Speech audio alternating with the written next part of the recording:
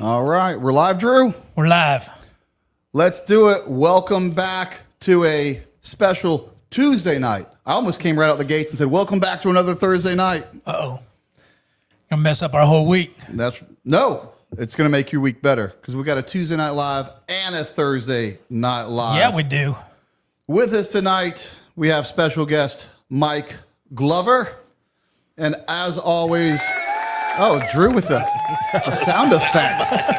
Look at the pro. Look at the pro. Over on the couch, we have, of course, Magnet from Lion Arms. Pew, pew. As always. And making it all happen with his electronic wizardry knowledge, my brother, Drew Tucker, the producer. You guys ready? We're ready. Let's do it.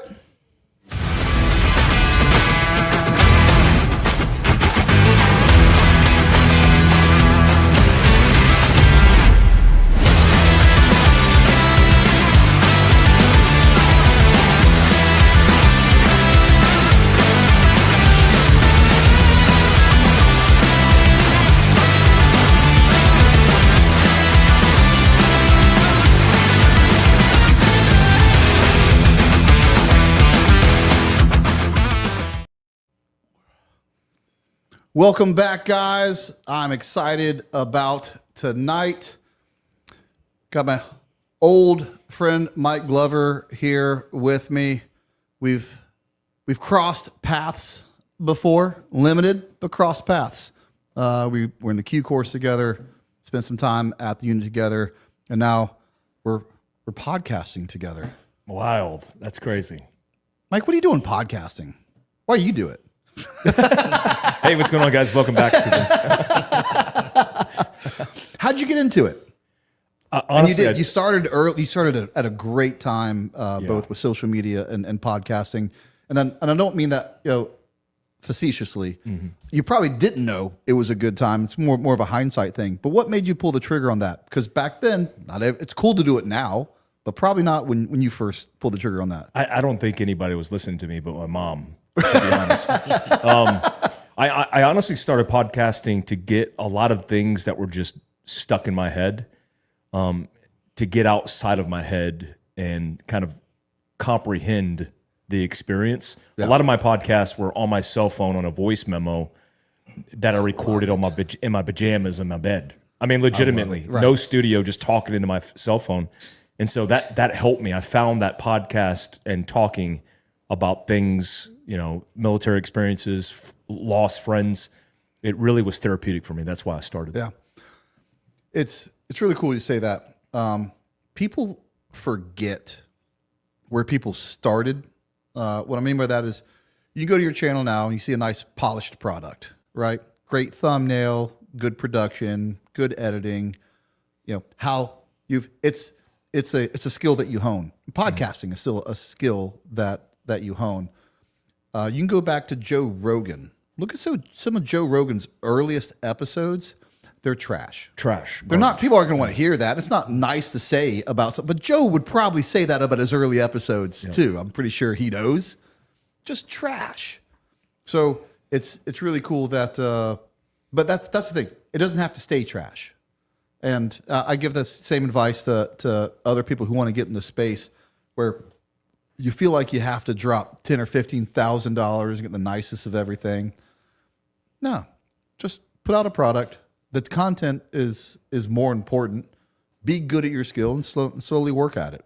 Yeah, I took pride in anything that I did, and despite not having the resources because I was broke, I figured it out. I talked into my cell phone for a couple of years, and then got a Zoom like the H6. Which I could afford at the time with 2 mics. And I'm kind of back to phones. I actually do my podcast in a phone now because the technology is so good. So I've evolved and kind of de-evolved in more simplistic terms. Yeah. But yeah, it's talking in front of an audience about subject matters and experiences and et cetera.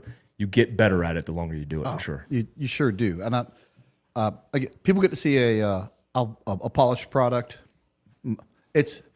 I'm not great at speaking. I'm not sitting like bashing myself. Oh, you're good. I'm not great at it. Yeah, you're a good podcaster. We all know, and I give. You already know. I'm going to say Magnet. Who's who's the best podcaster in the space by how he talks, what he says? Who is it? Joe Rogan. No. No. Well, Joe Rogan's not bad. Who do you think I give that award to? Andy Stump. Andy Stump. Andy's dumb. Andy Stump. You watch that guy and you're like, ugh. I say a lot. Yeah, he's polished. He's mastered the craft. Yeah. So I even edit out my ums just because they annoy me. They annoy me. Yeah. So, I don't think you've dropped many ums. Not on our podcast. yeah.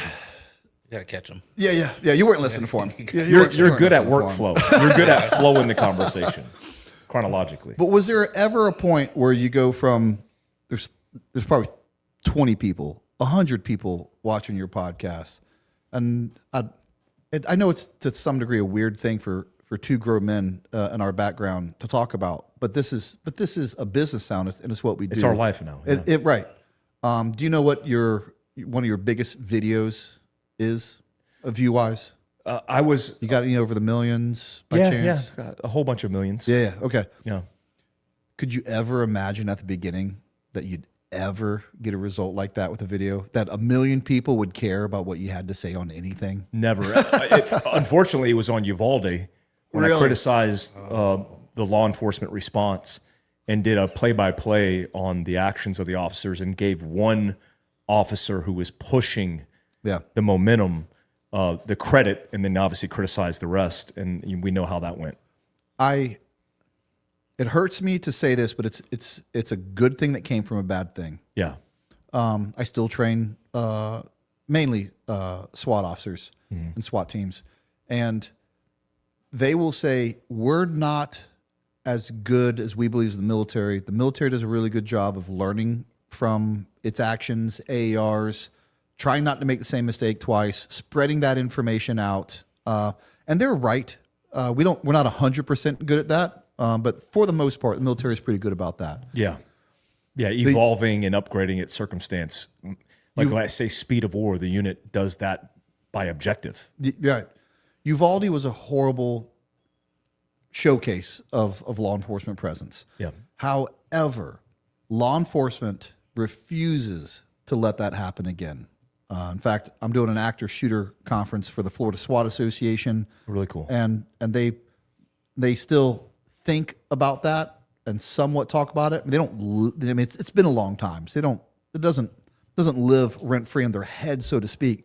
But they won't let it happen again, and so they are capable of doing that. And law enforcement, because of that, has changed the way they've trained, changed their culture of active shooter, and it's made a point to be like, never again.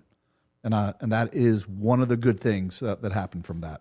Yeah, I know a lot of SWAT teams that I've taught throughout the country who, if they were in that position, that would have never happened. Midland SWAT, Modesto SWAT, a whole bunch of SWAT teams that would just have got it done. You know, this is one thing that annoys me a little bit, and this is going to come off a little bit snide, and it's not meant to. But sometimes when I read comments of people who have never picked up a gun and have never put themselves in harm's way, and automatically, though, start bashing the Uvalde officers, don't get me wrong, they deserve criticism. They do. But for other people who've never done that, be like, oh, I would have ran in there. I can't believe they didn't. Would you have? Maybe. But would you have? You've never picked up a gun and ran into harm's way so far in your life, and you think during that day you're going to? Maybe, and I hope you're right. But man, that's also a little unfair to some degree as well. And I know that's an unpopular opinion that people have, but it's worth asking, or at least a little bit of self-reflection for some people. I think it's the right opinion for sure. Let's see how we're doing over here. Here's one thing I want to talk about, because I'm not done being a proud American, because man, things are changing. Things are changing for the good. We've waited, guys like us have waited a long time for the momentum to kind of go back and swing back the other way. Let me tell you what I love. Drew, let's go to that video, and it's the very bottom video. We're gonna start with that one. I know I prepped you with that one, and that's my bad, Drew. Let's go all the way down, Have you seen these videos? America, Go ahead, Drew.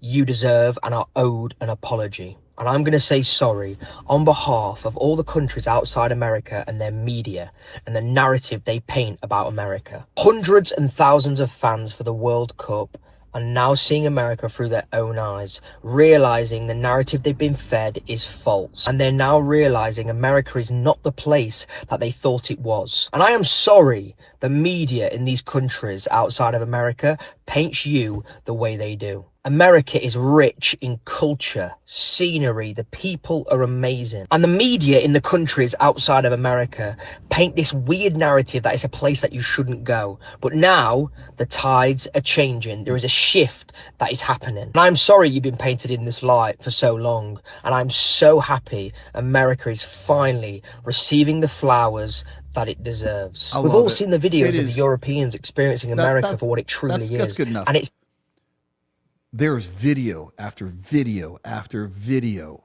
of foreigners coming here to America and just beside themselves of how great this country is. And don't get me wrong, I'm not that guy. I don't need you to come over here and fall at our feet. But what I also don't expect the rest of the world to do is paint the picture of America in some bad light that just isn't true. For them to come over here and be like, well, hold on, we've been bamboozled a little bit. America's pretty awesome, actually. Yeah, how many people are trying to jump ship into other countries?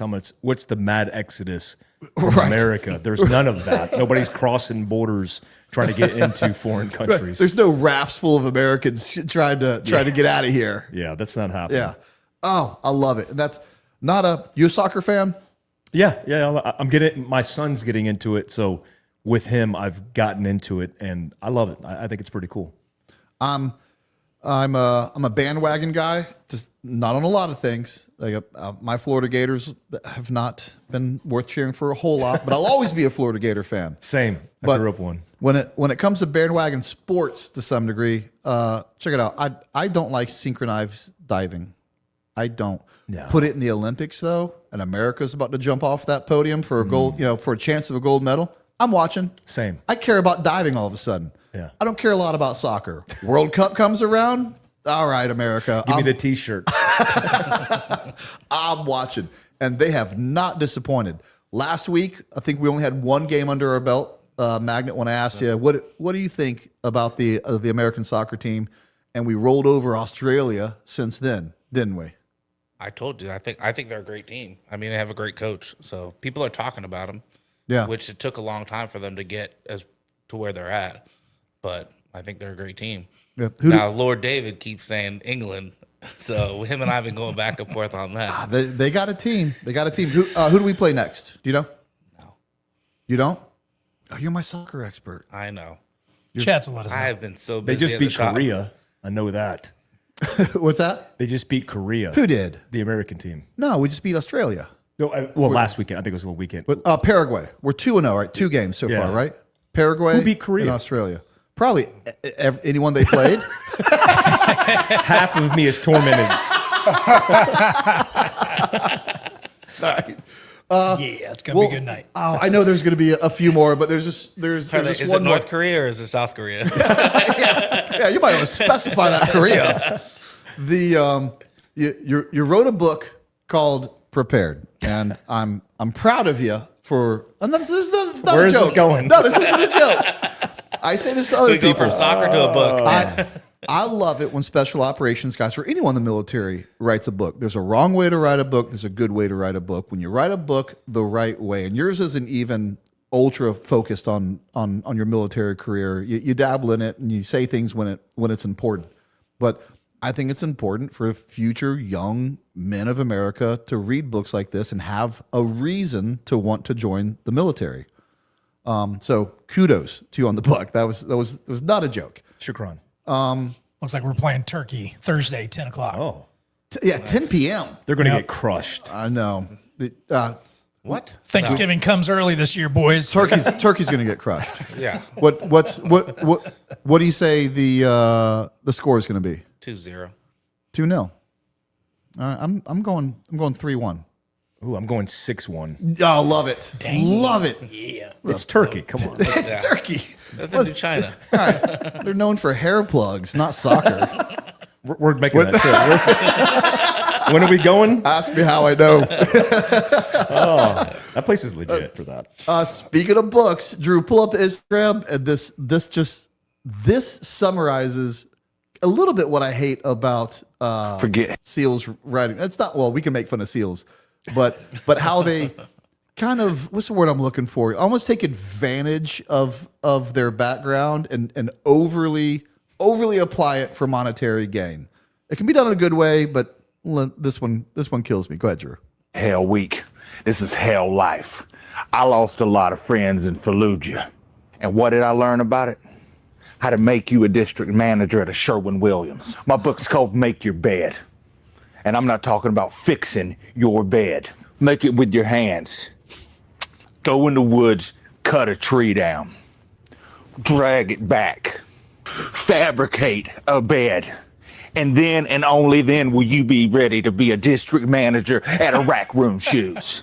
Of course, it's a self-help book. All Navy SEALs can only write is self-help books. No one's ever read a Navy SEAL book and be like, that was a great science fiction horror thriller novel. It's always the 10 steps to something. I don't sleep at night anymore. And I've only been functionally literate for 2 years. Forget Faulkner. Forget Dickens. Prose is for pussies, and poetry makes me gag on my own vomit. The tears I was supposed to shed for my fallen brothers, I pushed those tears down into my nutsack. And then I came words on the page. It's got a chapter 1. It's got a chapter 2. It's got a chapter 3. Having a hard time folding your clothes? Read chapter 3. My mama didn't give birth to me. I was deployed to this country. I went to the VA hospital, and all they gave me was bushels of Viagra. The whole time I wrote this book, I was hard as a damn Chinese phone book, if that's even the phrase. What does that mean? I'm not good with phrases, but I can give you the top 10 steps so that you can manage a Walmart. It's all self-help bullshit jargon. But it's written by a Navy SEAL, so dudes who voted Republican will like it. You don't need to read those pussy books written by flippy little boys. You gonna go read Ernest Hemingway, A Lesser Man, as far as I'm concerned? We're not reading that. I don't need flippy words to tell me about what to gather from life. There ain't nothing to gather from life. Crush your enemies. And your enemy this week is that promotion. Forget hell week. This is hell life. All right. I lost a lot. I forgot how long that was. Gotta get Don Shipley on that guy. You sure he's a Navy SEAL? Yeah. Of course, that's ridiculous to some degree, but it's a little bit funny because it's a little bit true. How long did it take him to do that video? I think he Crushed it in yeah, one- I think he crushed one it. take. I think he wrote it down for about 30 seconds and took one take and sent it. Oh man. All right, Drew, let's go to the super chats now that everyone has had a chance, a fair chance to get here. And that might be the pizza magnet. All right, Justin 11 Bravo says, I'm first this time. He finally got first. Yes, Solely that 1, you 2, did. 3, 4 says, why do you fail Delta OTC? Why do Green Berets usually fail? SEALs trying for SEAL Team 6 usually fail on CQB. That's okay. That's a lot. Mike, that is. So why'd you fail? I love how he spread the hate around. Yeah, from yeah, you yeah. to Green Berets. Why do Green? That's just that's a general statement. Why do Green Berets usually fail? That's pretty general. So It's a leading question. in my class, there were only a couple SF guys actually. I had Rangers, I had big Army infantry. Out of, let's just say it was 15. I don't know the exact number, but that's a roundabout number. It was a smaller OTC class, and I was the only one in that class that didn't get NTR that was told to go away. 5 to 7 guys were given opportunities to do direct support roles. And again, a couple maybe were dropped and told never to return, which is a big, bold move because they did something really either unsafe or unethical. And out of the 7 or so that we dropped, it was like half the class. it was a heavy attrition class. I was the one that was able to return. And I don't say that like that's bragging, because that's not bragging. You're actually right. I did fail. And then I came back. It says, why do Green Berets usually fail? They don't usually fail, actually. Not more than anyone else fails. Yeah. Yeah. And SEALs trying for ST6 usually fail on CQB. That is correct, because you were getting assessed on CQB. So that is going to be a big reason of why you fail. And they screen, right? They don't have a selection process as far as an actual thing, right? They call their OTC green team or selection. And you're right. Oh, okay, But they have an assessment before that, which is not so they do things. It's a process of like screening. A little bit different, but I feel like they get pretty close to the same product. But of course I'm biased. I mean, Brent, I failed chemistry, and then I had to take it over in the summer. So I wish you'd have told me that sooner. So you have that. So sometimes you got to take it over. All right. That says a lot, but I'm proud of you for admitting that. I cheated in the summer to pass. So Stop it. You did not. I sure did. I 100% did. How old were you? All right. Got to tell this funny story. Okay. So me and my friends, we had to take the chemistry over in the summer at Lyman High School because there was a terrible chemistry teacher at Seminole. But anyway, when it was lunchtime, we found the answer book. I hope Lyman doesn't get this. Anyway. Drew, it was 50 years ago for you. So they're good. We found the answer book while the teacher was at lunch, and we took the answer book to all the tests, and then we quickly wrote all the answers down in the stairwell, and then returned the book back before lunch was over, and that's how we passed all of our tests for the rest of the summer. Yes. All right. Beat the system. I was going to say you could have took a picture of it, but there's no cameras that were around. There wasn't no any. cell phones. Me and my 70s. friends played tic-tac-toe in the dot game for the rest of the summer. That's all we did. All right. Soleil 1, 2, 3, 4 back in. It says difference between how average Green Beret performs in a firefight and how average Delta operator performs. That's a difficult question to really nail down in an answer. But I'll give it a whirl. You're talking about individuals for starters, and that's not really where the strength is. The strength isn't in the individual Green Beret in the firefight or the sole Delta Force operator in the firefight. It really goes down to how they perform as a unit and a team. And I've said this before. I think if you put the best Green Beret up against the best Delta Force shooter, just talking flat range, the Delta Force guy is going to win. But it won't be easy, and he's going to have to work for it. In fact, if it's a best out of 10, the Green Beret might even steal a few. And that means our best versus their best. It's close, but we will win because we're better, but not like superpower better. The difference is this, is that our worst man is going to run absolute circles around the Green Beret's worst man. And that's where we shine in a firefight, where you have no weak links. And as a cohesive team, everybody has situational awareness and is moving it the right way, is understanding and is the way this firefight is developing, and everyone's where they should be. So it's not about the individual. It's really about how they perform as a team. What do you think about that? I think it's absolutely correct. I default to the OTC hallway where they have that box of ammunition of the brass cartridges that you expend in that entire course, and it's enough to fill a 55-gallon drum. And that's what you expend just in basic training, because it's basic. Right. There's nothing super advanced about that training, but the reps and the attention to detail and also the standard is pretty insane. And when you go to Green Berets, the ops sergeant typically sets the standard. So if you have a bad ops sergeant, a bad team sergeant, you might have a loose standard. You might not even have a standard at all. So that would be unacceptable in the organization, the unit. So I think it's spot on. Yeah. All right. Brent, would you rather be in a firefight with a Green Beret with combat experience or a Delta operator without combat experience? I'll still take a Delta Force operator without combat experience. Because we have no idea if the Green Beret was good at the combat experience. That's right. Anything you disagree with each other about? I mean, Sully 1 2 3 4 was ready. Yeah. With questions Right out the gate. Anything we disagree with each other about?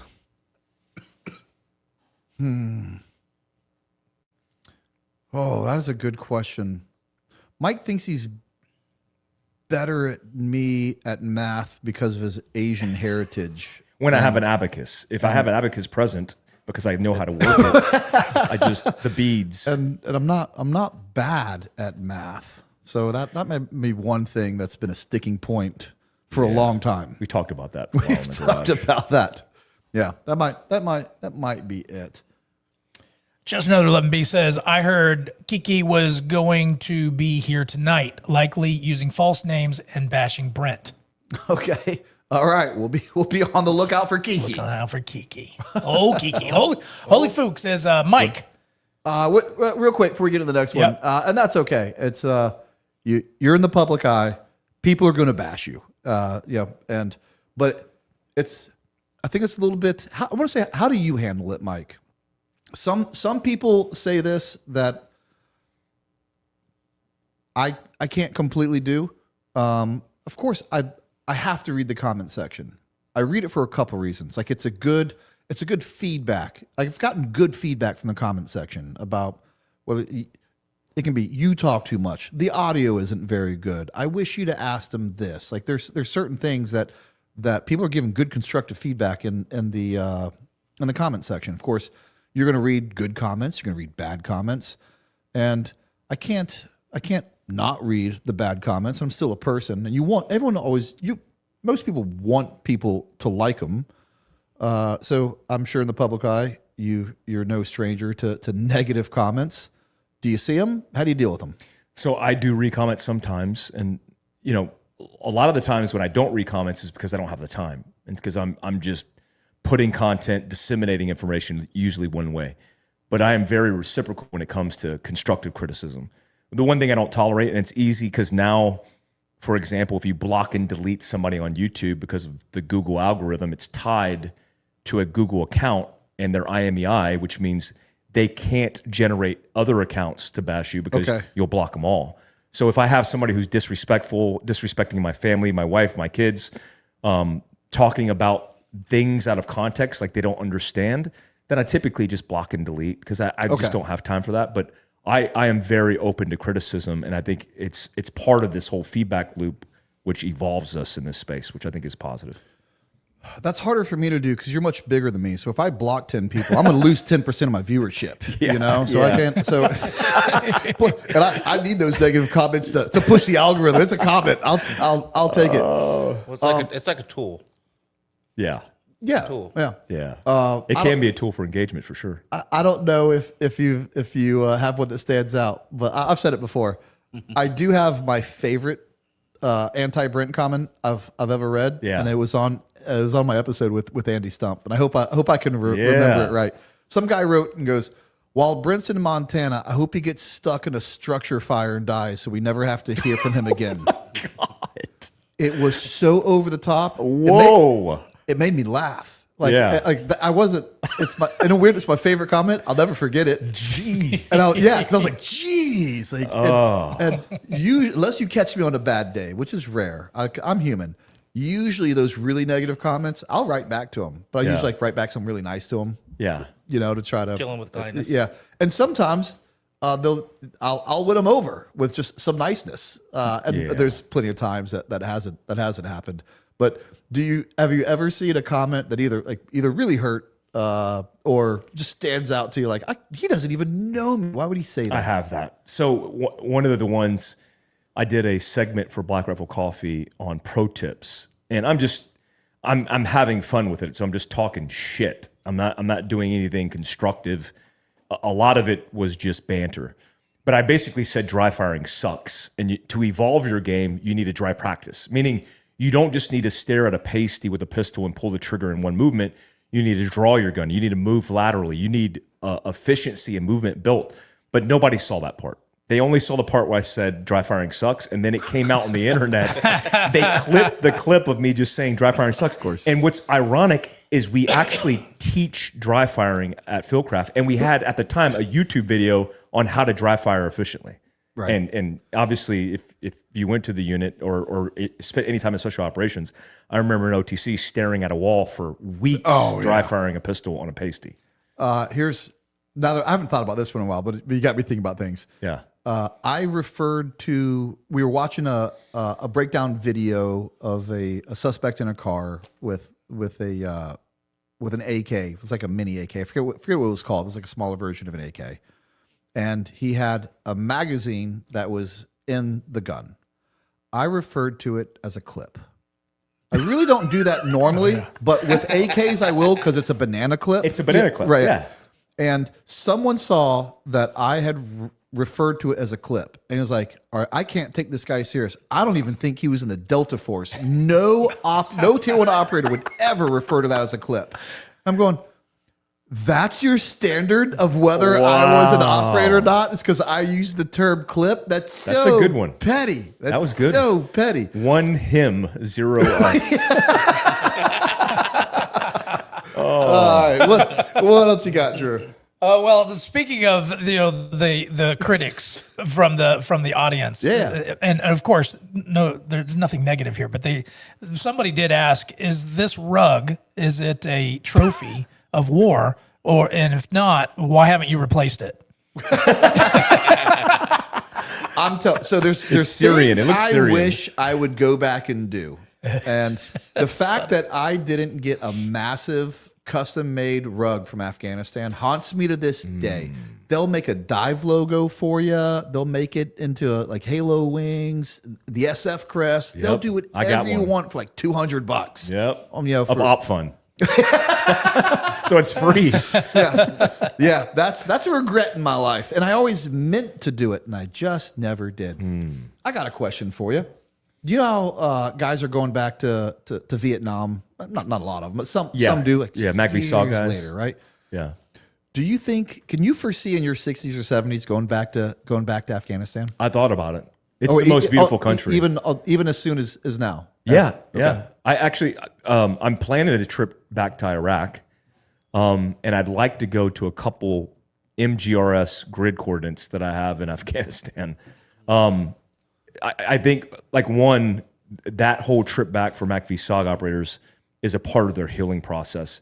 For me, it would not be that. I don't have much trauma from that segment or section of war for me. I have 5 rips to Iraq and a couple to Afghanistan.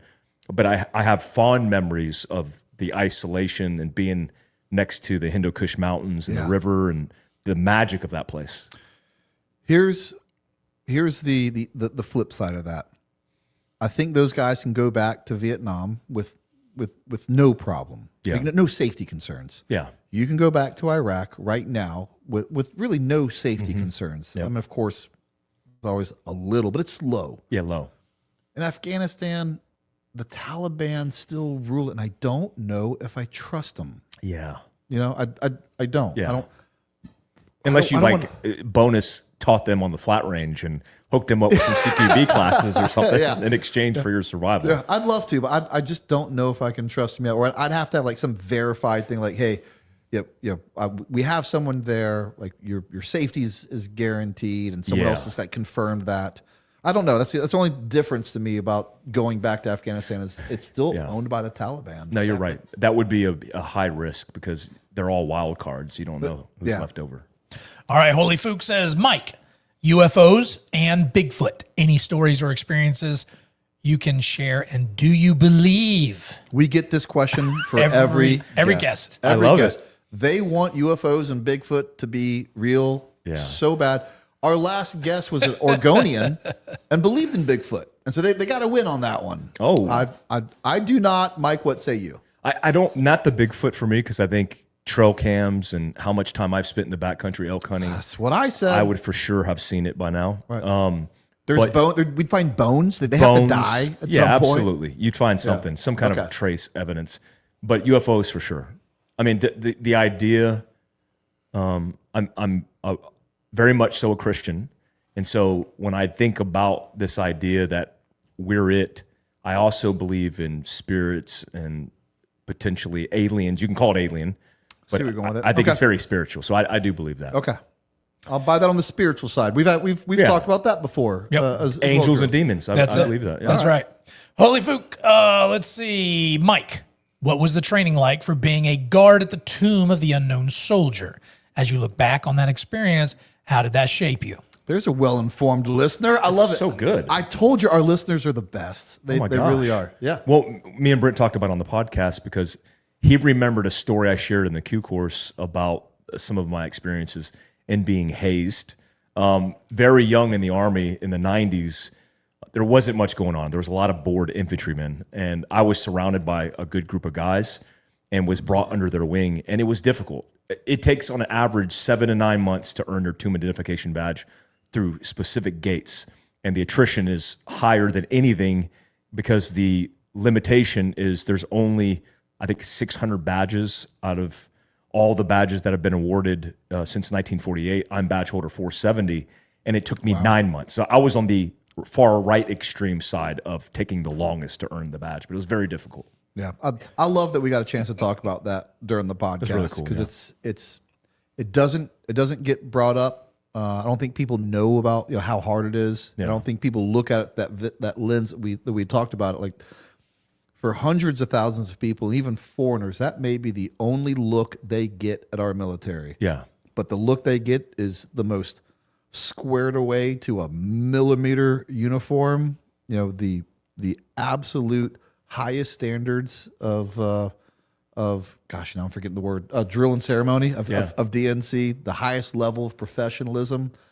It's impressive. And if you guys have never said on the record, if you've never gone to the Tomb of the Unknown Soldier and done was it Changing of the Guard that was called? Yeah. It's just the reverence. It's a special thing. Yeah. It's a special thing. There's a video of me on YouTube flipping the rifle a couple years ago. I went and visited the tomb quarters, and there was a super squared away female tomb guard, which is pretty rare. And I've seen the not so good version of that, but she was super squared away. I watched her change the guard. She was the sergeant of the guard in E5. And I take the weapon from her and I do the inspection. I haven't done it in decades. Right. And it's comical because I do the weapons inspection pretty fluidly, right, and pretty close to the standard of what is expected. And the comments, because there's like 100,000 of them, most of them like, who's this loser? Who's this dork flipping this rifle? That dude, he's a jokester. He's just pretending to be a tomb guard. I'm like, oh damn, they're savage. Damn. They're savage. That's crazy. If you plan to visit the tomb, make sure you bring your walking shoes. It's a long walk uphill. It is at the top of the hill. Yeah, it is. Yeah. Holy Fook again, Mike, since you know Christian Craighead, a.k.a. Obi-Wan Nairobi, do you know the complete story of what happened on the HR in Kenya in 2019? Did he walk you through it in any detail? If so, any you can share? That's a good question. Yeah, so I have talked to Craig Hayden about this, and before he actually talked publicly about this, he shared the story with what he thought was an angel basically giving him the warning order that it was about to happen. And that interaction for me is powerful as a Christian man who believes in God and my Lord and Savior Jesus Christ. And when he told me that story, it meant the world to me because it was like my own confirmation bias that we are in the presence of God always, and the things that happen in our lives are by design. And everything that happened to him, including the things that he's went through, the trials and tribulations, are all because of that specific interaction. And I think it's God's plan for him. So I love Craig Head. I wish him all the best. And I think he deserves the Victorian Cross. And there's stipulations on it. And there's a whole bunch of politics involved in it. But if anybody's listening to this from the UK or has the input, he should be given the Victorian Cross. Agreed. Mike, Glock or Sig, do you sit or stand to pee? Have you ever pulled your taint? All questions on Brent's pre-qualification to be a guest on the show. It should be. There's a lot of inside jokes. Oh, I love that. on this one, but a lot of inside jokes, yet very serious at the same time. Yeah. I have the answer to those immediately. Glock or Sig? Glock. Yes. Yes. Glock 17. I carried that. I mean, I carried it everywhere, but Do you sit or stand to pee? sometimes I sit.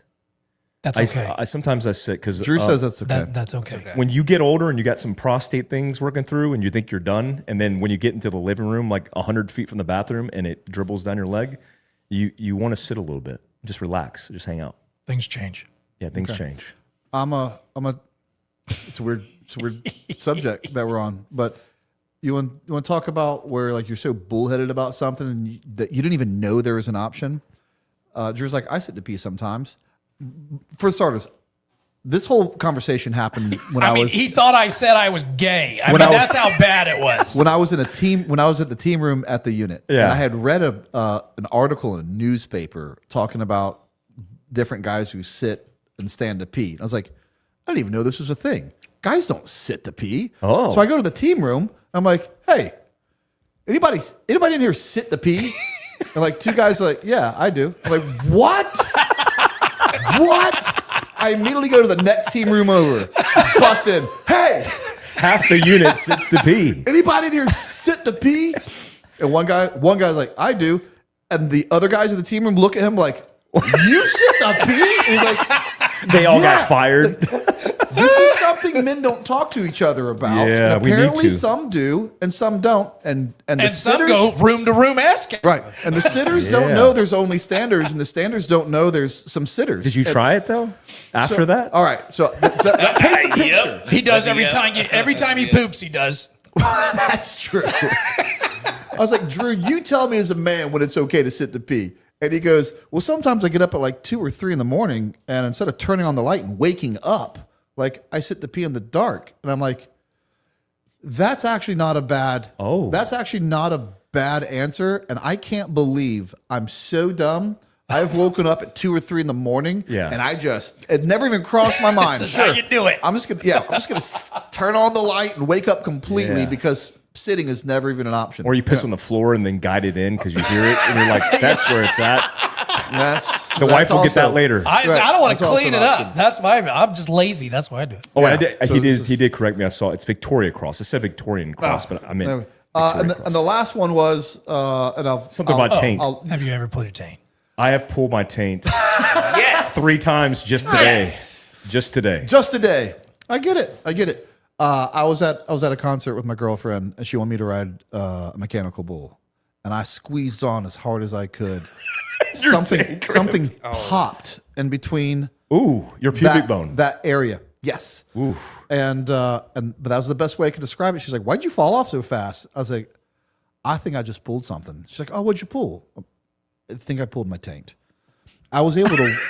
This is the best way I can describe it. I didn't know the medical term for it. Yep. Mike. Now I walked like Kid Rock was there that night. Nickelback, if I remember right. Gross. Like Hank Williams Jr. It was a big concert, and I walked just fine, but I could feel it tightening a little bit. By the next day, I couldn't walk. Oh, I couldn't even walk, and it Mike, lasted. you should have saw him. I thought he got beat up. He could not walk up the stairs. Yeah, it lasted for like bad. 3 Did you weeks. did you check it out? Did you look at it and check out the bruise and the taint? No, He just I just rode with it. Your iPhone, you like, where's this? a smarter man would have at least done that. No. Anyway. Oh. Now you're all caught up on the live shenanigans. I think they'll probably remind me of something still else. more. All A bit right. more. All right. Does Bear Grylls ex SAS reservist give good survival advice outside of yourself? Who do you recommend? Solid question. Do you Yeah. keep up with them at all because I do. of that? Yeah, Okay. well, you know he found Jesus, which is cool, and he talks about God. He's doing documentaries on Christian history, which is amazing, biblical history. I like Bear Grylls. Look, You ever met him by chance? I have met him. Okay. Yeah, he's an awesome dude, and he was a reservist SAS guy, and irrespective of his military background and experience, he's done a lot for the survival industry in space. And so technically there's controversy because things that he filmed weren't so accurate, but he put survival and preparedness in a light that wasn't stigmatized with this tinfoil hat shit that exists. So I think he's positive. I think he did a lot. And then outside of yourself, who do you recommend? What's Jason's last name? Born. No, not Bourne. Statham. Jason. It's Hobo Forge on Instagram. He used to be a unit medic. He was an A Squadron medic. I probably shouldn't have said that because he doesn't advertise that a lot. He doesn't like to. He does knives, right? Yeah, he does knives. Yeah, I met him as a knife maker at a Sentinel Foundation event. He's a great guy, a great human being. He got me into bobbers and motorcycles. I bought a bobber because of him. But he's a good survivalist. Also, one of my old instructors that used to work with Philcraft, Kevin Estella, as a bushcraft and practical survivalist. He wrote a book about it. It's like 101 outdoor techniques or something like that, and amazing survival instructor, like a good teacher. I'm gonna tell you a story I just thought of now. Your company got an old friend of mine to reunite. Casey Hildreth was at Street Cop Convention in Nashville. Yeah. It was like 4 years ago, something like this. Yeah. Anyway, I see, and I knew you were the owner. I was just going to go over there and introduce myself and be like, hey, tell Mike, Brent Tucker says hi. But I never went over there and said hi for whatever reason. Yeah. And I looked at him, I was like, that guy looks kind of familiar, but whatever. But a lot of guys do. He has like long hair now. And he's put on like 30 pounds of muscle, if not 40. Yeah. And he eventually comes over and he says something. And he was like, hey, man, I just figured I'd come over and say hi since we're practically right next to each other. And when I heard him talk, I was like, and we'd been to the show for like 3 or 4 days. Yeah. This is the last day of the conference. He comes over and says hi. And I was like, what's your name? He was like, Casey Hildreth. And I was like, Casey, it's Brent Tucker. We've been in the booth. We were Q course friends. Yeah, that's right. Yeah. And then last time I I saw went him, to selection with him. the last time I saw him was me and him. I always screw up this year. I want to say 2015. We did the 2015 USASOC sniper competition together. That's right. He was a 5th group CRIF recce guy. I shot that one. No, I would have remembered if you were at that one. Then I have the year wrong. Maybe 2016.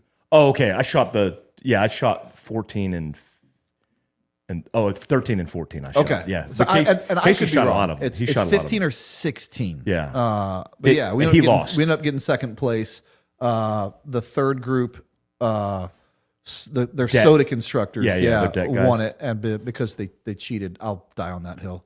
Yeah. But, I've taken second in the USASOC too. That's a painful. bummer. Yeah, let me tell you where it's the biggest bummer that I had underestimated is I might as well have just had like a really bad day and come in 10th. To go back to the Delta Force and come in second, I got harassed relentlessly for coming in second place. Relentlessly. Yeah, but that's Yeah, Casey's good people. Former A15 guy. yeah, love that guy. Forgot to tell you that story. Handsome fella too. Very handsome fella. Yeah. Just another 11B. Mike, besides being born in California, do you still like it there even though you're wrong?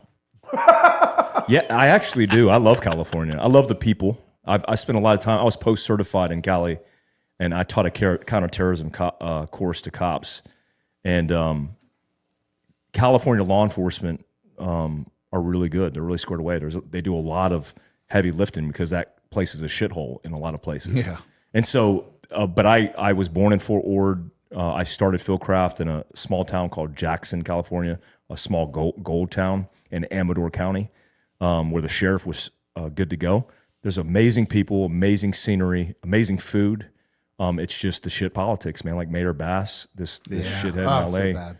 And Spencer Pratt got robbed. It's unfortunate. Absolutely robbed. No. I go to Bakersfield almost every year to be either a guest speaker or be a part of the event for Wounded Hero Foundation, WHF. And Bakersfield is an amazing place, full of cowboys and people still working in the oil field. The ag belt, Yeah, they're great. And last time I was in Southern California, I actually got, for the first time, I didn't hate California. That's when I realized, I think my hatred, that's to be dramatic for the term, for California is a little bit skewed because I love California, the place. The trees are amazing. The weather is amazing. The geography is amazing. If it is a better, people are going to hate me for this. It is a better place geographically than Florida. And Yeah. I love Florida. Yeah. Which makes me almost even more upset about really just Southern California screwed up the politics, because they screwed up an absolute heaven of a place. Yeah. Yeah. It's one of the coolest places in America. Yeah. You can go to the beach one day, And the mountains the next. the mountains the next. You can be laying out in the sun, and at night, because the humidity's pretty low, you still gotta hang. You still gotta walk around you can walk around with a hoodie on. Like, Yeah. it's awesome. If it wasn't for the naked bums stealing your lobster rolls on the back decks of restaurants, I Right, mean, and that goes back to politics. Yeah, We that's really it. That's screwed it politics. up. Yeah. All right. Soli says, thoughts on death of Logan Melgar by SEAL Team 6, etc. yeah, I didn't know him personally. I crossed paths with him at some point. I think it's a tragic situation. Look, I've been downrange, kind of in isolation in different countries with team guys, both from DevGru and other organizations. And there's a lot of jackassery that happens. There's a lot of shenanigans between rivalry organizations. And I could see that happen. I could see it going wrong, and I could see somebody getting hurt, or even this circumstance, somebody getting killed. I've never been part of seeing that kind of take place. But I don't know if I buy into the idea that these guys just murdered him over op fun, over a circumstance where they thought they were going to get rolled up. I think they were screwing around with him, and he got dead. I don't know the specifics of it, but it's tragic all the way around, because it never should have happened, obviously. This is what I hate the most about this. It's not crazy to me that there's always a wild card that says something off the wall. Yeah. Just a bad plan, or just Yeah. something stupid that no one should do. He's a wild card. Yeah. There's a wild card in almost every unit, or two. Yep. But usually there ended up being two MARSOC, if I remember right, two MARSOC guys there and two guys from SEAL Team 6 that were part of this plan. Yep. The craziest part about it isn't that this guy hatched this plan. It's that three other guys are like, Yeah. let's do it. That sounds perfect. That's the craziest Yeah, part of that that is crazy. plan. Because typically, That's- you're right. The ratio is like one dude out of two dudes is going to be like, bro, what are you guys thinking? This is dumb. Right. Yeah. Yeah. Oof. That's the craziest part of that story to me. Soli says, are funds for informants being stolen by U.S. SOF a problem? Is stealing rare? That's a No comment. there's a question. Yeah. Are funds for informants been stolen by U.S. SOF? Okay. Is stealing rare? I'll just, I only know one way to be, and that's honest. Whether it's with the good, bad, or the ugly. Does it happen? Yes, it happens. Is it rare? Yes, it is. It is not the norm. I'll say that. But does it happen? Yeah. And how much did you get? A Harley and a Ford F-150 Raptor. It happens. Soli says, thoughts on Pentagon blaming Green Beret officers for Tongo ambush. Says they gave false plan to get approval for operation they weren't equipped for. Good question. I have intimate knowledge of this, unfortunately. My old team leader on 366, which we talked about on the podcast, was one of the commanders involved in this. He was actually one of the commanders that got fired. And also the group commander was a personal friend. I consider him a friend. So one, the red tape that staff officers at higher echelons, in whether it's in the CJSOTF or name the command center, have made it very difficult for guys on the ground to do their job. Now, with that being said, I also know, and I've interviewed the wife of one of the guys that was killed on the ground. With that being said, any organization outside of JSOC, because of the assets they bring to bear, any special forces organization would have been put in the same situation because they were outnumbered. They didn't have overhead ISR, and they were basically set up. So they did the right thing because they wanted to be proactive and go after bad guys. And a lot of times I've been on in fact, that same captain, or that same at the time he was a lieutenant colonel, When he was my captain, he would write up basically 5 W's and make some shit up so we can get outside the wire. We all did. We all did. And that's actually a reflection of a good leader, by the way, in combat. And so we got the job done. And when his name was associated with it, I knew that's what his intent was, because he was a war fighter. He wanted to get the guys in the fight. And it just happened to be a circumstance where they were outnumbered, and tragically some guys lost their lives. But that happens in conflict. That happens in war. That's what war is. It's really difficult. They expect results from us, and then they hamstring us almost to ensure that we don't get the results that you're asking us to get. And then you question why the guys start working in a gray area or do certain things like this. You painted good men into a corner, and they're not liars and they're not deceivers, but they will do what it takes to go after bad guys. Yep. And that's what you want. And that's what you want. Yeah. And guess what? And when they get away with it, and you know they're doing it, the op sergeant major knows it's happening. Yep. Most of the time. Yep. Unless it's a bad one or there's a couple cutouts to that. But generally the op sergeant major knows and was like, I know what you're doing, but yeah, this is what happens.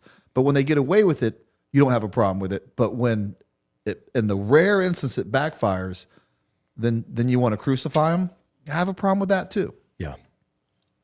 Solely back in says, thoughts on Tim Kennedy and Brent going after him. So this is kind of new to me. I have been living under a rock for the last year. Actually more than a year. Been off social media for a year. And I am familiar with the circumstance. And I will tell you personally, look, I went to SODIC with Tim Kennedy. He told a story in his book about me stepping up in SODIC and when they wanted to fire him. It was during the field shoot. He had one shot left, I know, because I was spotting him, because when he failed the field shoot with his partner, they picked the top shooters, and it was me and Joe from B23, and we were the top shooters in the class. And he picked me, and his partner picked another guy. When that happened, they really wanted to fire him because they didn't like him. And it was known in certain circles that Tim Kennedy was a target. Like he was an egotistical guy. They didn't like him. And my thoughts as a senior E7 in SODIC was that the benefit of the doubt goes to the student.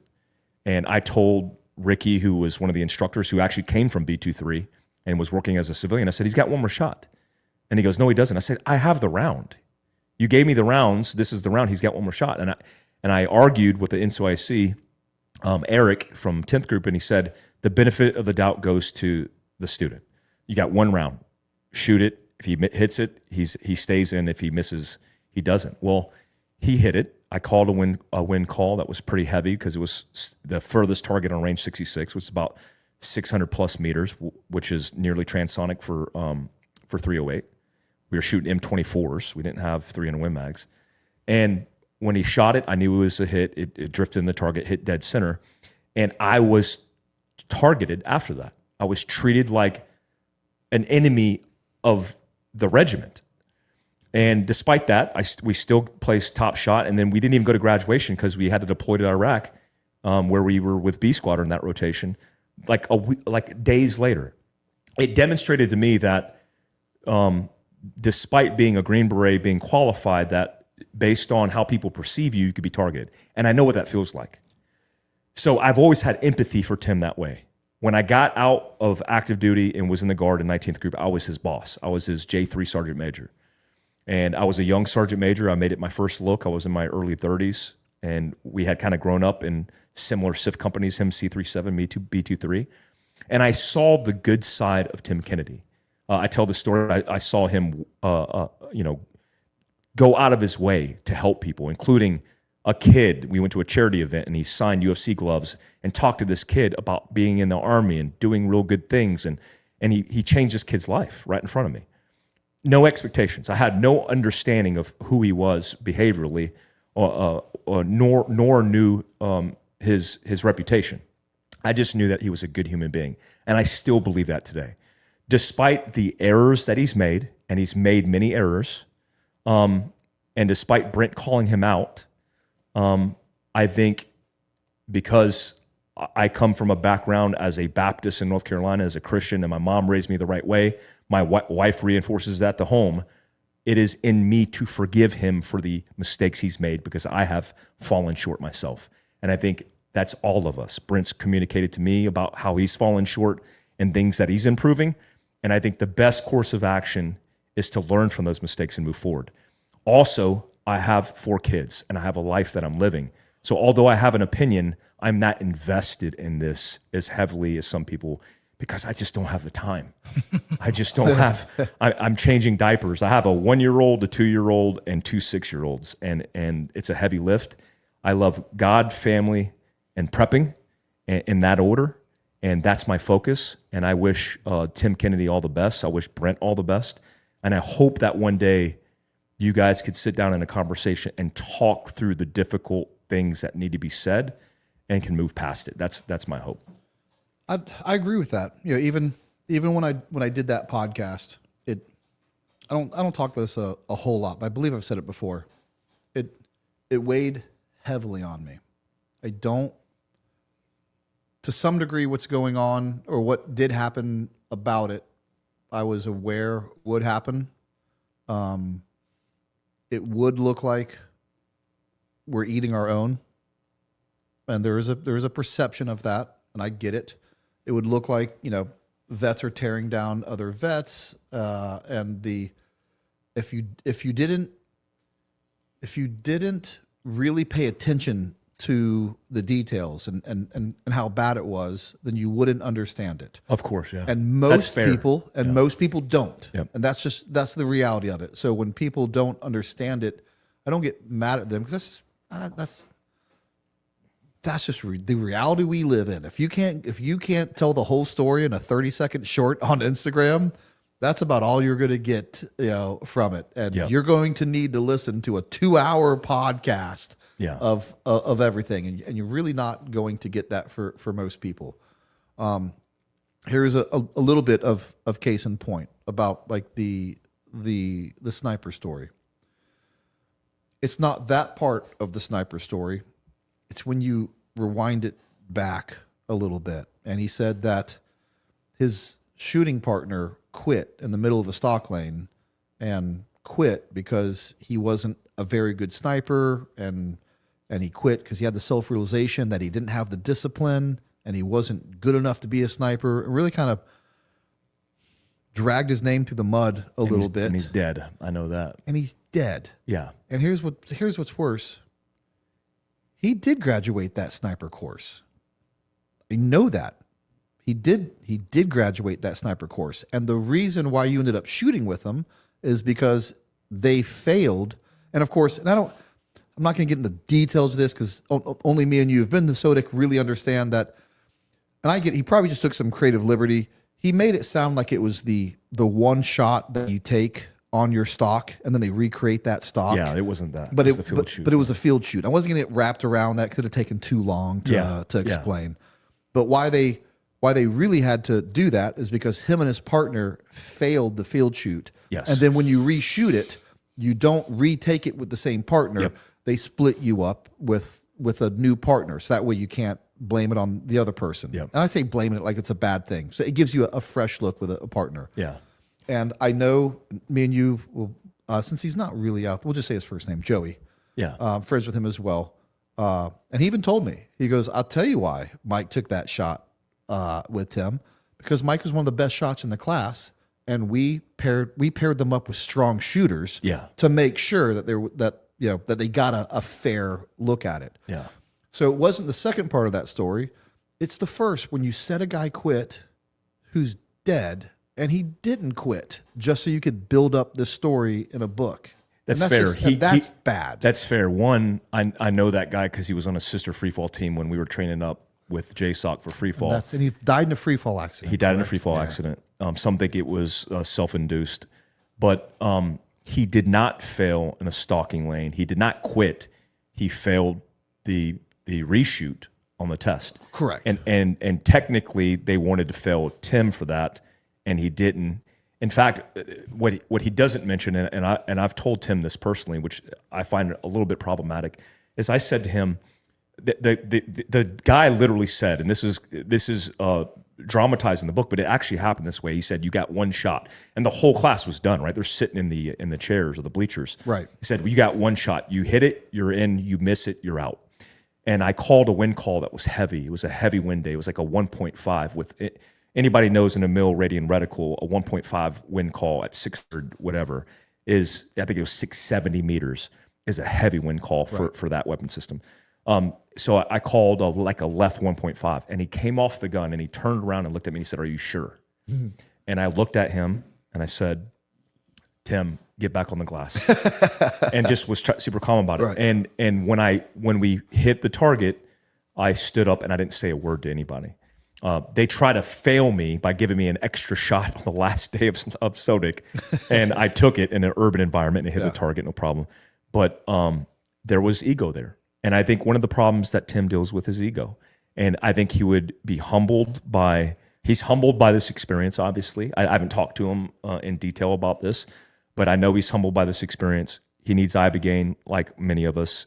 He needs psilocybin, like many of us, and 5-MeO-DMT.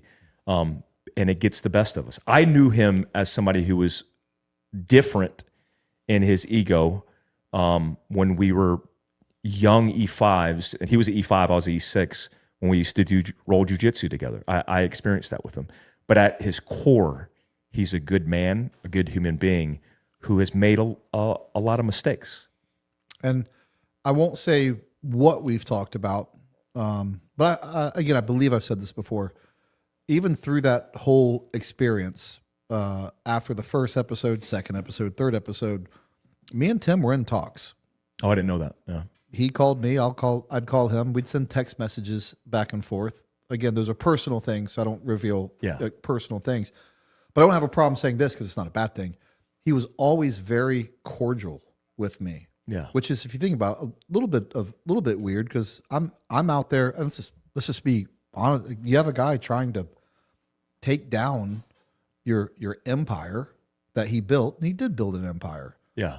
And he's going to have, and we had, if you didn't know that we were in the middle of this public debacle, you'd have thought we were just two old teammates talking on the phone together. Yeah, you know, which I think how it should be. I think. Yeah, we were very cordial, and everyone I talked to always said the same thing. Hey, Tim's a good guy. He's a really nice guy. Yeah, you know, but then they would still tell the truth and things.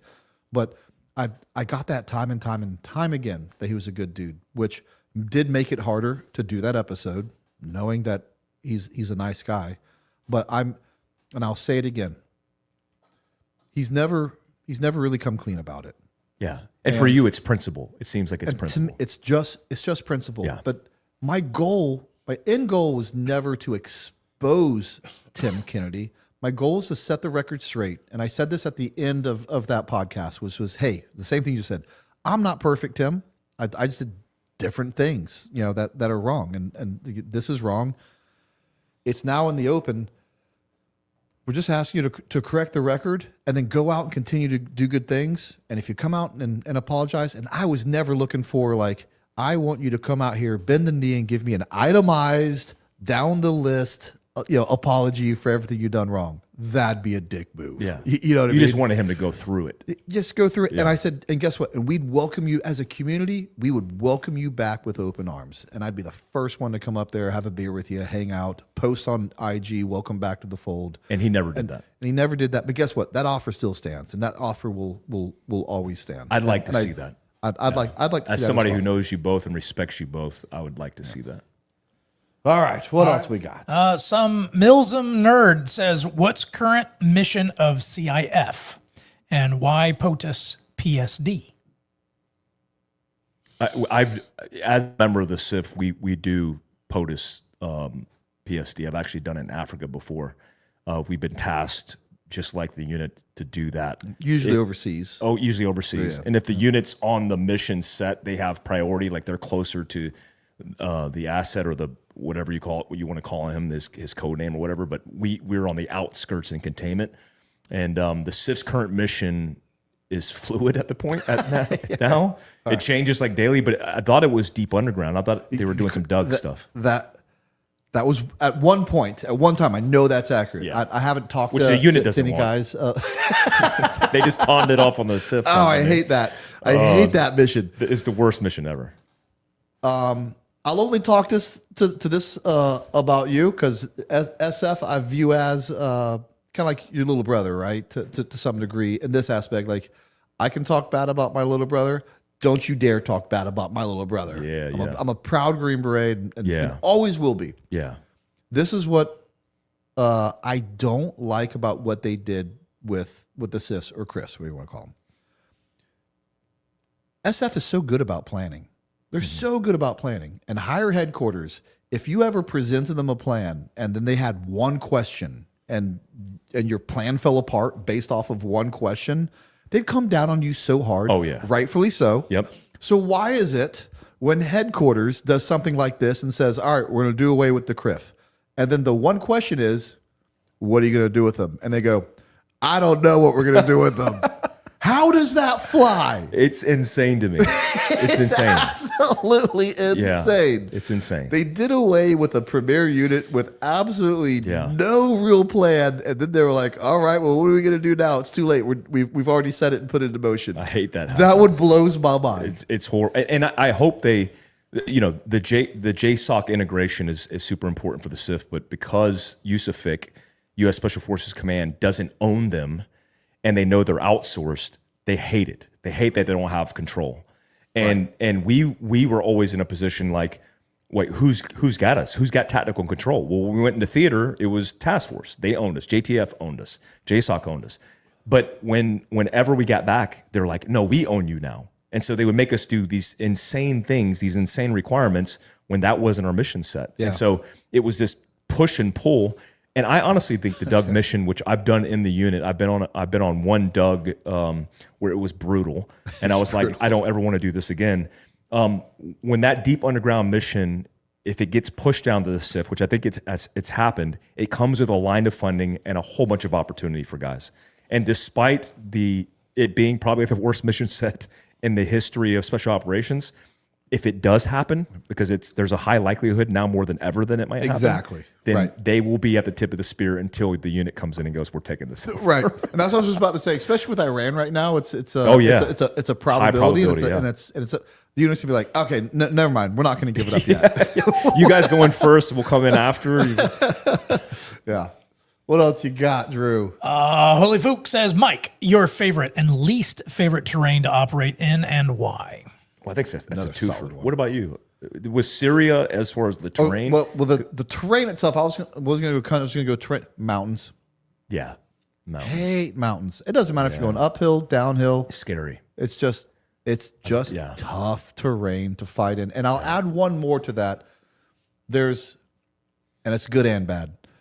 Like in southern and where eastern and southern Afghanistan kind of meet, you have this kind of shale, if not like open mountains. And then you have mountains that's full of trees. Yeah. And I hate them both. They're both good and bad for both. When you have no trees, you have no cover. But when you have all that cover there, especially the bigger trees in eastern Afghanistan, they can almost move with impunity, and our ISR has a hard time seeing them. Yeah. And so both sides of mountain warfare and terrain just sucks. Yeah, that's and like, you get out of breath really quick. yeah, at 10,000 plus feet it's like Roberts Ridge terrain. It's probably the hardest to navigate. Yeah. Because regardless, you're in kit. I mean, I've done a rotation where we didn't wear any kit. I mean, we were running around in BDUs with recce rigs. The mountains, most unfavorable. I would say the best terrain to operate in has been the urban environments, obviously. Yeah. Using little birds and helicopters to infiltrate right on the objective was an insane experience, and it's amazing. It's awesome. I was wearing Nike black Jordans, because we were hitting those targets that had marble floors in certain sections, and you would get in there with a little dust or mud on your feet, and you slide all over the place.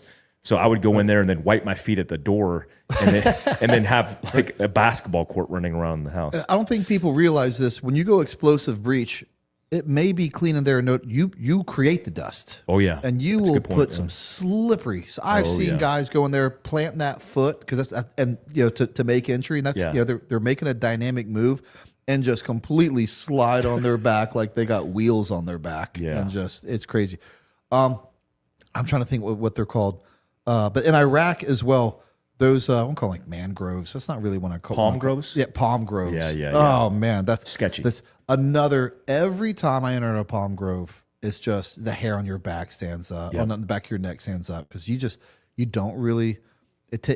All your advantages are kind of taken away. Yeah. And by the time, even at night, by the time you see them, they can probably see you. Yeah. And you're.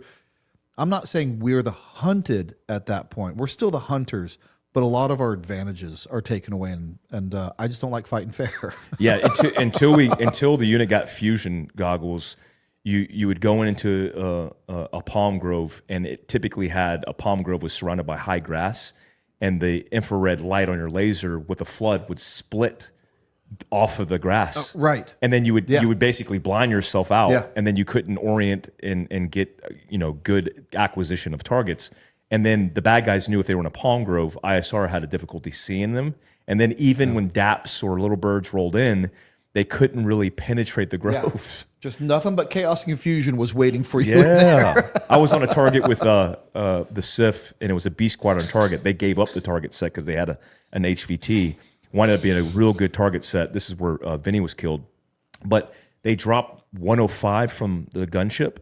And it was danger close for us, and there was 13 Libyan foreign fighters, and it punched into the mud and exploded, and so all of them were still alive. Yep. So when we went to do BDA and walk across the objective, we're expecting just to assess bad guys and cap them one more time across the objective, and they were all alive with suicide vests, and I'm like, oh God. There's a classic case. Yeah.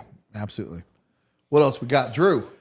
Mike. Last one, then we'll go to break. Drew. Okay, Mike talks good of RRC. Any experience or story? Why would you talk good of RRC? Huh? Why would you talk good of RRC? I like RRC. We just had our first RRC guest. Oh, really? On here, and he was awesome. RRC, so I operated with them when I was in Afghanistan. They staged out of our fire base for a couple months. And what I've realized about it was at the time RRD. Right. RRD was this weird segmented organization that kind of got away with a lot because nobody knew what they really did. And whenever the guys came in, it was awesome. They almost taught me into going to RRD selection. And the guys, I remember a story where these guys showed up and they had their commander with them. I think it was a young captain. And all of them had beards down to their knees. I mean, it was awesome. And they had hair that had been growing for years. And they had full autonomy to basically use all resources. And they were doing an infill into BK, to Beret, which is a safe haven for terrorists at the time because the furthest northern fire base in eastern Afghanistan was Nuray, and we hadn't occupied BK yet. We had for a period of time, but we pulled out of it. And so these guys, it was like a 3 or 4 man team. And they flew an MH-60 by themselves to go recce this place.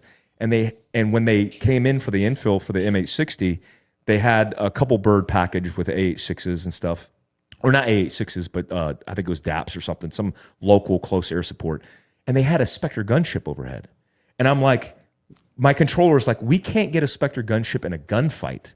And you guys got one for infill that we could see. Yeah. And it was super impressive. They were super impressive guys. Yeah. I said it was one of the best kept secrets of special operations because everyone knows of them, but no one really knows what they do. Yeah. You know, they show up when something cool is going down. Yeah. And when Mike Edwards, who was the guy who did the show, said he would come on the show, I was like, yes, I would love to interview an RRC guy. And it's funny, I was thinking about Mike because something we said that it can work for you and against you. What worked for them, which was kind of was working against the SIF, like, are you my dad? Are you my dad? Are you my dad? Yeah. Worked for them because no one really knew who they worked for, but they were so small. I mean, they're really small. Really small organization. That they were like, I don't know who owns you, so do what you want. Yeah. was kind of what they got. Yeah. And that worked out for them. I went through GRS selection with a sergeant major from battalion who was an RRD guy in Bosnia, and he told me a story, which I'll just paraphrase the story. They were 3 RRD guys in a barn, and they were hiding, and they had 3 bad guys come into the barn to bed down for the night, and they killed these guys with gator knives. Remember the old gator knives? It's like the rubber handle, and it's an old flip knife, just Yes. a shitty gator knife. Yeah. And everybody had them. They all had gator knives, and they didn't want to compromise the entire element because all their buddies were outside the barn. They literally killed them with their hands. And I'm like, that couldn't have happened. And they're like, it happened. And he told me the story. I'm like, dude, how is that? How is that? Are you kidding me? And they're like, yeah, we snuck down from the rafters like a movie. Yeah. We got on top of them, and we each took one guy Yeah. and killed them silently. I'm like, whoa. Like I said, those guys are the best kept secret in special Best kept operations. secret, Everyone yep. knows of them, but no one really knows of Yeah. them. And it's awesome. That's awesome. Drew, it is 9:30. We're a little late for the halftime show, but we're due. You ready? I'm ready. All right. Now a word from my sponsors. Keeps the lights on. We are more than makers of steel. We are brothers in craft, bound by purpose and forged in pride. Every blade we shape carries the weight of the hands that built it and the hearts that will wield it. Brotherhood Blade stands for those who refuse to quit. The protectors, the workers, the doers. We forge with integrity, we carry with pride, and we stand shoulder to shoulder with those who live by the same code. Brotherhood Blades, forged in freedom, carried with honor.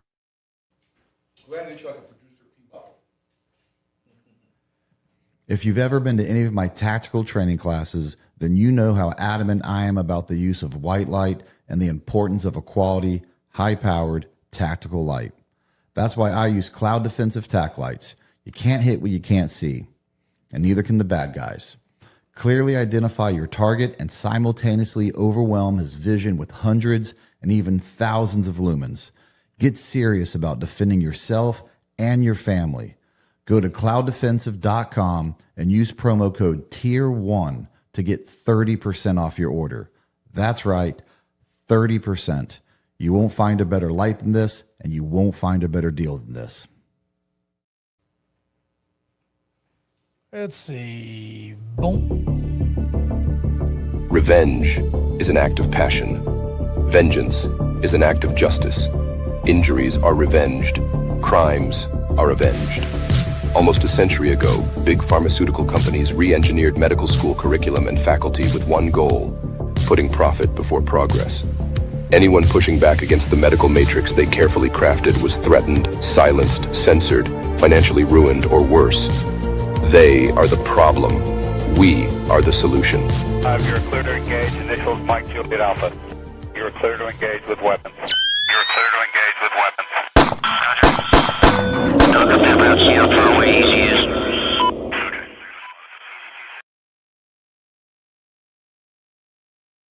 Here at the Tier 1 Podcast, we're excited to have Tasty Gains as a sponsor, a company with values that aligns with ours. I take their products every day, 3 times a day.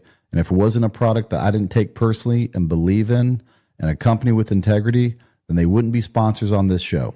Creatine helps the body produce more ATP, which is an energy molecule that your entire body runs on. It helps improve your physical and mental performance in all aspects of life. Let's be honest, creatine powder sucks to take every day. With the creatine gummies, you can take them with you anywhere and they taste great.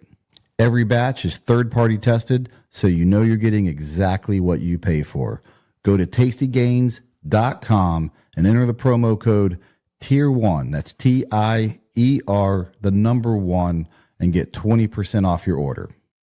What does that mean? All right, guys. Let's see. Is that like a foreign? That is, yeah. And then, of course, the FRCC.shop commercial. We've got new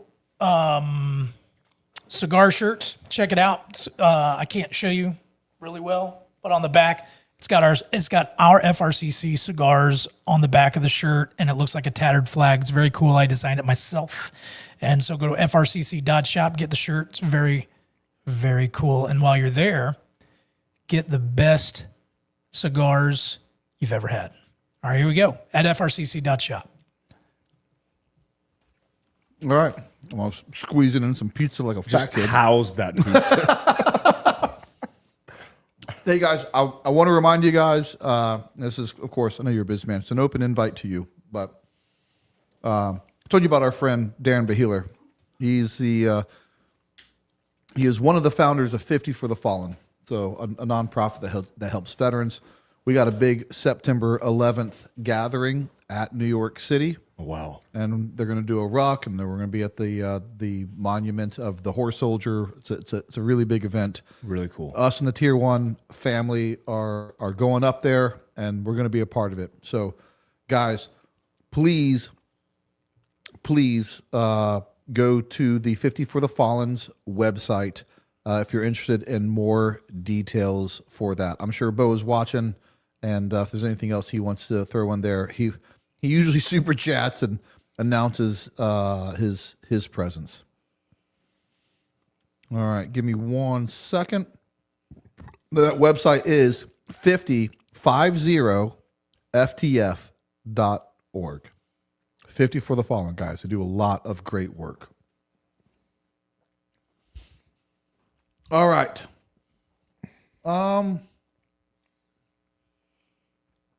This is Drew's opportunity to take a break.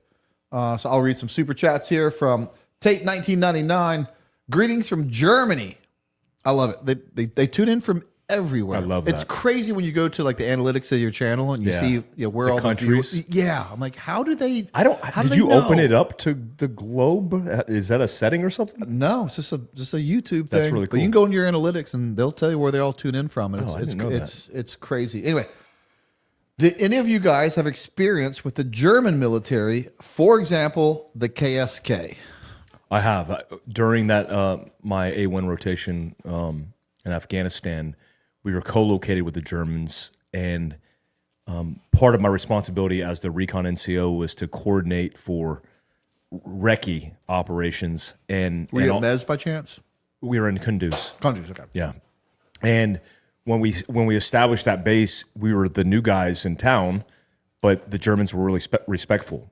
The problem with the German hierarchy in the military is they look down on enlisted men. The command structure is very monarchical, and so the officers, all the staff was there, and the KSK had their little team house. And when I went over there, this is no exaggeration, it looked like a movie. Everybody was tanned and jacked. There was a DJ. There were dudes in booty shorts, like even the underwear, like the Speedos, playing volleyball, and they were super cool. I think we did some stuff together, but they were so hamstrung because they hadn't been out the wire because of the German command structure. And this is an actual event. Our command structure, which was way more aggressive, forced them out of the wire. And the first time they went out of the wire, they hit an IED. And they were sending sit reps back that it was safe and everything was good. What's safe and good when, not the KSK, but the big German military, it's safe when you're not really doing anything. Right. And so the KSK got spun up, but again, they were hamstrung. And I think the little birds, the 8.6s, supported that and loiter. And some of the guys, some of the team leaders were getting a package together to go help them, but that didn't happen.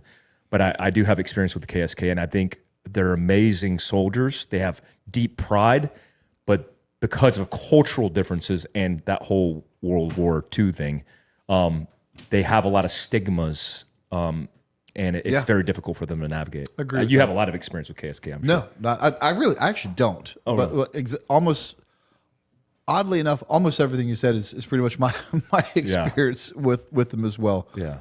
And most, I'm gonna say most, not all. And I guess we've lost the ability to talk in generalities in this country. Yeah. Most NATO forces were not very kinetic or offensive during the GWAT. That's right. Yeah. Yes, some people got after it. Some people were better than others, or some parts of that country, their soft units got after it. but generally speaking, they were more than happy to play a support role and even a support role within the wire. Yeah. Of course, I can name ones that were great. The Canadian infantry went out there. They were in the South, and they did some good things and some presence patrols and made their presence known. CANSOF was great. The Brits do what the Brits do. Australia is great, but we had a lot more countries than that supporting us, and they didn't all equally pitch in. Yeah, and that's also a fact. All right, Drew, you're back, but I'll read one more so you can see where we're at. Yep. This one, some Mills Sim Nerd, both ever worked with JPN, guessing that's Japan, or Korean SOF. How was it? I've never worked with either. Yeah. Which is Neither. weird. Yeah. I mean, one of the questions you asked me in the gun, what is it called? The two... Between Two Guns? Between Two Guns. Yeah, we did a Between Two Guns episode. During my time in first group, I never was in first group. But. Yeah. Well, they didn't probably let you work with them because they were unsure of your allegiance. Yes. Is that a possibility? Half of my family got divided into North Korea, and so there's some, my security clearance has a couple. Is that true? Pause. Is some of your family? I think it is actually. I don't know if I can say this on the air, but I think it's so crazy. I didn't ask you. What's your ethnicity? I'm half Korean. You're half Korean. Yeah. Okay. Yeah. But that's what disturbs me. You don't say South or North. Yeah. Korea is a unified front. That means North. All right. What else we got, Drew? He's torn. I'm torn inside. Half of me is torn from the waist down. All right. Holy Fook, Mike, your favorite foreign military unit to work with both in and outside of combat, and why? What you got, Mike? Ooh, that's a real good one. Here, this is. I know I hate having to answer some questions. Yeah, this is going to be really probably not the answer that people expect, but it's the Iraqi the Special Operations Command. ISOF? Well, it's ICTF specifically. ICTF. Okay, Yeah. so yeah. Yeah, I know exactly what you're talking about and the difference between the two. Yeah, so ICTF evolved because they were pulled into Jordan, trained by A-15 and B-23 in a rotation, brought back into the country for counterterrorism operations. And you would see an ISOF operator or ICTF operator. There's a difference between the two. Yes. And you would see ICTF and go, whoa. I've been in gunfights with ICTF, and those guys have saved American lives. Also, they're the guys who, unfortunately, were left alone and had to fight ISIS in the initial phases of it, especially in Mosul, and a lot of them lost their lives. In fact, Issa, a guy I served with when he was a sniper, we did urban hides together, was killed in the Mosul push, and I raised money for his family on a GoFundMe. Heck yeah. And had it delivered Western Union to his family. They are the most squared away, and this is some history because when I was in Balad with A Squadron, they were working with a unit, going out, and they had to have a bipartisan force, and that force was only trusted to be ICTF with the unit guys. Grading them on an Iraqi scale, make sure you guys understand that. ICTF is like their tier one element, and ISOF is like their tier 2 element. Like the range, it would be like the Ranger Yeah, regiment. ISOF was great. Commandos, but they are different than ICTF. Yep. But both from a vetting process and a funding line. I mean, ICTF was they weren't wanting anything. They got a lot, and deservingly so. They did a lot. They did a lot. Yeah. Yeah. Some Muslim nerd says opinion on EOD and any badass funny story of them. My favorite, it doesn't really have to do with EOD. It does, but not directly with EOD. It's on the other side of EOD, which sometimes you just get the truth from young American infantry grunts. I was in SF doing a presence patrol with the 82nd. We had just gotten to country. We really wanted to get the lay of the land. And I was really impressed with that 82nd group. The platoon, they'd been there about 6 months before us. And they were going to be another, they're only halfway through their rotation. They knew everything. As they should. They knew all the players, they knew all the neighborhoods, they knew everything about everything. And we went on a presence patrol with them, and we found an IED. And I'm sitting there in the truck, waiting for them to call the EOD. I think it's like a Buffalo. I can't remember they're really big MRAP. They come out here and this gunner looks down at me and goes, "Hey Sergeant, I got a question for you." Like 19-year-old PFC gunner. What brave? I was like, what you got? Just call me Brent. What do you got? He goes, "Why is it we're in these shitty vehicles looking for the IEDs, but when we find them and we know where the IED is and there's no threat to it, they come out here in a vehicle that can withstand IEDs when there's no threat? Shouldn't we be in those vehicles and then they can take these vehicles out once we find them?" I'm like, "You're right. I have no answer for that. This is so backwards right now. I don't know what to tell you. You nailed it." That's my EOD story in Iraq. But yeah, Are there hand-to-hand combat SME in unit? How's them? oh yeah. I love that question. How's read. them? Them's good. Them's is real good. Them's is good. They're all either on the verge of being UFC fighters or former, and they're really good. I really enjoyed the combatives program at the unit. Holy Fook, Mike, what's something new you want to learn to do and why? Oh, solid question. That's a solid question. There's Crochet. two things that I'm really learning to be better at, and I talked to your brother about it. I asked him the question if he went to seminary. He went to seminary, and I'm currently doing a show called Preaching to the Choir that I do every Sunday. Sometimes during the week, I talk about like a Bible study version of it. It's called Practice What You Preach, and I am learning the Bible because it is something intently that I have neglected my entire life, and I have enough discipline today to prioritize my faith and my family, and that means carving it out and being obligated to do it for you. A lot of you guys are like, this helps me. It could be one person. It started out with one person, and now it's a couple thousand that follow it. But I do a Sunday episode where I talk about some connection with God and then my circumstance, the situation that I'm living through.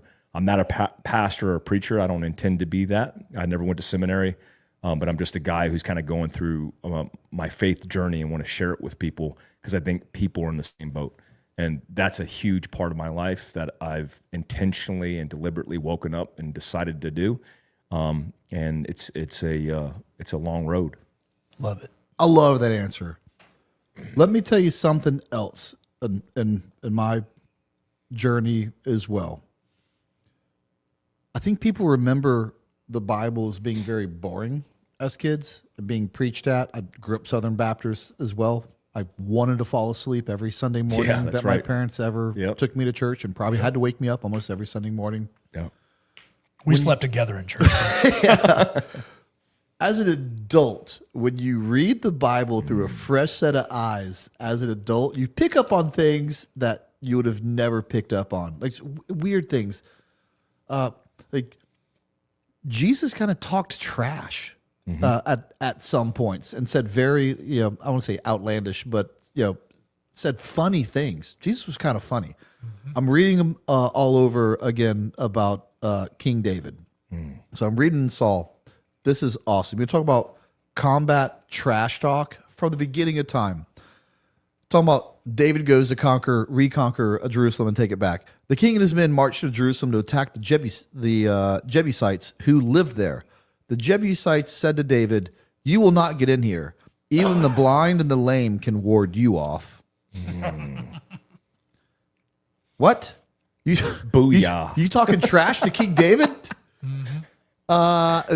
They thought David cannot get in here. Nevertheless, David captured the fortress of Zion, which is the city of David. And it goes on to say that basically they didn't have their I's dotted, their T's crossed, and he used the water shaft to go into the city and take it. But just like you read it through just again like a fresh set of adult eyes, and you're like, that's actually kind of funny. Yeah, there's some awesome, amazing stories. Warrior stories. Oh, let me tell you. Some you probably go back further than this, but like the very first special operations unit was David and his men that went around just absolutely wreaking havoc around there. So anyway, I love to hear that. And like I said, guys, if you thought the Bible was boring as an adult, give it another try. you might think differently. Let's see. Groff says, Mike, why have you previously misrepresented as being an assaulter in the unit, according to Pranka? I don't know why that's the case. It's probably miscommunication because I mean there's no time in history, in my history, that I've ever said that I was an assaulter in the unit. Now, I've killed bad guys in the unit, in the organization. I've rotated with them. I've been awarded medals, and I did a job, but I would never even phrase it as an assaulter. I was an assaulter in B-23. Operator is actually a technical military term. A lot of people don't know this, but it's a tango identifier, which means that you're technically and legally given a very broad title and representation that has legal ramifications. And so I was never tango qualified. And I've said that on many podcasts. In fact, the first podcast I ever did with Andy Stumpf and other guys, I've told this exact story. However, initially when I talked about it, I was pretty vague and indefinite about how I specifically outlined certain things, because in the unit, you're taught, what did you do in the military? I work at USASOC. What did you do in USASOC? I was at CAG, right? There's a line of story arc. And there are some guys who have misrepresented themselves, but I've always clarified when asked. And honestly, I'm not ashamed of that. I had a good run. I had a good experience. And the unit is a period of my life, although short, a highlight of my career. And so Pranka and me, when I was on active duty, or when I was off active duty and he was on active duty, he had a problem with a lot of things that I talked about. Ironically, he came out and did a lot of things that I was doing initially, as far as like talking about military experiences, et cetera. I don't have a problem with Pranka. I think he's a good human being. I know he's a warrior. I wish him all the best, but I think that's miscommunication. It happened with an Air Force guy, a 2-4 guy, who I heard is a really good dude, who was actually an augmentee, who augmented the unit, and was on several rotations with SMUs. I don't know. I honestly don't know. I'm actually glad that they asked that question, and because I got asked that question last week. I said, "Hey, Mike Glover's coming on the show. It's going to be a good time." And like, "Hey, what do you think about that?" And I said, "Well, I don't follow Mike Glover closely. I'm sure you're in the same boat as this. Just because I have a podcast doesn't mean I watch podcasts. Yeah. Actually, I watch almost no podcasts. Same. If I watch a podcast, it's usually in preparation for someone Yeah. coming on the show. We already said Andy Stumpf's one of my favorite podcasters. I've probably watched 5 episodes. Same. Of his. Yeah. And I said, I have seen some of Mike's stuff, and I haven't seen where that he's ever said that, but I haven't seen his whole library, so I can't speak with authority on that. And then someone else in the comment section said, "Well, he says he was in the building at the unit," and I said, "Well, that's true.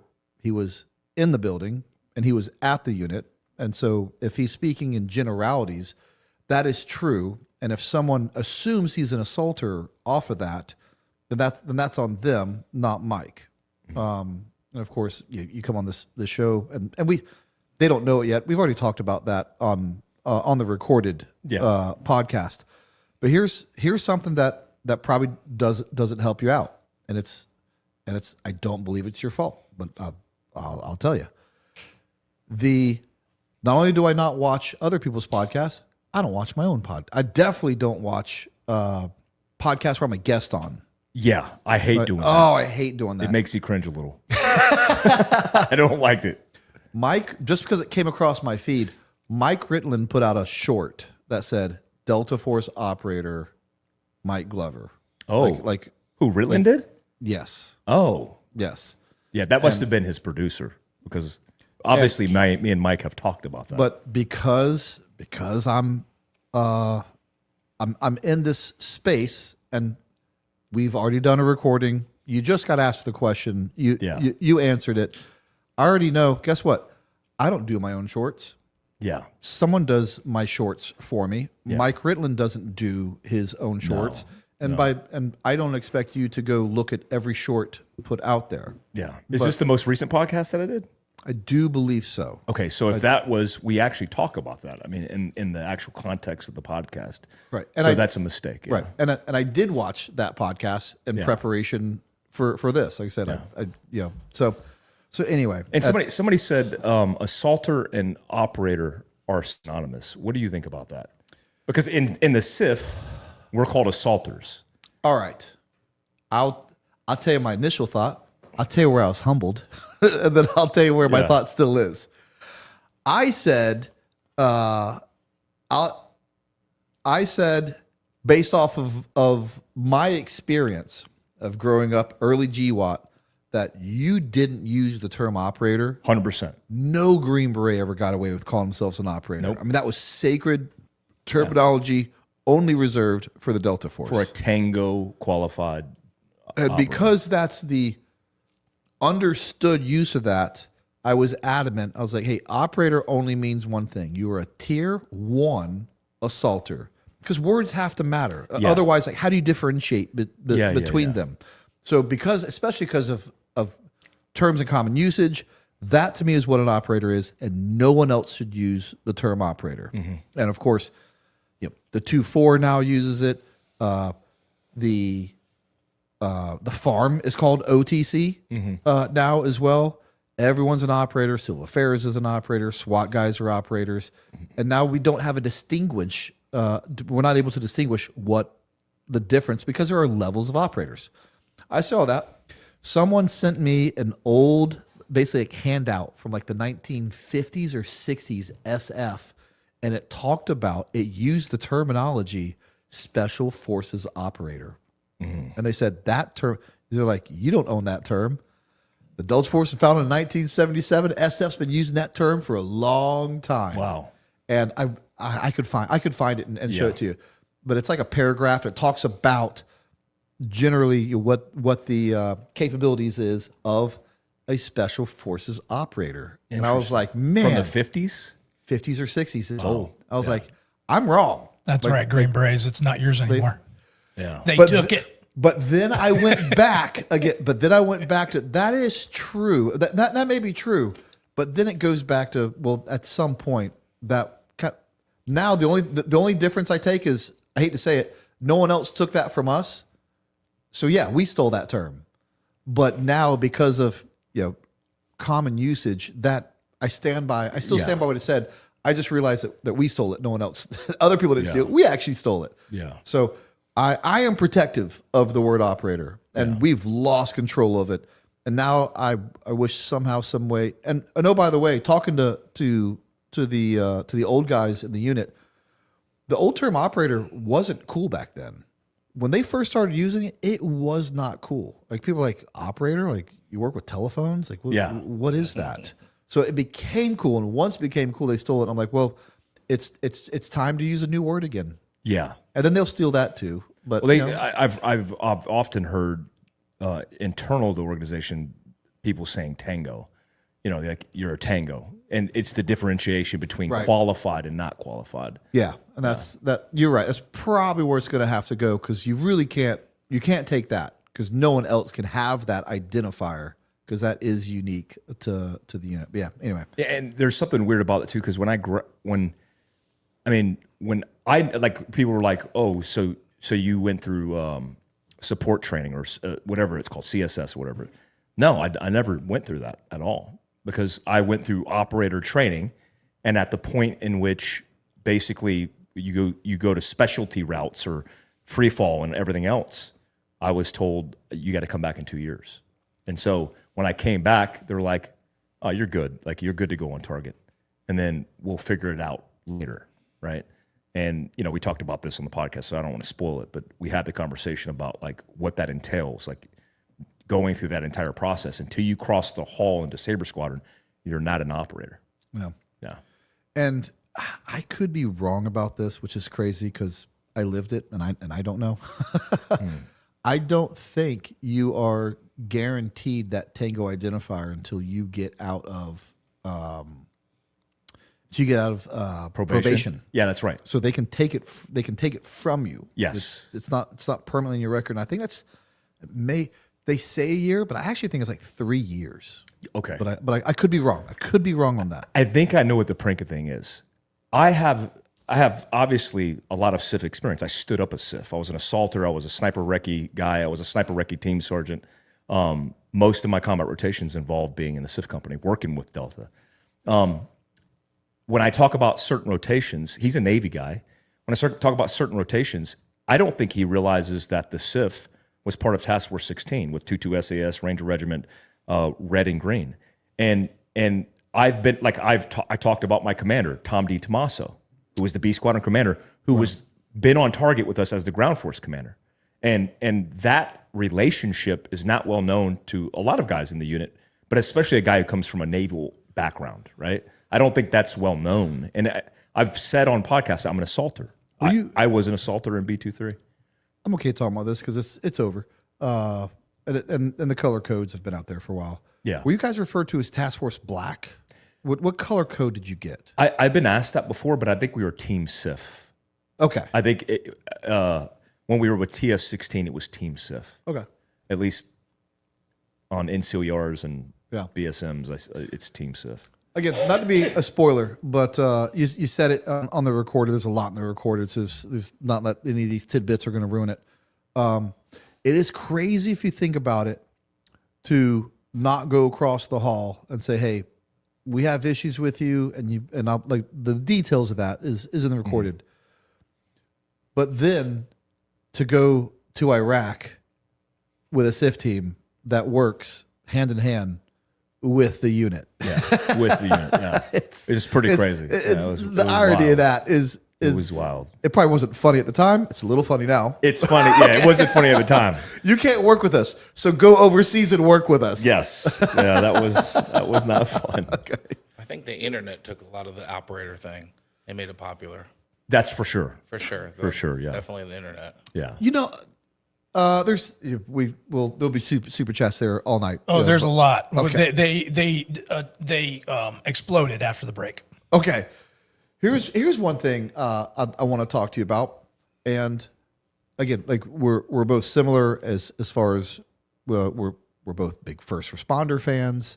We want to go train SWAT teams. We have realistic real world experience that not all SWAT teams have because they're not always opposed. Yeah. But they will be. You do this job long enough, you will roll snake eyes. And so they need that experience from us so they don't have to learn it the hard way, the way we did. Yeah. But at the same time, this is where I think I take it on the chin a little bit as a veteran. There's a lot, I'm not going to name names, but there's a lot of bad training companies out there. Yes. And I hate to say that. I've experienced that, yeah. And SWAT teams don't know any better. They don't. They hear this is a background. It's a special operations background. They don't know enough to ask the right questions. Like this should be good. They come in here, and then when guys like us go in, they're like, oh, we have to undo this whole thing. And then SWAT teams get a little bit tired of like, what do you want me to do? This guy tells me to do this. Then another guy comes in, and we just got good at this tactic, and now we have to do a different tactic and a different tactic. And to me, my answer to that is, I think certain veterans are kind of making a buck either overselling their experiences or I don't know. But it's a veteran problem. I can tell you that because the law enforcement is looking at us and saying, "Hey, let me learn from you." And we have companies out there that are teaching things that aren't good. How do we solve that? Well, there's only two organizations that I know of that institutionally do CQB, and it's the SIF and Delta. Obviously, DevGru does it. if you take a white-side SEAL, I've worked with white-side SEALs. I've actually managed them. When I was in B-23, they had 2 of us to 7 of them to kind of walk them through the ropes. We were E7s. All these guys were E5s, young, fresh out of buds. And they didn't really have, they had the gist of CQB, but they didn't have a schoolhouse that was committed to that, that was on par with the CQB that we were doing. The Sephardic is completely programmed by the unit. They have a liaison. Satterley was the liaison for years out at Range 37. And so when I teach CQB or I talk about CQB, it is from the core structure and fundamentals of lessons learned from Delta, right? I'm not making something up, bottom up. I'm taking cues. When I talking about comments, when I talked about single man CQB, I was taught single man CQB. I didn't manufacture that. You know, the insult on the internet is like, what the hell is this dude doing? I'm doing what I was taught and familiarizing you with something that I think is beneficial, because it wasn't taught as a common core competency. You're not taught single man CQB in a very collective task, which seems ass backwards, because collectively you should do an independent individual core curriculum and then mend it together. And then that's the benefit of CQB. It's supported by all the guys. So I think the biggest problem is if you were a special operations guy, MARSOC guy, whatever, you think you know CQB. But the reality is you were taught the gist. You were taught a fundamental, but you didn't do that as your job. Like the last part of this is, I was a sniper, right? You're SOTIC qualified, I'm SOTIC qualified. The only snipers in the U.S. Army in special operations are SIF snipers and Delta snipers. They're the 3 troop in the squadron, and there's 2 teams per SIF company. That's a total of 24 guys. I would say 20 guys for each group that's qualified as a sniper. Everybody thinks that if they go to Sephardic or to Fort Benning, they're a sniper. So they come out and they go, I was a sniper. No, you were sniper qualified. You weren't designated as a sniper. So I think that's part of the hiccup. And then again, people not knowing the difference and they can't articulate it. I think on both sides, if you take a Delta Force operator looking at me and go, what does this guy know about CQB? Well, I know a little bit about CQB. I did it for many rotations as my job. But yeah, sure, I'm not the subject matter expert like you are. On the other far left of the extreme, it's like we do CQB because we've done it before in a school. That's not how it works. I mean, that's at least not the subject matter expert that you expect to have. It's unfortunate, but it's true. And I'm blessed to have the experience that I have, because I could have joined a little earlier, a little later, or been born a little earlier, a little later, and I could have 0 combat experience, and I would also be just a schoolhouse CQB guy. Yeah. And there's nothing wrong with a schoolhouse CQB guy if that's all there is, because you don't get to choose that. Yeah.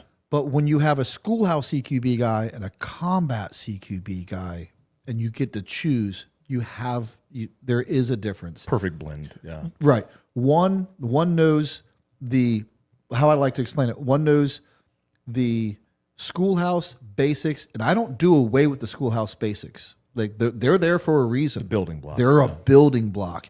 And I will take shortcuts off of that, but I don't ignore them. I take shortcuts because I know what I'm giving up.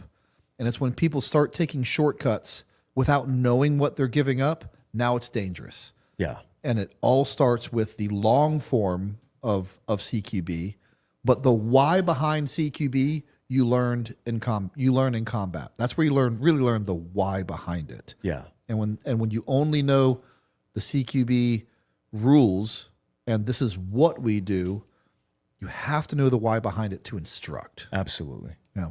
The one-man CQB, is that a GRS thing? Or? It's a GRS thing. Yeah.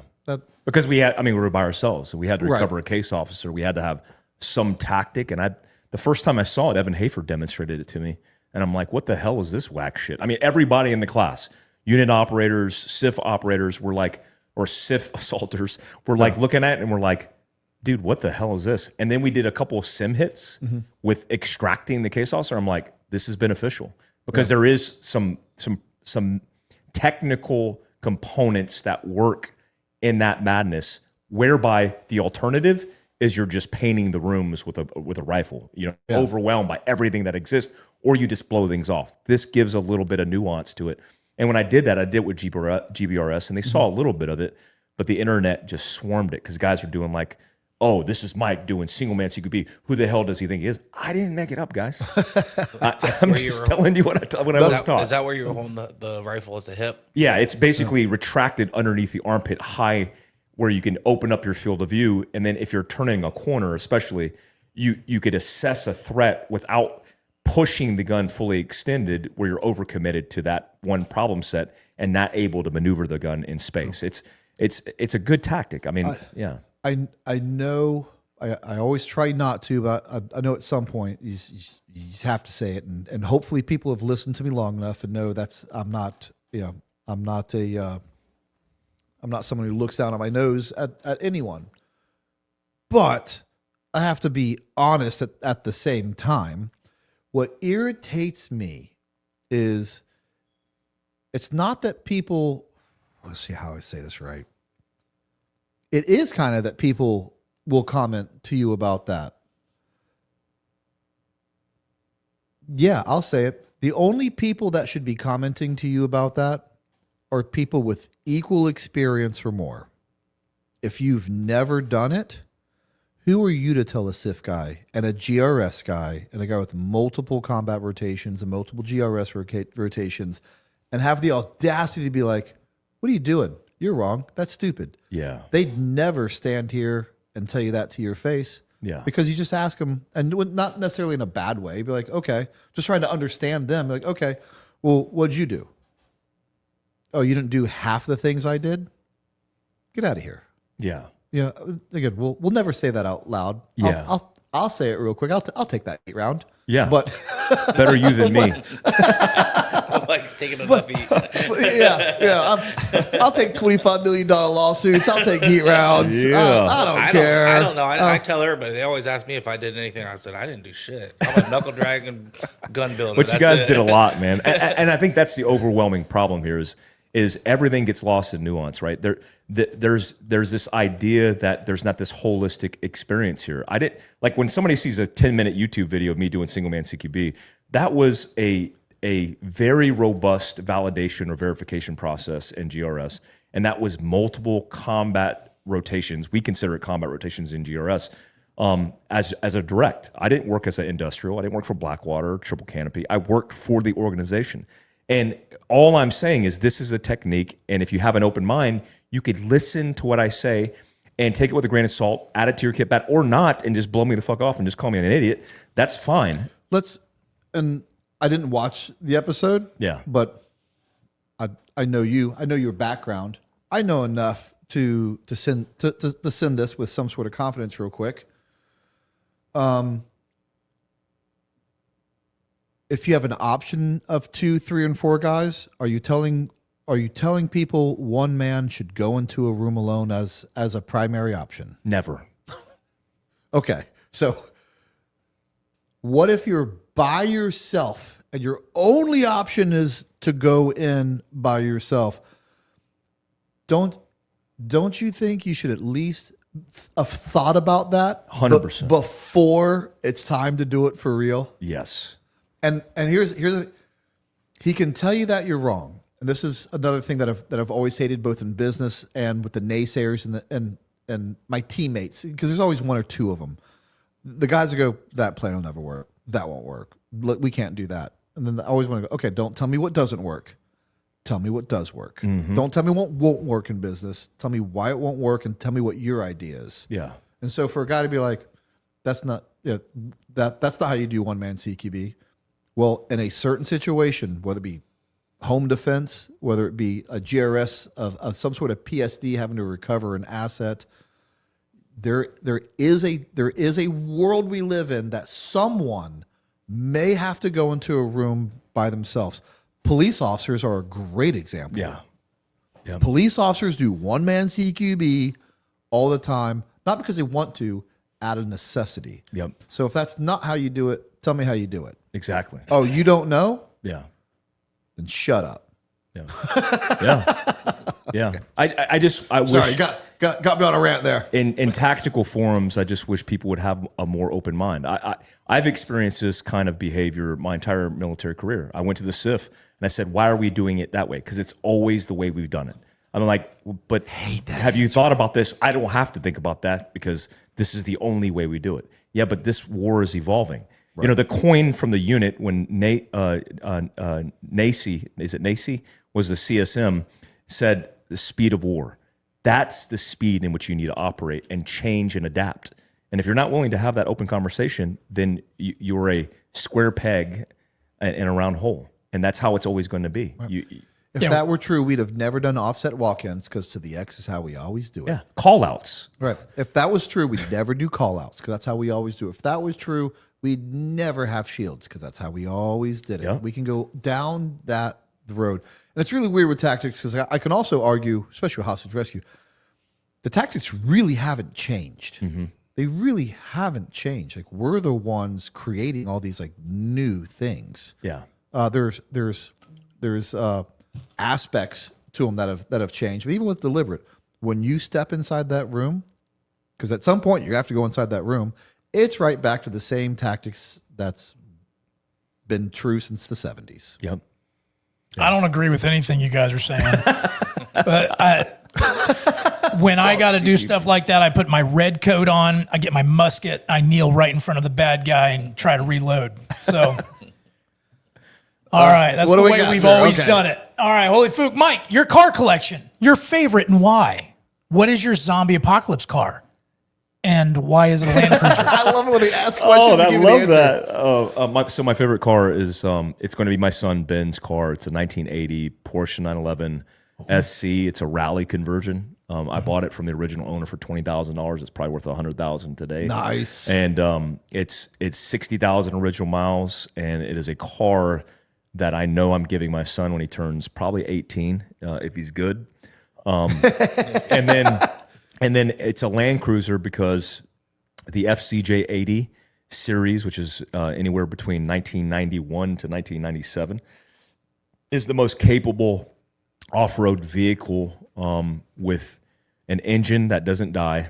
You might blow a head gasket, but that's a couple 100,000 miles in, and a solid front axle. And the combination of adding lockers front and rear with a center lock differential, which is four-wheel drive, I've learned that recently, is the most capable rig I've ever driven. It's a vehicle that I used overseas, many rotations. We had them going to the grocery store, but when I was in the CIA, we had LC200s, the new gen Land Cruisers, and they're amazing.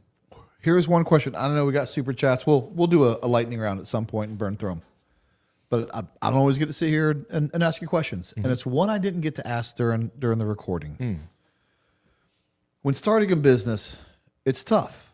You can go with a known quantity, which is training and shooting, and you guys do part of that without a doubt. Mm-hmm. But you decided to focus on survival, and it's always good because there's kind of a niche, right?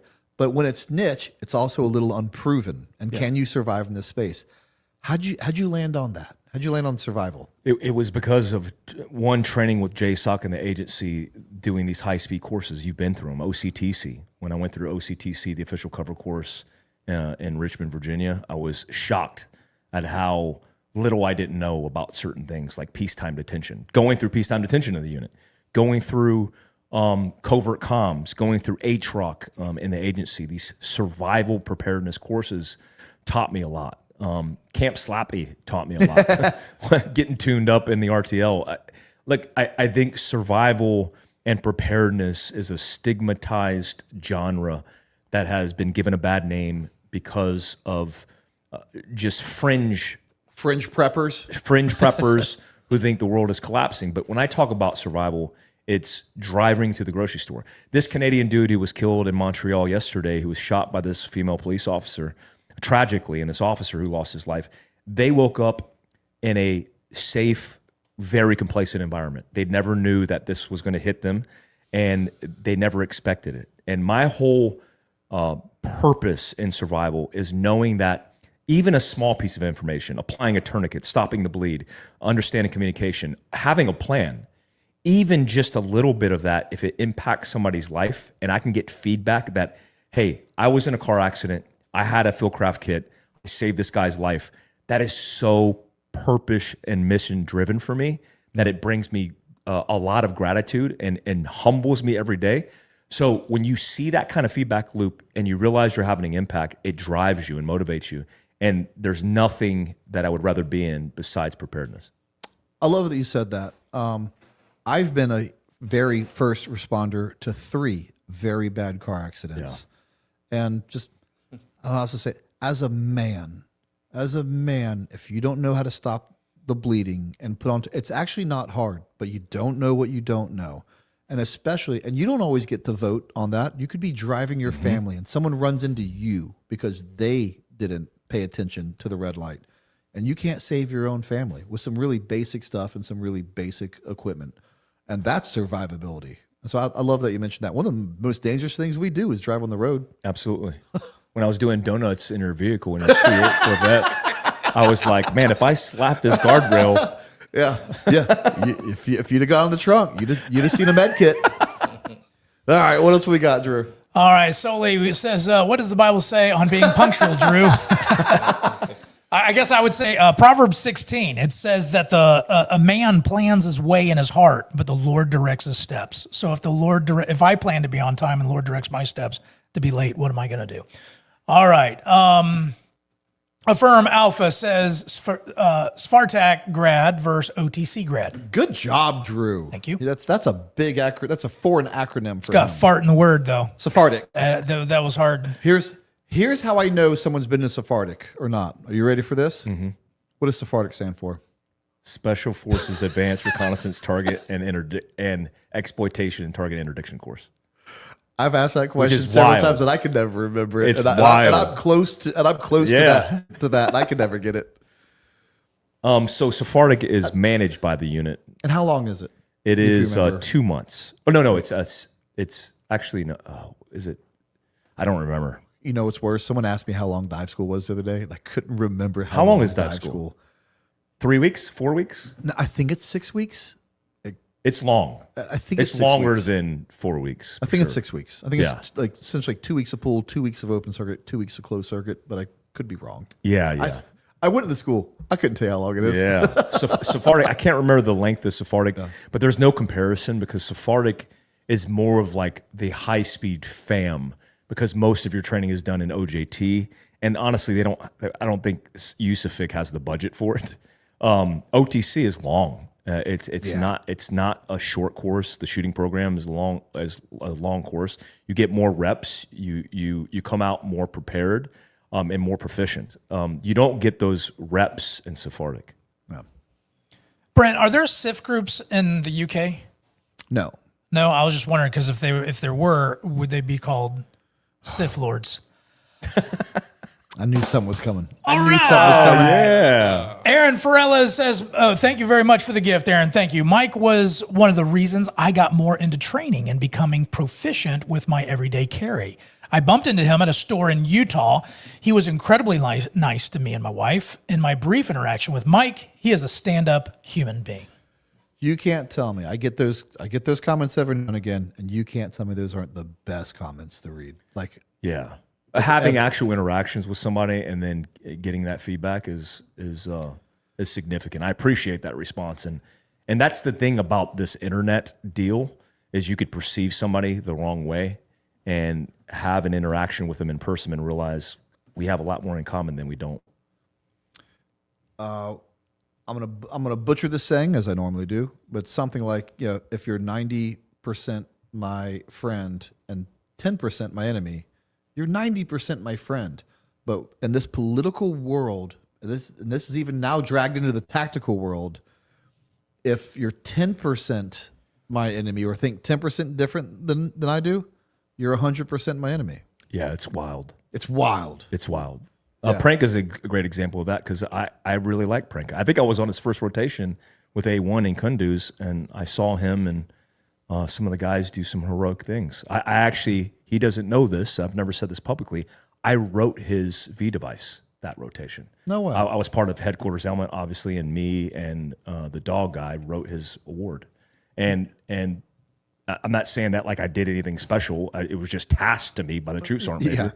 But I have a lot of respect for him, and I lost some respect for him when this criticism came out because I thought it could have been handled over a conversation. And I know they were reaching out and they wanted to put me on blast and all kinds of stuff. And I'm not into that, man. I got diapers to change. I got too much shit to do. You know what's crazy? Because now I really even more understand where you're coming from. I'm a spin it on you that you sensed me earlier. You know what I love? Because I know Matt's actually a really likable guy. He is a likable guy. He's a likable guy. I have pictures that I took of Matt downrange that I was sharing with him, and I loved him. I thought he was a really good guy. And if you and Matt hung out on a range, yeah, you'd have a lot more good times than you had bad times. 100%. You know, 100%. and because like we just talked about me and Tim. Yeah. You know, 100%. It's one of those things. I think we just start to lose a little bit of a focus on it. That you know what?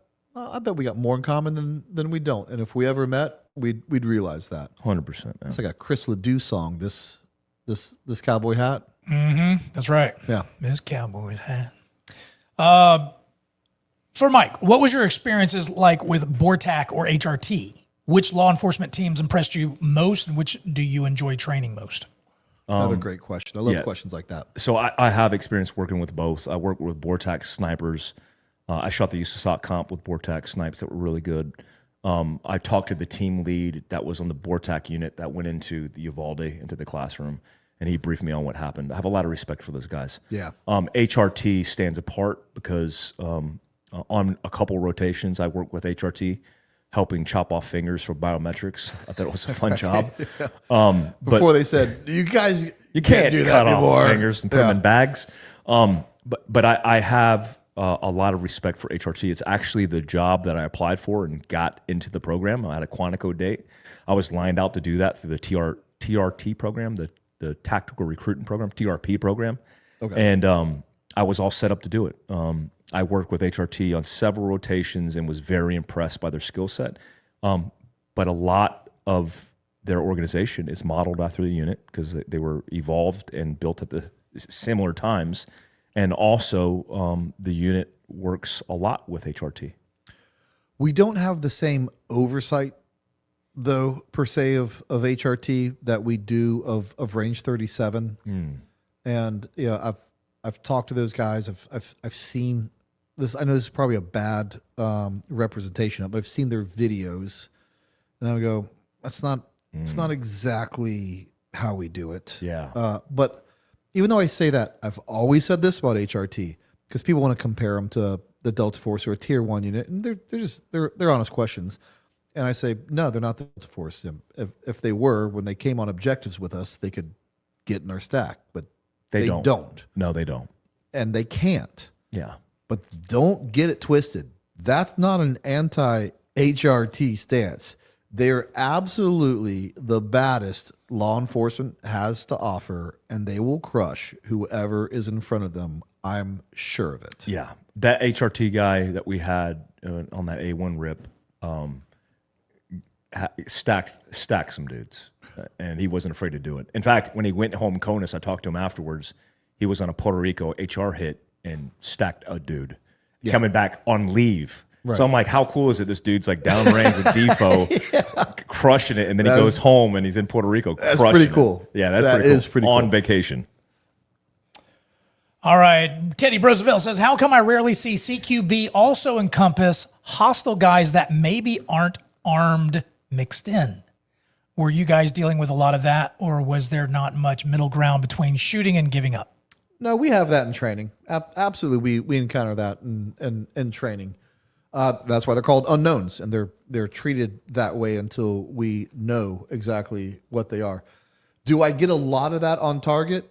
I don't really get a lot of that on target. As far as when I say that a lot of that, everyone who's unarmed is an unknown until they're searched, until you know they have nothing on them. Everyone's an unknown, but we're not complacent, and you're never going to get one up on us. So you've never snuck one by us, and you never will, because we're professionals. But it's very rare that an unknown ends up being someone who's hiding another intent and turns, if you will, and it is now hostile. I mean, it happens. I'm not saying it doesn't happen, but it's pretty rare. Pretty rare. But often enough to always be prepared for it Yeah. at the same time. Is HRT CQB on par with Delta? Brent says no. We just talked about this. We got ahead of that one. Cody Bishop, Mike, I carry my G19, Brent's favorite, in the holster you did with Tenorcore. I want something similar for my 43X. Are you going to do more holsters with long haul supply? The answer is yes. Yeah, that's actually in the works right now. I've been asked that a lot, and we used to do some really nice holsters. I had a holster factory in Prescott, Arizona with some veterans making holsters, and I want to bring that back, man. It's a passion of mine. I love that comment because it kind of shows the cross pollination, because that's a very specific question for someone who watches my show and knows exactly who you've partnered with and things you've done. So That's awesome. I love to see that. Yep. For Brent, this is BJ Arn. For Brent and Mike, what makes a great officer or troop commander? Should soft officers be prior enlisted? If they aren't, what can they do to make up for it? I've always said this. Tell me what you think about this. Instead of officers going to school for 4 years, I believe all of our officers should go be enlisted for 4 years, and all officers should be Mustangs. You'd be hard pressed to get me to say I'm wrong on it. I'm not saying I'm right. Don't get me wrong. You're right. That's right. You should absolutely 100%. Man. You can't tell me there's, whether it be ROTC or even West Point, that just being in the military for 4 years, doing it as your everyday job, 9 to 5 or 6 a.m. to 5, isn't the best OGT to see who you want to lead you. Yeah. The best officers I've worked with have been officers who are prior enlisted. Kent Solheim comes to mind. He lost his leg. He was shot 4 times in Iraq in B-23 and spent the rest of his career leading with one leg. Jasper Jeffers, one of the best officers I worked for. Absolutely. An A squadron guy, but a general now. I think about General Rudd. Rudd was, I believe, the A squadron commander at the time, and he was an officer's officer. He had the kind of the attitude of an officer. Donahue is another one who was an officer that was my commander. My first jump in the unit was with Donahue. We were in the clouds, and we were jumping an unconventional aircraft, and he's like, hey, Mike, you think we should jump? And I looked, the ramp went down, and we were in clouds. And I'm like, we can't see the drop zone. He's like, send it. Let's go. And, dude, my first jump in the unit, I was behind somebody, and she cleared the tree line. Yeah. And you know who this is, too. She cleared the tree line. Her feet, walked over the pine trees, and I landed straight in the trees on my first jump in the unit, which was awesome. But Donahue was a good officer. He was the last man to exit Afghanistan on the bird. That was pretty cool. That was really cool. What makes a good officer? I think an officer who trusts his men and allows them to do what they do best, their job. I think that's what makes a good officer. You know what's crazy? It's that simple. It's that simple. It's that simple. It's that simple. Yep. Yep. All right, Teddy Roosevelt says 2 lives in 1 week. Awesome. Also, I'm wearing my Not Even JV t-shirt in honor of Mike Glover. Lots of laughs. Cheers, guys. I forgot about that. I forgot the heat you took over the JV comment. Do you remember what? Yeah, on Rogan's podcast. Oh, did you take some heat on that? Which was taken completely out of context. That's not what I even said. What I said was, this is crazy. The analogy was that you have a SEAL Team 6 guy who gets out of the military, like Andy Stump, and he goes to be a cop. And he's a police officer, and he thinks he's going to be an operator, but he's not. Because although there are high-speed police officers, I've worked with them, I've trained them, they're amazing officers that do amazing things. Yeah. The overwhelming majority of the job on patrol is sitting in your patrol car waiting to get the call, right? So it's not that exciting for most of the country. You're in a major city, it's completely different. But for the most part, that's what it is. And so I said to Rogan, I've said, it's not even JV, meaning it's not even a category of judging a varsity versus a junior varsity because it's not the same league. To think that, and then guys who responded to me by telling me go fuck myself in my comments, I said my response to them was, so you think you're a fucking Delta Force operator? You think you're a SEAL Team 6 operator? You're not. You're a patrol officer. My undergraduate degree is in criminal justice. What I learned in the criminal justice system and understanding what a peace officer actually is that the job is not high speed. You're a SWAT officer, completely different. You're an HRT guy, get it. But a patrol officer who's a cop, who beats the street, that job is very specific and has nothing to do with operations. So it's not even JV, meaning it's not varsity, it's not JV, it's not even in the same league or category. You're not operating to go kill or capture bad guys. And these guys took it very personal, and I get it, because you hear something and it elicits emotions because you think I'm attacking your profession. I wouldn't. My dad was a law enforcement officer in the military and is as a civilian. I love law enforcement. I would never disrespect him. I said it's not even JV, meaning it's not in the same category because you are not a SEAL Team 6 operator if you get out of the military and expect that job to fulfill you. That was the point of the context. I understood it completely. I agree with it completely. We're back in this thing where people don't understand what generalities are. Yes. And this is the way I put it. And I don't know why people get it with sports, but when it comes to tactics, all of a sudden like lines are kind of blurred. Yeah. I'll do my best off the top of my head to do this. Tier 1 units are like an NFL all-star team. Mm-hmm. Okay. The SIF is like professional football. Mm-hmm. And Tier 1, white soft units are like D1 college athletes. Good analogy, yep. And SWAT teams, generally speaking, are like a high school football team because there's levels to this. Most SWAT teams I train, and I don't know why I have to say this, there's some really good high school football teams out there. Yeah. Okay. Yeah. Most of them are part-time SWAT teams. How offensive is it that you have and the SWAT teams themselves aren't happy about their selection process. The SWAT teams themselves aren't happy about how hard it is to get rid of a bad guy that's not meeting the standards. Everyone I've trained has that same priority. Even the most elite SWAT teams, Midland SWAT, elite SWAT team, they deal with that culturally as well. So why would you think you can do part-time what these guys do for a living, and they went to a 2-month CQB class and they live it every day, and because you also have to be a street cop and a SWAT guy, and these guys just have nothing but time to train. Yeah. And they have a lot more money. Of course they're going to be better than you. Yes. And the problem is guys take that as like a personal dig on them. It's not a personal dig on you. This is just reality. Trust me.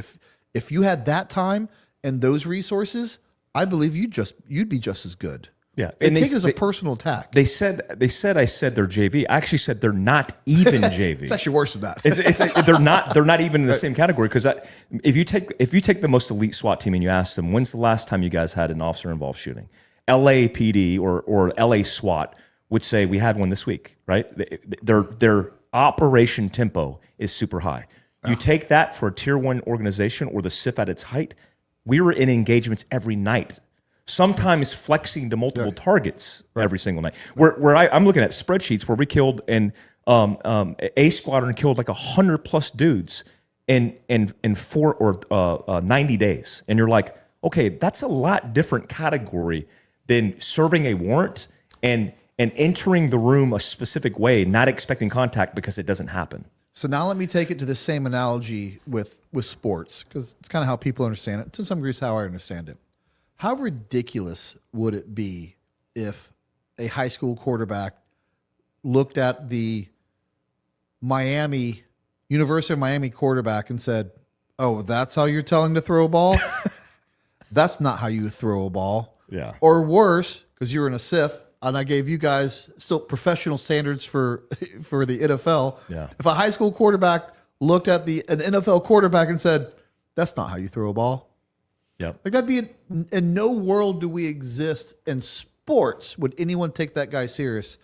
but because there's just I don't know what it is. There's some sort of association like, oh, I'm lesser of a man if we're not seen as equals. Yeah, and that's just not true. No one said that. If you're feeling that, no one said that. But there's levels to everything. And to those that were offended, I will tell you something. Being a public speaker as a profession is very difficult because things get lost in nuance. And I want context for everything, but that's not how our clipped world works. And if you were offended by that and you're a law enforcement officer, please revisit it, listen to my explanation, and know that I love you. I have trained more law enforcement officers and more SWAT teams for free and giving my time because it is an obligation with experience and anything that I have that potentially could save a life. And I would never critically analyze that profession and disrespect somebody in the blue. I just would never do that. I mean, it's just not who I am. That's where it gets even worse. It'd be one thing if you said that, and to be honest with you, you could say that the way they want, the way they perceived you as saying that, and you'd be right. Mm-hmm. To me, I'd say you're still right. They don't like the way you said it. You'd be right. Yeah. Let's just be completely open for a second. But it's even worse. It's not even how you meant it. That's not how I meant it at all. Yeah. So I'll give you an opportunity right now to apologize. To absolutely no one. Magnet got it. All right. I'm sorry. Back to the super chats. All right. For both of you, had to do it all over again, but had to do a different job in SOF, what would it be and why? Oh, that's a good question. I don't know if I've ever really thought about that. Although, if I had to do a different job in SOF, because I didn't do it, I didn't grow up doing it. It's one of the few jobs I didn't do, and I don't think I would go. And it really is nothing against them. I don't think I'd go be a SEAL, knowing everything I knew. I think I'd just be a career ranger. Like an old platoon sergeant and first sergeant. Like an old platoon and then sergeant. a bat sergeant major? Yeah. That would be cool. And then maybe my tier 1 time would have been in RRD because the Ranger Regiment really has a lot to offer. Yeah. You could do anything. Recce, snipes, EW. There's so many paths. Yeah. And they're in the GWAT. They were their own assault element getting after it. Yeah. Doing CQB every night. Yeah, I'd probably just be a career ranger. What say you? I just did a video on Mike Glover channel on this, and I actually addressed this directly and said I would be a controller, a CCT guy. I went to SOTAC, Special Operations Terminal Air Control School, and was JTAC qualified, and it made me realize how much you can't part-time that job. I almost failed. It was horrible. But then I have a lot of respect for the controllers that I worked with throughout the years, and they always come in when you're doing something cool, like a free fall train up. Yeah. And they always disappear when you're doing something shitty, like a deep underground up. You're like, oh, we don't need controllers for the Dougs because we're underground. Like, oh, right. Yeah. Must be nice. What else we got, Drew? Did the SEAL that said Green Berets have nothing to teach them change his view? That's a good question. He did. Oh, did we? I mentioned that. I mentioned that on the. I'm not tracking that. So I mentioned that, and we were senior E7s. And I vaguely remember this actually. Go ahead. Yeah, and the young E5s that were all SEALs actually told one of my teammates, Kevin Owens. He said, and Kevin Owens was a former Irish Tier 1 operator in Ireland, and their Irish Ranger Wing. And he says, "What could you possibly teach me?" And we were senior E7s with multiple combat rotations. We were in the snipes. And these guys just showed up from buds. Yeah. After our first couple objectives, and we were killing bad guys and getting in gunfights, and they realized like the difference between us and them, they were more reciprocal. Yeah. And a lot of those guys became really good friends. Several of them went to Blue. Love it. Yeah, good guys. What could these guys teach us? For starters, humility. We'll start with that, and then we'll work over to CQB. What else you got? Welcome, Mike. Who wins in a fight, Siberian Tiger or Kodiak Brown Bear? I'll hang up and listen. Song Bow It by Kid Rock. Yeah. Oh. So I have a tiger on my arm because when my mom was in labor with me, she said for the 24 plus hours she was in labor with me, she had a vision that a tiger basically protected me. So I'm going to go with the tiger. Nice. Okay. I like the speed over strength to some degree. Yeah. Okay. What are your views on SEALs in general? In general, they're great. Absolutely. Bar none. In general, they're great. Same answer. Yeah. Good dudes. Right wing nut. Rooftop Koreans on top of every educational dwelling. Can you make it happen, Mike? Welcome, bro. Only if we can get rid of the Uzi ban. We got to get that NFA tax stamp. They all need submachine guns. Brent, you mentioned Comstock is coming on, but when someone asked about Spear Operations Group, you said you weren't familiar. I think he was involved. All right. And that's normally what happens. Usually the week they're coming on is when I know the most about him. He's not coming on for probably another 4 weeks. So Is that Dale? Yeah. Comstock? Yeah. Yeah. So I don't have time to deep dive everyone until it's my 5-meter target. Yeah. Good call. Mike, can you take a bit on Ernest Shackleton and what are a few lessons you learned from reading his book? Yeah, his book is called South. It was written in 1917. Ernest Shackleton was a pioneer in expeditions. And one of the things that Ernest Shackleton was very good at is identifying deficiencies in men. And when he identified deficiencies, he didn't put them down. He did a transcontinental Antarctic trip where he was going to cross the entire Antarctica with his men with sled dogs. When they got trapped in the ice, he got locked into it for over a year, and they survived on basically an ice cap. The Norwegians already took the South Pole, so that was out the window. So for this expedition, he decided this transcontinental path was going to be the goal. It never happened. They left England and set sail on the day that World War I started. They even said to Churchill that they would stay and fight in the war because they were obviously capable men, but he said that this expedition was super important. That never happened. He wrote the book South, basically talking about his experience trapped in the ice. The most profound lesson is he didn't put down his men. He kept them busy. And he separated what he thought were the troublemakers and put them in his own tent so he could overwatch them. And he took major risk when necessary, was very deliberate about his actions. And he's the sole reason, I believe. I mean, Frank Hurd, his 2IC, was also involved. But I think between those two men, they're the reason that 27 men came back alive and basically unscathed. A little bonus history. Several of the men, upon returning from a year trapped on an iceberg after this hellacious survival event, actually fought in World War I and died on the battlefield. Oh. I actually have an autographed copy of his book by Ernest Shackleton, and I have the ship Endurance tattooed on my left forearm. Dang it. Did you talk history while I was out? I did. It's done now. Yeah, you did. Yeah, you did. Now I got to watch my own show to Now you learn gotta about watch- what was said on now my you own gotta show. watch a podcast. Read the book Endurance. The book Endurance is written by an author who basically analyzed and assessed it. My goal is to actually dig deep into it because there's a lot of very specific details that are very interesting. And then his book is called South. Okay.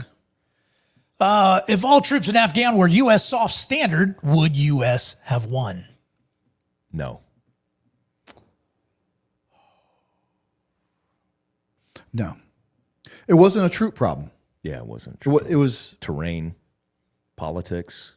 It was an Afghan problem. Yeah. This is my spin on it. America did not lose the war in Afghanistan. America won every battle, 99% of those battles with ease. We won every battle we went up against. The Taliban never beat us at anything. We turned it over to the Afghans, and the Afghans just didn't want it. They didn't want their own country's freedom as much as we wanted their country's freedom. Yeah. That was the problem. The Afghans lost the Afghan war. That's right. Good Timber says song request, Embracing Emptiness by Crowbar. $10 for the lawsuit fine. 24,900,000 to go. 990. Accident Nut says, what's the general consensus on Marine infantry as a fighting force? That's That's an easy one. And Mike can answer for me. They're one of the most formidable foes of the enemy on the battlefield because they have standards that they don't deviate from. They always have. Now, MARSOCs, I'm joking. I'm being facetious. But young infantrymen who are on the battlefield are some of the hardest soldiers, Marines that I've ever worked with. I've done joint operations with them on big pushes into valleys in Afghanistan. And their leadership, bar none, were some of the best. Their gunny sergeants were some of the best I've ever seen. I'm a proud Army man, but it'd be tough beat to ever beat a Marine infantry division. If you needed or battalion, brigade, any size element, if you needed a horde of Americans to come get you, be hard pressed for me not to say send the Marines. Yeah, they will crush anything in front of them. Yeah, they'll kill everything. Ian Hightower says, I'm just here for a good time, but I have a question. What is y'all's favorite carrier full-size pistol currently shopping for new toys? Of course, all right. I'm a go with a Glock, but this will be one of the first times I say this out loud. Depends on your budget. It really depends on your budget. If you got the money, a staccato piece is hard to beat. It's just hard to beat. But staccato C2, if you get the money. If you don't, Glock 17, just for me. For my hands, I got big old hands. Yeah. But it's a drastic difference between a $600 gun, appropriately modded out to 1,000, and what? I was given that staccato, so I don't know how much it cost. I got a P11 from them. It's like $3,000. $3,000. I mean, it's a big difference. It shoots itself. Yeah. And so I never say Glock is better than a staccato. I'm a big fan of Glock because for the money and what I think most people should have, unless you train a lot, you're not going to outshoot that Glock, more than likely. If you train a lot and you're ready for the next step, yes, you should go get a staccato. But for the most people, they will just jump up to that when you could have just saved a lot of money and been just as dangerous. On ammo. Yeah, spit it on ammo and been a lot more dangerous with that Glock. First thing I ask people is, what's your budget? Yeah. What's your budget? What are you doing with it? What are you doing with it? Yep. Dylan, for 300, man. Thank you so much for the support, helping pay the bills, doing good things. Tier 1 podcast is the best. Oh, man. Thank you, sir. Thanks, Dylan. Our man Dwazi. The Pepsi. Unverified second ransom note says Nancy Guthrie died. Oh, no. I Soon used to after do a custody. I used to do a Nancy Guthrie update. I quit doing it because there's nothing to update on. I hope we all knew there was at this point there's no real good outcome going to come from that. No, not at all. But it's crazy. I still don't really understand it. There's weird. It doesn't play out the way it normally should. Yeah. And where's her body? That's the question. Right. Why'd you do it? What's the motive? Yeah. Genesis says, Mike, has Andy given you your quant certificate? That's the most racist comment of the day. $4.99, that's it, man, for that? I'm going to be with Andy, by the way, July 7th. We're doing a YouTube video on backcountry flying and survival with this helicopter. Hopefully it doesn't kill us. Nice. Yeah. Hopefully it doesn't kill us. You probably do know, although you don't keep up with my podcast. Like I said, no one has time to. I actually today listened to 3 of them. Well, They were awesome. Did you see what I did to on my last podcast? Did you see what I did to Andy on the live? It's kind of gay, but it's also kind of infamous. Well, he's kind of gay too, so let's be honest. Apparently, I outgayed him. So, with the same thing we did with you, of sorts, he came in and did a recording. Yeah. But I took him out to dinner between that and the live. Oh. And when we were out, I had everyone move everything out and put a hot tub in place. And I brought him back, and I was like, I thought you'd be more comfortable in the water for the live. Did he get in for the live? Oh, yeah, he got in. Oh, yeah. And me, my co-host, and Andy, just 3 dudes in a hot tub. Hell yeah. For 2 hours, did the live. That sounds nice. It was. That sounds my back could use that right now. Wow. Yeah, I'm still waiting on Andy to get me back on that one. Yeah. If you only had about an hour of range time, what drills would you run to get the best use of your time? If you had an entire day, what drills would you run? That's a broad question, and I'll tell you why. Because I don't know where you're at, and I don't know necessarily what your goals are. I can assume some goals, which is speed and accuracy. But some people love slow and accurate. Some people love a little bit of distance.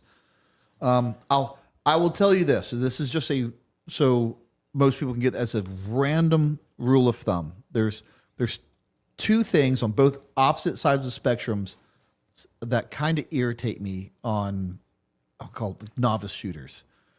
On one side, you have shooters that just real slow, real methodical, and they just shoot the bullseye out. Yeah, I'm keyholing. Buddy, it's time to speed up. Yeah, it's time to speed up. Yeah. But that's all they want. They just want to knock out that. And then you have the other guy who's going faster than he should, and it kind of has that shotgun effect. And the problem with the shotgun effect, even though it's all on paper, or we'll call it the body on that, the problem is we're always training. We don't just train this for fun. We train this in the worst case scenario if we ever really had to use this to protect ourselves or our family or the innocent. And once that adrenaline gets pumping, if you're barely hitting now, wait till it's for real. And those are now misses. And we cannot have that, because now you're not protecting people. Now you're possibly putting people in danger. So whatever drill you're doing, continue to push for speed. But my rule of thumb is this: push for speed. And when you get about 70 to 80% inside the 9 ring, then you're ready to move up in speed. But if that next thing, because some people, and I'm sure you do this too, some people I just tell them to shoot faster. I just force them to shoot faster, and they can. As I see, you could have been shooting faster this whole time. Yeah. You just didn't press yourself. And other people, I do that, and they fall apart. Well, if you fall apart, go back to a good 70 to 80% hit rate, and just stay there until that increases to 80 or 90%. And now it's time to speed up. And you have to have a shot timer because otherwise you're going by feelings, and it feels like I was faster on that one, and that's tough. That's what I would tell them. You can do almost any drill, but keep it within that hit rate. I like that framework. That's what I would do. A base in fundamentals and marksmanship, building up the speed when appropriate, falling off, and then getting back to basics. Yeah. Luke says Benjamin Netanyahu orbital strike the studio. No, he would never do that because he pays us $7,000 an episode. I forgot to bring this up last week, but now's a good time to bring it up. I don't know if you know this, but the Jews run America, and they own Donald Trump, and they own everything. I heard that. In this peace deal that we struck with Iran, which is really a 30 or 60 day ceasefire, is what it is. You know who was upset about it and did not want it to happen? Israel. They didn't think it was time. They just wanted to keep striking, and I understand that from their point of view. They didn't want it to happen. But guess what America did? America did what America wanted, because that's who runs America. Which is what America's done the whole runs time. America. So if you guys were correct, and Israel runs everything, then we wouldn't be doing a ceasefire right now against their will. Yeah. So I don't know. It's just a little thing called facts. Firm Alpha, the best worst MOS on an ODA. His MOS is the worst. Mine's the best. All right. That's a good answer. Does anybody know that? That's a good joke. Yeah. You can send it. Yeah. I'll tell you. I know you're going to agree with me on this. I know. I know where you're going. 18 Charlie is the worst MOS. Yeah. Building stuff. The cool part about it's cool. Yeah. Blowing shit stuff up. Yeah. But that's not what you do. You're Fraggle Rock. You're like most of the time. Yeah, you're building stuff. You're either building stuff, helping with generators, hand receipts. Yeah. Ooh. Building. You're in charge of building the pallets when you leave, when you come back. Inventory. Just 18 Charlie. It briefs well, but the secondary job, which is really your primary job, like time wise, 18 Charlie, worst job on an ODA. I agree. That's it for sure. Best job. Bravo. I think. Bravo and Echoes really are kind of the best jobs. Yeah. And I say best one Bravo without a doubt. Yeah. Weapons are cool. Weapons are fun. You're in charge of training. The ODA training's fun.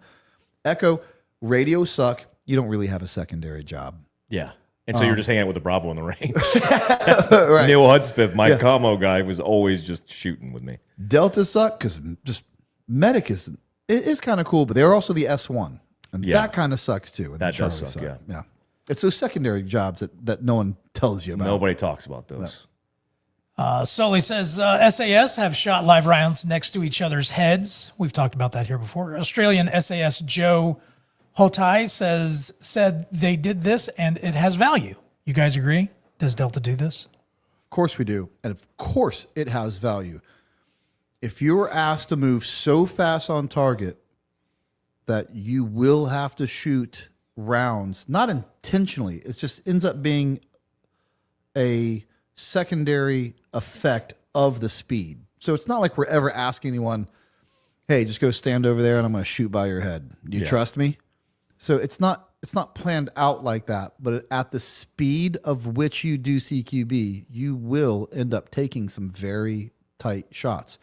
And you have to, because that's the speed of which combat is executed at. And if you can't do it in the shoot house, guess what? You're not going to make it happen in combat. Agreed. Have you ever looked into the 2017 Las Vegas mass shooting and or have any opinions? Are there any other events you believe deserve more scrutiny? Mike, what say you? I have an opinion on this, but I'm going to send it to your way first. Yeah, I've studied the whole entire thing, and I think there's a lot of holes in the circumstance, but here's what I'll say overall. One of the reasons there were so many casualties is because on the ground, and this is a part of preparedness and training and understanding how these events take place, many people yelled to the crowd to hunker down in place. And many people who did that died in place because he was in an elevated position, basically using a fighting position down and I think call it deflated, right? And as he was doing that, he was just working the whole entire objective. If you were running and you actually got over a fence or you were moving perpendicular away from the threat, you had a higher chance of survival. Imagine you're somebody who has no training and somebody yells to you, get down, and then you get down in place, not understanding where it's coming from. I think a lot of times people think that stopping or freezing or hiding under a desk is advantageous in survival, and I haven't studied many, including in this book, Virginia Tech shooting, Mandalay Bay, etc. Most people die when they stand still. This just happened in Montreal. These officers who hid behind this planter that was made of concrete. Adequate cover, but when you hide behind a planter and you're in the fetal position, you're basically sleeping. You're in a position where you can't see the enemy, you can't maneuver, and if a guy is flanking and maneuvering on you because he knows basic tactics, even natural instincts, you're going to likely die. And she was hunkered down. She had no situational awareness. An innocent man walks up behind her not knowing better, and he gets shot and killed by the officer. So the best way to survive this circumstance, Mandalay Bay or whatever, is move off the X as fast as possible and assess what's going on while you're moving away from the crisis site. And we know this as snipers. What's the hardest target to hit? A moving target. A moving target. Everybody thinks moving targets is something that we do. When I was in OTC, we were using pits and sticks walking along a berm. And I'm like, the most elite counterterrorism unit is doing it this way. I mean, it's actually an efficient way to do it with the radio. Right, yeah. But hitting a moving target is the most difficult thing to do. And especially when you add speed is one, but it's not just speed, because you could be walking, but if I'm from here to you, I'm going to hit you. Yes. But you put walking at distance, even 600 meters. Yeah. 50-50 I hit you, to be honest with you. 50-50 I hit you. Yep, 100%. You go jogging, 10% chance I hit you. Yep. You run, I'm going to have to get lucky to hit you. And that's the reality of it. Yeah. That's why when snipers talk about how important their first shot is, it's really important because I have to hit you while you don't know you're being hunted and you're standing still. Yep. Because if I miss you and you start moving, it's tough now. Yeah. Yeah. Great advice. Get moving. Get moving. Hey, Mike, was it harder getting into GRS or Special Forces? That's a good question. Yeah, Special Forces is a longer process, and we talk about it on the podcast about the Q course and selection and SFAS and stuff. One of the things that is not known is the shooting qual in GRS. And I showed up with several operators from the unit, several SIF guys, and we were basically the cream of the crop as we were assessed, as we were basically validating our resume. When I showed up, we dropped half the class because those guys couldn't shoot the qual. They got a second chance to come back after their retest and they failed, but it was one of the most difficult assessments of validation in shooting for a six-figure job. And it's very simple. You show up, you proof your resume, you get in the club. You don't shoot, you go home and you lose a six-figure job. It happens that quick. And it's the only assessment that I've been through where after it was all said and done, when I went downrange with like Sean Ryan, me and him were in Yemen together, I knew that the guy sitting next to me, no matter what his background was a proficient shooter with a Glock 17 and could get some things done with that gun.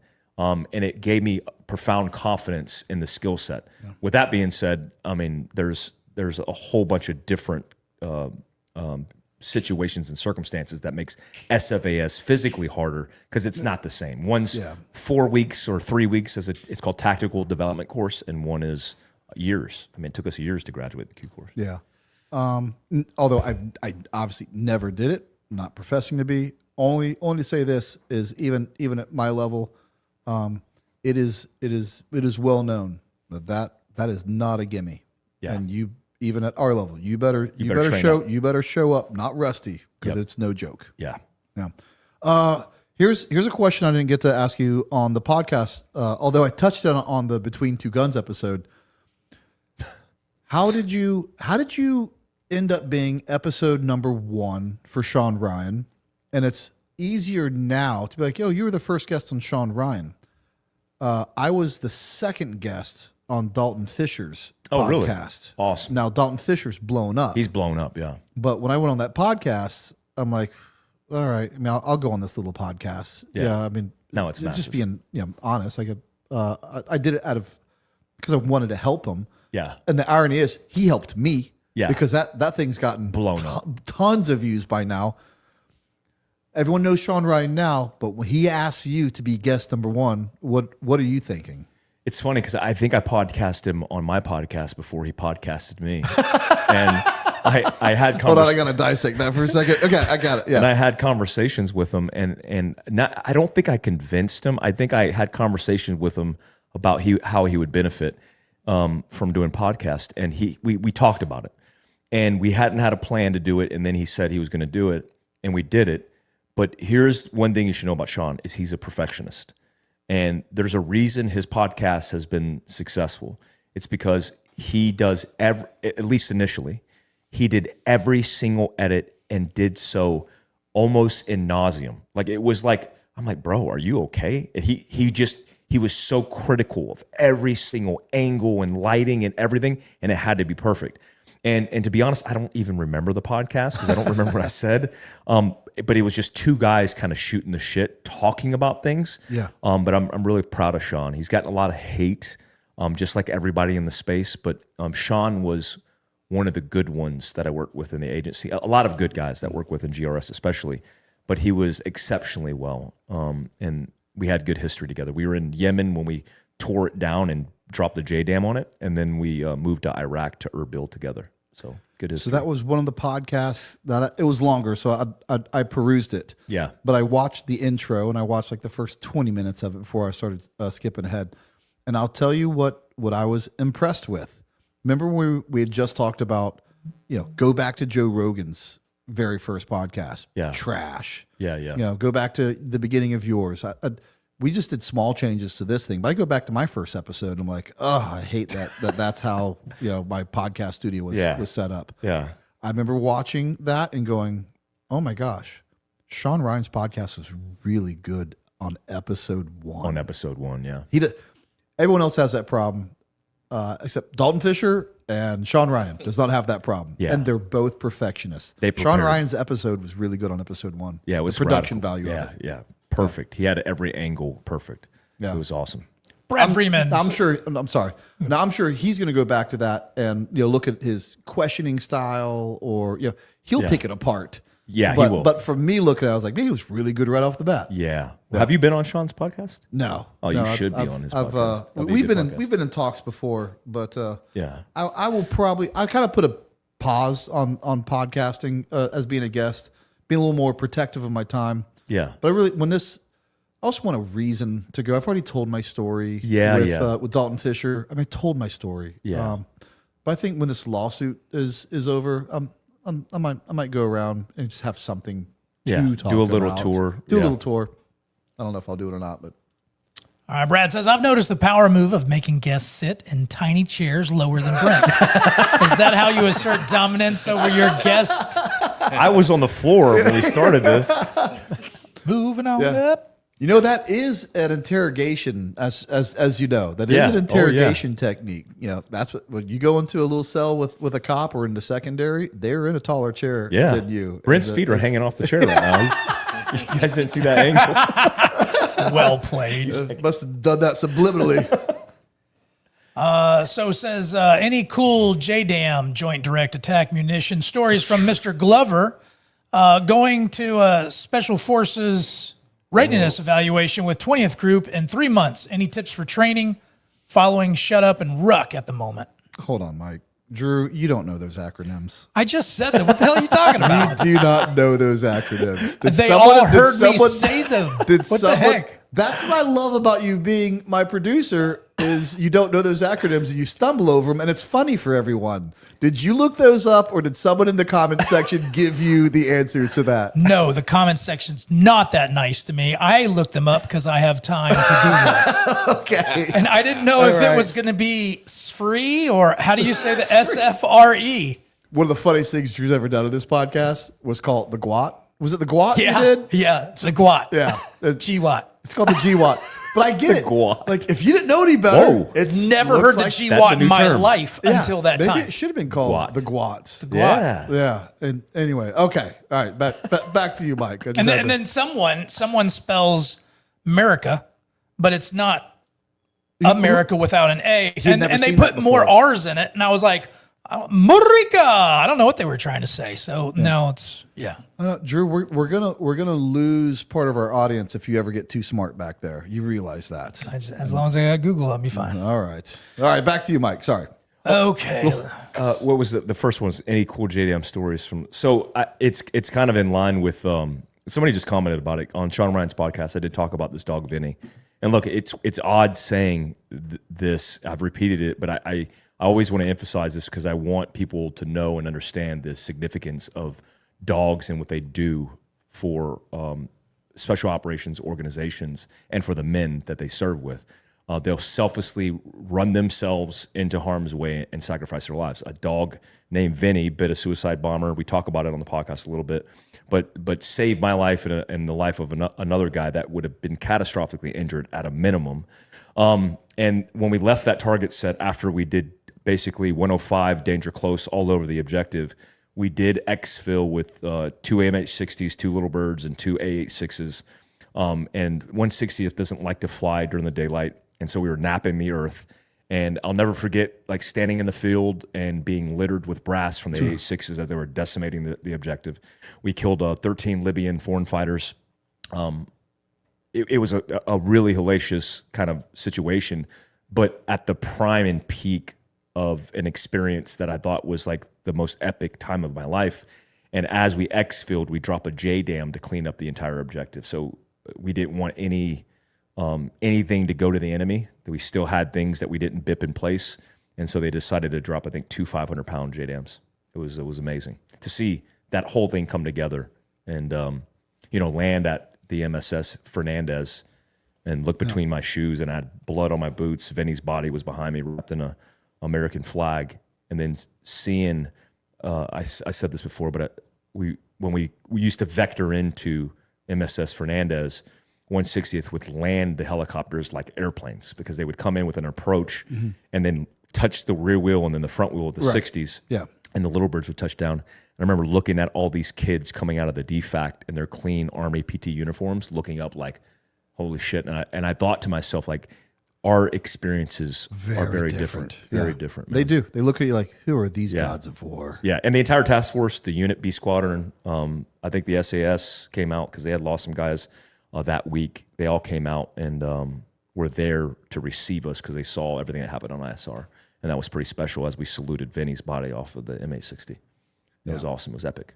Those are things you'll never forget. Never forget, And you'll man. never, people think that, and there is, of course, there's a hierarchy, to special operations and regular military. And then there's even a hierarchy within special operations. We have tier 1 units, we have tier 2 units. But when someone dies, we're all Americans. Absolutely, man. Doesn't matter what unit you're from. We'll all come out there and honor that sacrifice. And it's just something really, really special about that. Yeah. Brent, what role, if any, do you think air defense artillery will play in anti-drone ops? Being my first MOS, they, like everyone else, they're going to have to adapt. I believe there will probably always be a place for long-range air defense, medium range and short range, even man-pad, in the short range, Stinger missiles.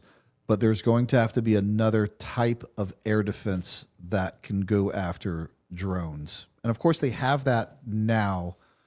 But it's one of those things where it's a knee-jerk reaction to it, and they're just getting these counter-drone, basically electronic Warfare. disruptors but we are going to need air defense that can handle swarms. We're going to need air defense units that are highly trained at that, and it's going to need new tech, new gear, and that's what's really cool about going to Soft Week and seeing those things that are emerging. They're heading that way, and I think we'll be prepared for it. And I hate to gain off of other people's blood, and all war to some degree is bad. Because young men are dying for a cause, and they're being told to go die. But we're benefiting from the Ukrainian war. And to some degree, it'd be a tragedy for that to happen and for us not to benefit from us, because then it'd be completely, for nothing. For nothing. Yeah. And that war has really shown us what to be prepared for, and not to have to be reactionary like they are right now. So I think we'll be prepared. It's coming. HK 416 versus MK 18 versus MCX. I like them all. I actually like an MCX, but I'm gonna have to go with H&K 416 just because I've put about 1 million rounds through it, and I'm very familiar with it. But those are strong choices. I have a favorite, but I'm not against any of them. I'd probably, and this is personal opinion, I'd probably go HK 416, MCX, and Mark 18. Mike, what say you? Same order. I use the 416 in the unit, and then and when I get a GRS, we have 416s until we swap to LWRCs, which is a huge mistake. Yeah, a huge mistake. Oh man, I don't know if it happened in your time in the building, but the emotional roller coaster ride that it was for guys to give up their tried and true M4s and go over to H&K 416s. Yep. And I get it. The H&K 416 is better, but it's one of those things, and progress has to happen. But it's not like M4s were failing anyone. Yeah. And anyone was complaining, like, we need the next newest thing. We need something heavier and piston driven. No one was asking that. It's a lot heavier. They were just given that and be like, this is what you'll now use. Yep. But it's part of progress. And a Delta Force operator had his hand in that. What's that? The 416. Yeah, CDD was developed. Yep. Yeah. I so appreciate both you warriors being open about your Christian faith. You inspire me to continue to be open about Jesus. Who is your favorite Old Testament hero, Drew, you too, and why? Just said mine, David, without a doubt. A man who was very fallible, did some pretty bad things. I mean, he got one of his wives by sending her husband to war and having him murdered. And then at some point of his life, God describes him as a man after his own heart. So David's my favorite Old Testament character. Mine's going to be Noah. I mean, he's the that's he's a good the, one. He's the grandfather of preparedness. I mean, Yes, absolutely. I see what you did The there. ultimate survivor. he is. Epic story. Everybody knows it, but I mean, the way it was communicated, nobody believed him. He did what God told him to do, and we're thankful for it. I think it was an epic story of survival. You hit the nail on the head on that one. We read these stories like they're just stories, but as you get older, I think you have a better, like I said earlier, you thought the Bible was boring. Read it again as Yes, an older man absolutely. with a little more Yeah. insight into life. And you talk about Noah. That guy must have been absolutely mocked for years Yeah. and years and years and years for what he was doing. Yep. But he listened to God and it worked out. Yeah. Drew, what say you? My favorite would probably be Elijah, and because of the showdown against the Baal worshipers. So he was a preacher who got to kill people. So it's going to be Elijah. Well, enough. if that's your favorite Old Testament person, you probably should have named a child after him, Drew. Yeah, my firstborn was. All right, let's see. I so appreciate the did that. 27D4 says John McPhee was the individual who wanted you to burn in the fire. You called him out. Some actually argue that you were P&G, not him. Ha ha. Okay, I think that's just a classic case of just I'm rubber, you're glue. That's what that kind of reminds me of. Oh, that's what you're going to say about me? No, that was that guy. No, I'm not PNG'd. I wasn't fired from the unit or PNG'd from the unit. John McPhee was, nor did I have my special forces tab removed for doing unspeakable thing to lower enlisted women. John McPhee did, and that's just not inciting drama. That's just the truth. It happened. How was your talk with Chris Robinson from the Last Deployment Project, and how are you liking About Face so far? Yes, I had to talk to Chris Robinson, who was going to come on the podcast and talk about the pullout of H. Kaya. See if I can get I believe it's July 23rd. He is going to come on. Yep, and that's where he is on the schedule. And I was prepping for this show, and I had something else that took up all my drive time. I actually haven't started About Face, but I have. I drive back and forth to South Florida, and trust me, it will be probably on the very next drive there. I always listen to them at 2 speed. Sometimes depends on what it is. I hate it when I have to go down to 1.5 speed because I really want to knock it out. Do you listen to audiobooks, or are you a reader? I'm an audiobook guy. I mean, I if I like it, I'll buy the hard copy as reference Same as here. well. Yeah. Yeah, and stack it up. Yeah. But yeah, I like audiobooks at 1.5. 1.5? Yeah, that's my jam. We can get through it. You could burn an hour off of a 4-hour book. Yeah, for sure. Yeah. Yep. All right. Hey, Mike, does John Park still work at Fieldcraft? No, Fieldcraft as an entity, as an actual business, was dissolved. I didn't technically buy back Fieldcraft Survival. I bought the assets, and that's kind of how it works in acquisition. And so they dissolved the company. They offered me the assets. I bought back all the assets, and then I rebranded it Fieldcraft Outpost, which is the media arm of Long Haul Supply Company, which is my company. Okay. If you pee on the lid, dudes will quit sitting. Correct. You can solve this. That's a problem solver right there. Do either of you have any Task Force Orange ISA stories? I don't. I know they do good things. I had friends that went over there that were level 3s in SF, and they just go into this black hole, and I know they do good things. They just, or maybe they did do good things for me, and I didn't even know where it came from, but not to my knowledge. You know, I was there for 10 years. I kind of knew how the system worked. But it doesn't mean I know everything. I know they do good things. I just don't know what they did for me. That's kind of a thing. That's kind of a crappy thing to say. But that's. Do you have a different take on that? Yeah. So when when I was ripping into Libya, I was meeting with Task Force 27.2, which the command was the unit, and I was sitting down with a TFO guy who used to be a lawyer and very intelligent guy, and he was telling me about what they just did. And this is a long time ago. This is not leaking secrets.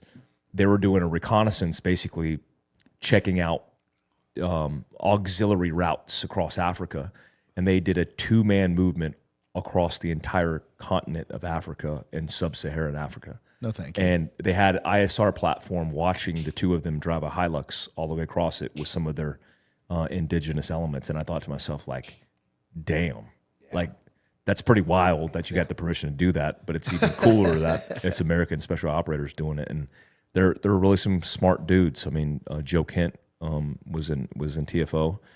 He has some wild stories, and well-respected organization that's not really talked about a lot.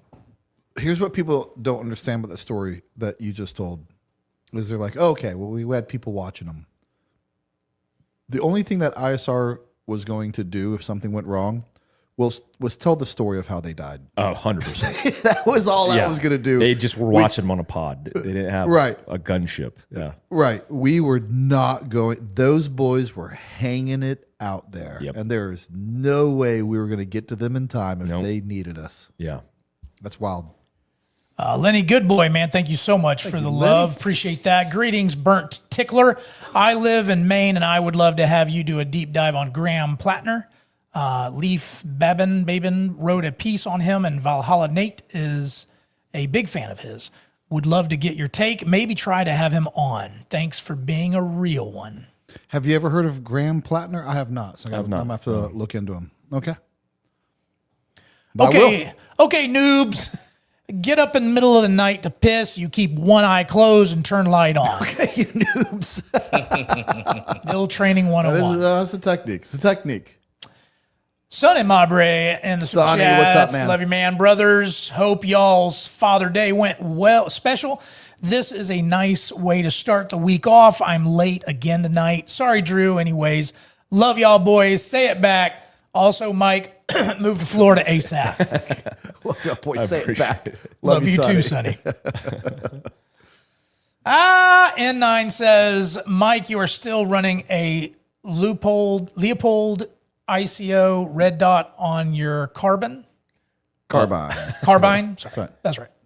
Yeah, I mean, I have like a lot of them, and it just depends. But I do have a Leopold on one of my carbines. If I'm going to use a variable magnified optic, it's going to be kind of an SPR setup, so it's going to be, a minimum of 14.5. And yeah, it's a good optic. Leopold's one of my favorite optics, besides Schmidt and Bender, which I can't afford anymore. I've said that before. My tastes got a little different after the government stopped paying for it. I used to be Tasco. Now you're Tasco. I used to be Night Force or nothing. And I'm like, well, there's some other options out there now. Like $2,000 a pop. Accuracy International or nothing. I'm like, no, there's some options out there now. LS3 says, this is not a question. Stranglehold always paired well with door kicking. I believe he's referring to the Ted Nugent song, Stranglehold. Oh. And if so, yep. he ain't wrong. Yeah. It's not only is it pair well with door kicking, it's a great cruising around song. That's right. Oh, Yeah. just hit the open road, turn that on. You're having a good time. Thank you, man, for the love. T. Chambers says, Mike, what was your strategy for carving out your share and standing out when you're competing against deeply established brands in a saturated market and business? How do you pivot when you hit a wall? I'm here for that question. Go ahead. Yeah, that's a good question. So, one, I made a mistake of over diversifying. I ran 3 different businesses at the same time: media, service, and product. Mm-hmm. And what I learned is, one, don't take on investors too early. It's necessary at scale, but don't do it too early. 2, never try to scale a business that involves people. A service-related business, there's a reason why there's no tactical businesses that really have scaled. NEK and Blackwater don't count. There were already a lot of money and contracts invested in them. In 1 year, we trained 10,000 civilians. We were training 6 courses every weekend the entire year. Everything from survival, first aid to tactical courses. The reality is the more people you have in that particular field, the more liability and risk you run. So pick a segment of the business. That's the 20-80 rule. 20% of the business is producing 80% of the results, and double down on that segment of business. And so if you look at my business at peak, media became one of the biggest segments of business. And so like what Brent's doing right now can be at his own scale the most successful component of it. And then everything else is supplementary. So the product that you add, it's beer money, right? Now, when I got product into Bass Pro and to Sportsman's Warehouse, we couldn't even pay for the POs because the inventory required to keep up with the retail when they want 40% of the margins off the top is unrealistic. I had a conversation today about it this morning in a podcast. If you have a $10 product in Walmart, they want $4 of that $10. You expect to get $4, so that product needs to cost $2. Except the product to make for your overhead is 25%. So you're already in the hole. You're a few dollars in the hole. Yeah. It's not a realistic business, which is why 90% of Walmart is made in China. So the reality is you need to find a way to diversify the product, the service with media in today's entrepreneur landscape. And then the most important variable was being consistent. So if you have a good product, if you have a good service, if you have a good media position, just do that consistently. And what you'll do is you'll outrun and pace your competition. And I use the quote from Ernest Shackleton because it's my favorite one. It's through endurance we conquer. I've modified it through faith we conquer. I think that's the proper role of it. But if you're in the game for longer than everybody else and you're willing to be more consistent, you'll bypass everybody because they don't have the agility or the endurance you have. I agree with that. Wise words. Solid answer, Mike. All right, when is Nick Fuentes going to announce his candidacy for 2028, and which one of you two is going to be his running mate? Hashtag no more saggy balls in the White House 2028. We talked about this last week. Of course, we didn't have Nick on that card. I'm excited about the options the Republican Party has. The Democratic Party has some options. They've just been really bad about putting their best option forward. Like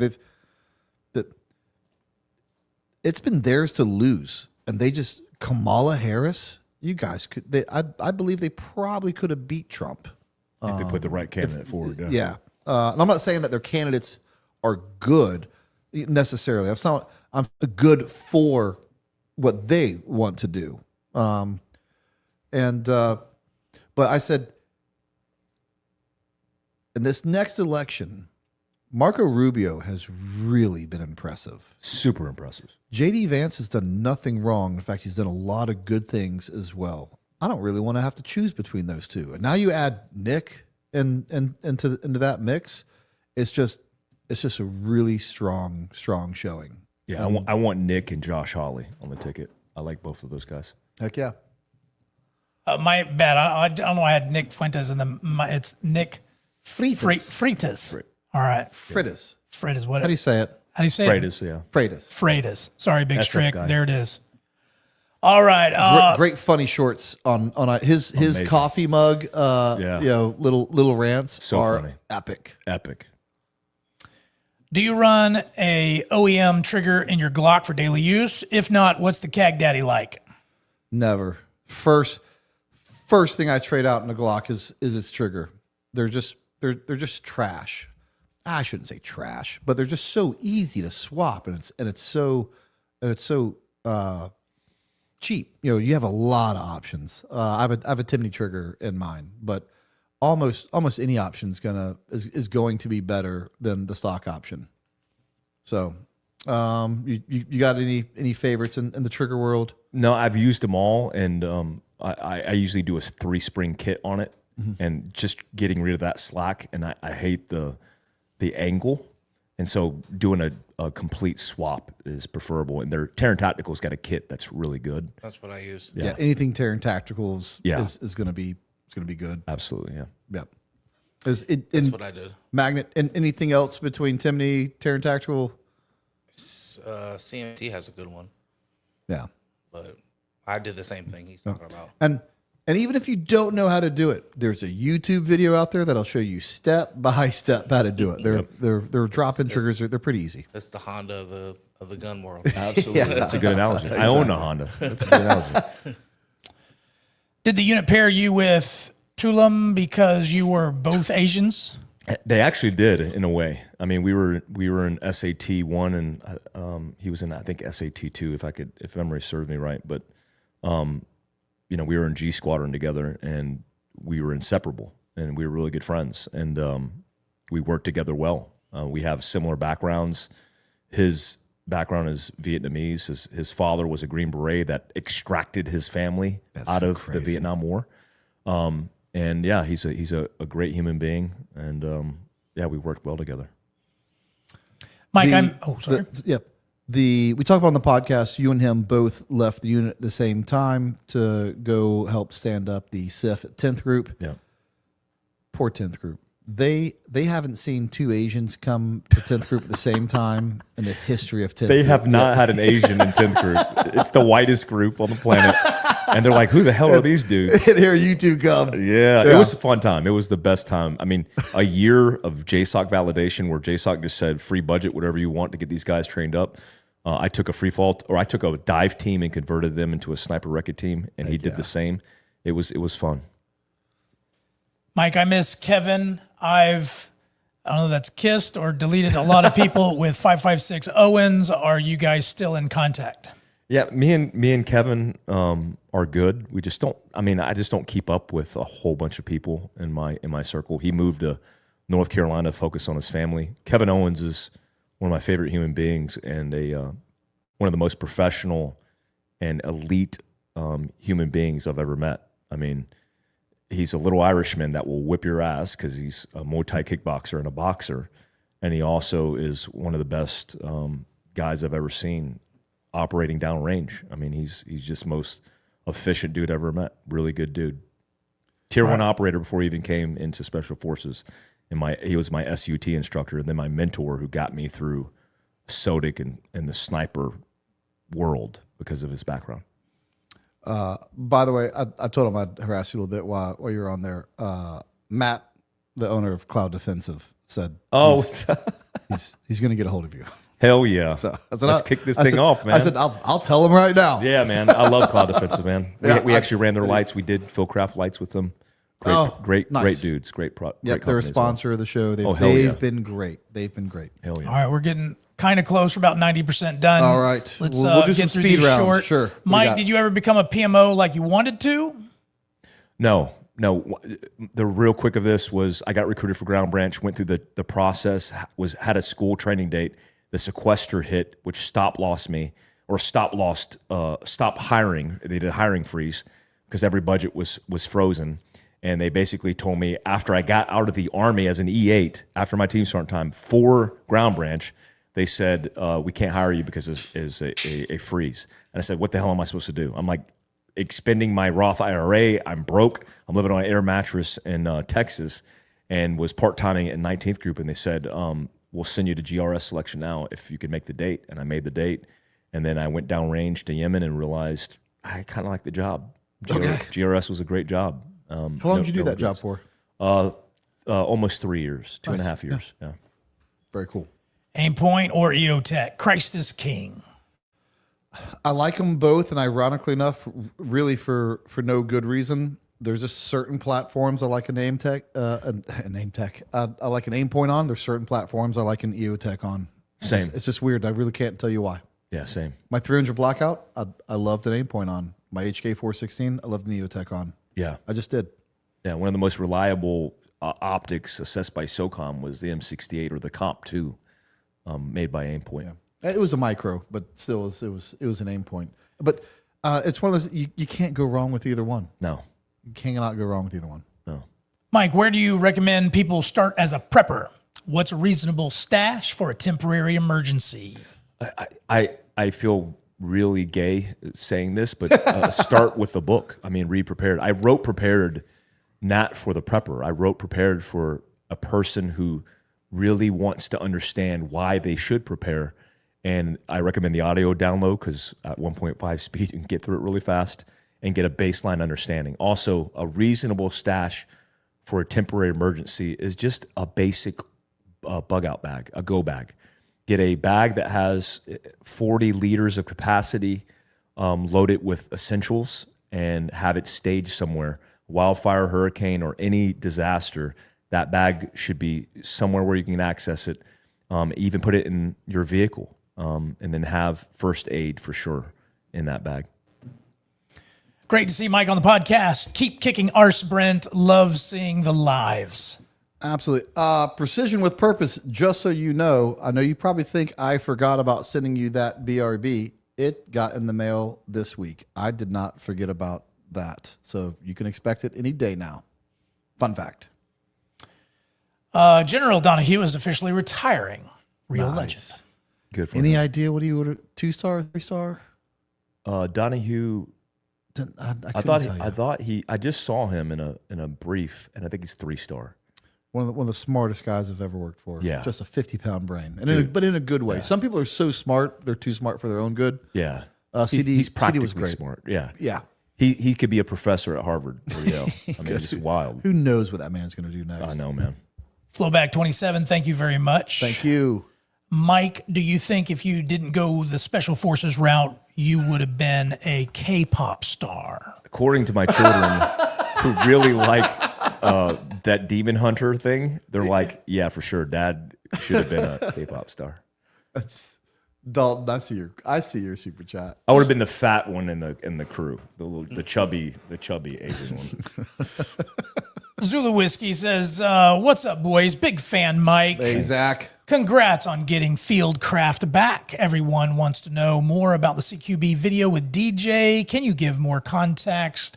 Was it satire? Oh, shit. Told you. I think we talked about it, right? Yeah, you're late, Zach. We already talked about it. You laugh. On the download, we talked about it in depth. It wasn't satire. The reality is, again, I said it in the video. I didn't make this up. I was taught it. And the first time that I saw it without seeing the practical application, I thought it was bullshit. And then I realized in my career field, and the entire time I was in the military, I was never taught single man CQB, and I thought it was a good technique. And I saw it work in Sims hits, and so yeah. And again, when I ask that question, it goes back to GRS because that's more applicable to GRS. Yeah, we're alone often, and our job is to rescue case officers and protect them. This thing just refreshed on me. We still have about 20% more super chats to go through here. All right, we'll get at there. 11:34. Here we go. Sarger. Hard retard says, Mike, have you thought about collaborating you arse chapstick with Brent's first responder something water cans FRCC? That's pretty funny.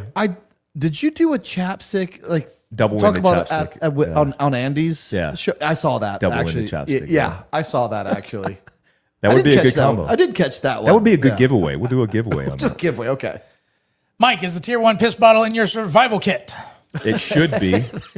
Piss bottle. It should be. Wiley Coyote, thank you once again this week for the love. Brent, Drew, Mike would love to come out, eat steak, drink whiskey, smoke cigars, swap stories, Thin Lizzy jailbreak for the outro. Well, I guess you'll get that.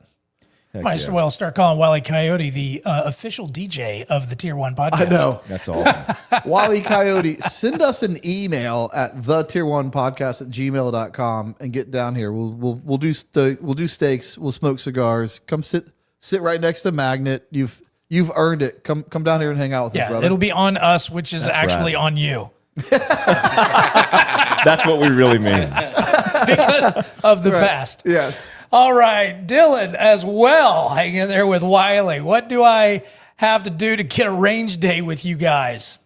I'm sure you just get a hold of Mike, and he does it for a living. I don't do the range that much, but if you're a part of the Patreon, we're going to do a Patreon meetup. I know that a lot of the information hasn't come out lately, but here in a little bit, we'll go nose down on that. And sometime in September, we're going to have a range day for a Patreon meetup.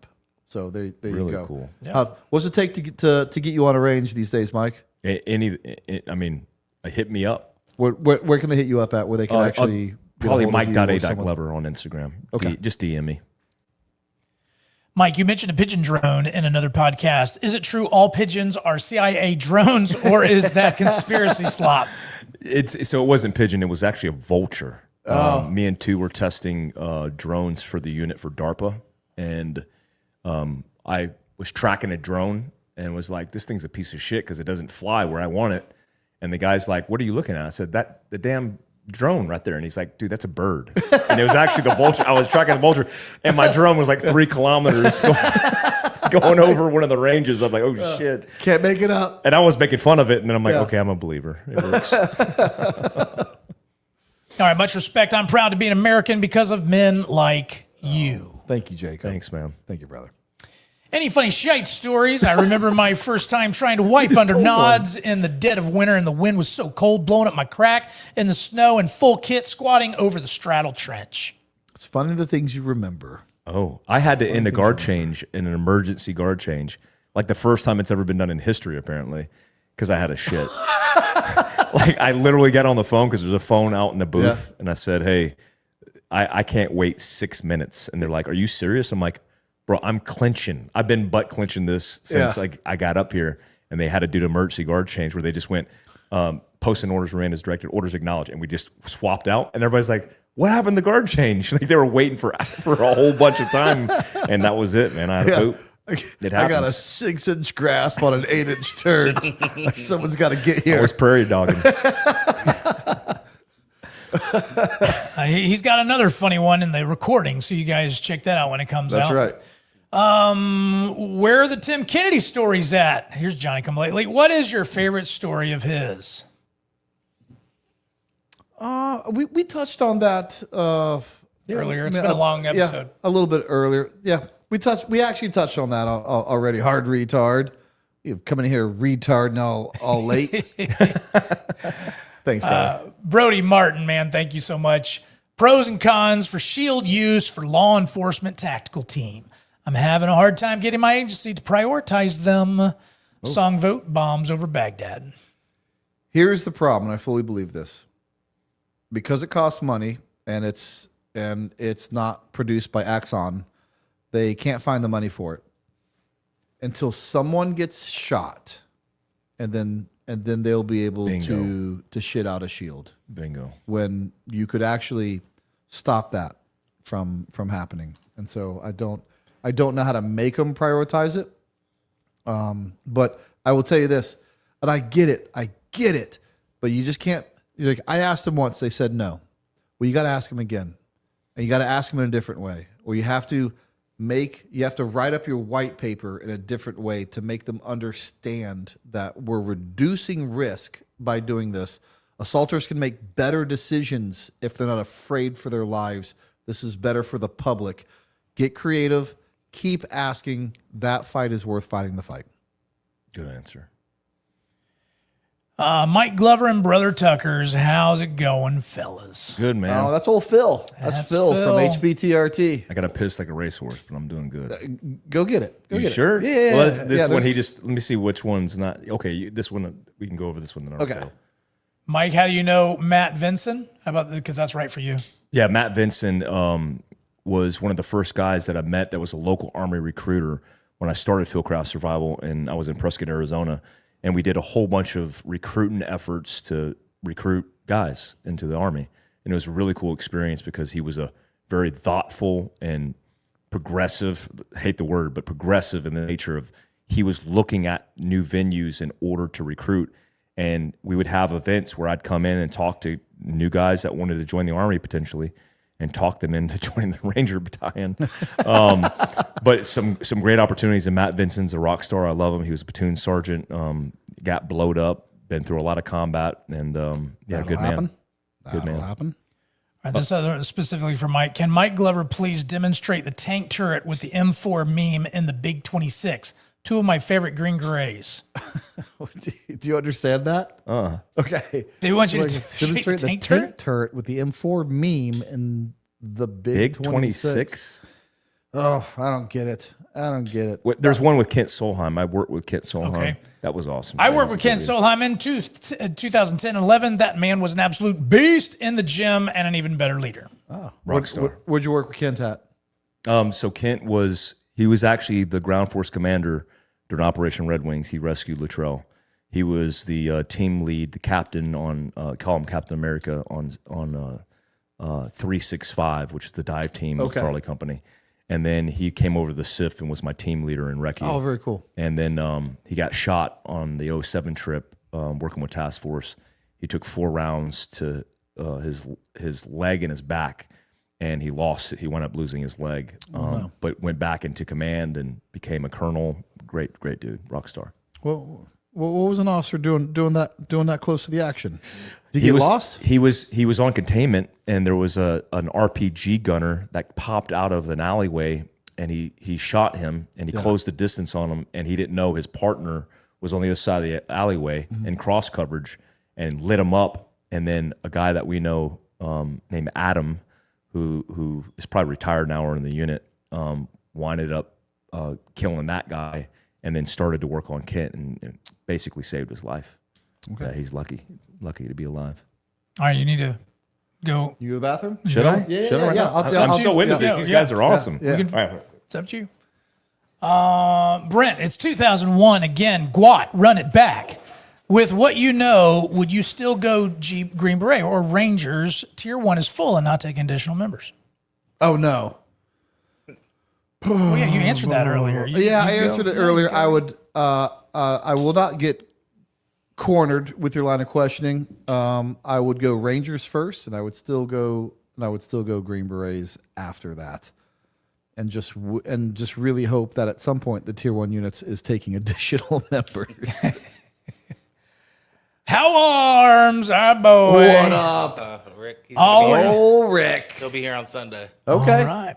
Coming to Florida. Always showing up late. See you guys next week. Back to Disney again. Mike, I still have a Fieldcraft truck bag and tourniquet holders. Wish you the best rebuilding. Heck yeah. Love that. Again, love to see the cross-pollination again between Rick, who listens to our show but has products from Mike. That's really cool. Really burns my chaps when they say we lost Afghanistan. Brother, there hasn't been another 9/11. You ain't wrong. You ain't wrong.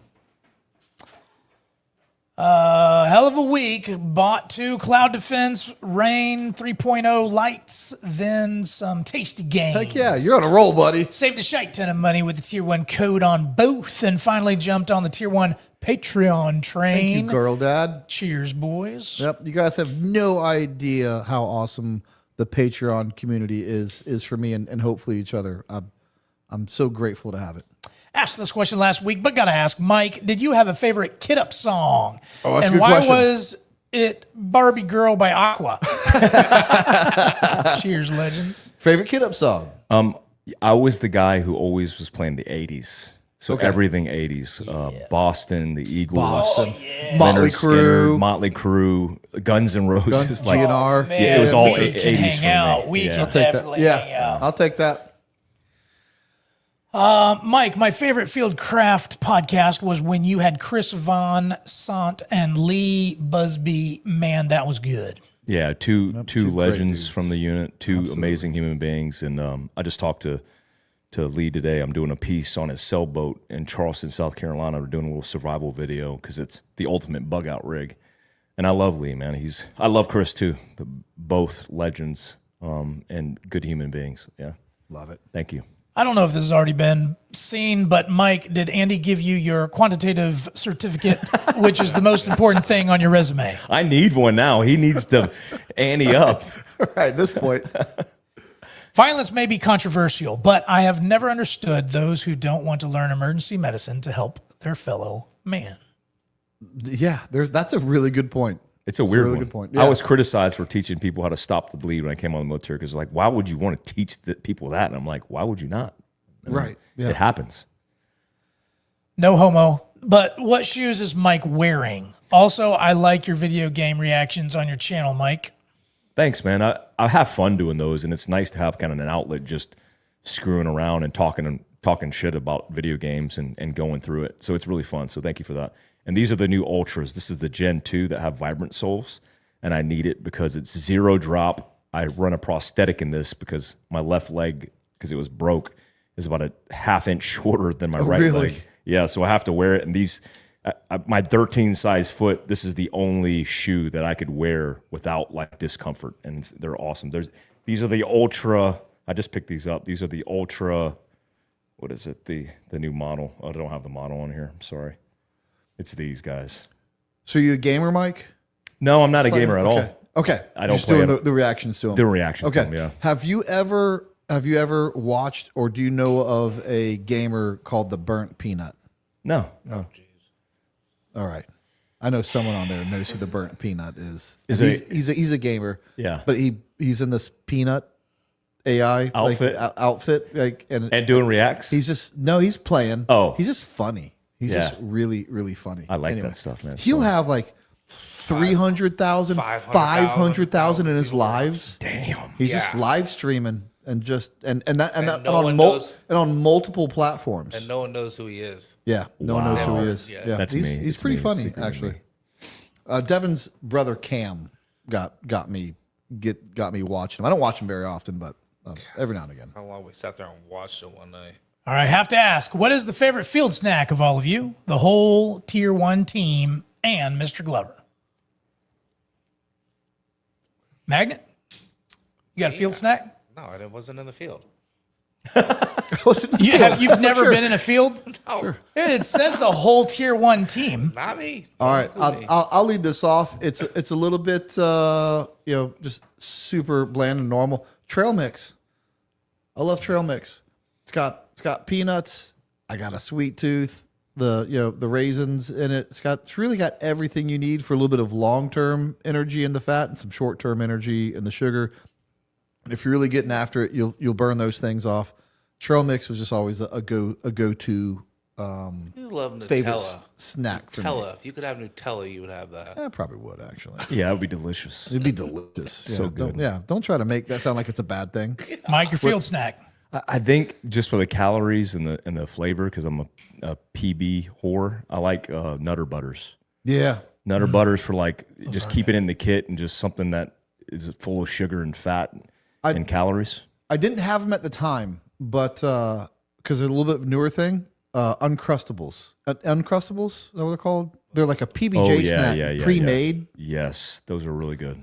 I'll get down. with German gummy bears too. Haribo gummy bears. Yeah. Haribo anything. Haribo anything. Anything. Okay. I love that. Isn't that what Sean gave you? A box of them? He did, and he started something because I was getting care packages. I have enough gummy bears to start a war and live off of. Mine's trail mix, exactly like my brother's.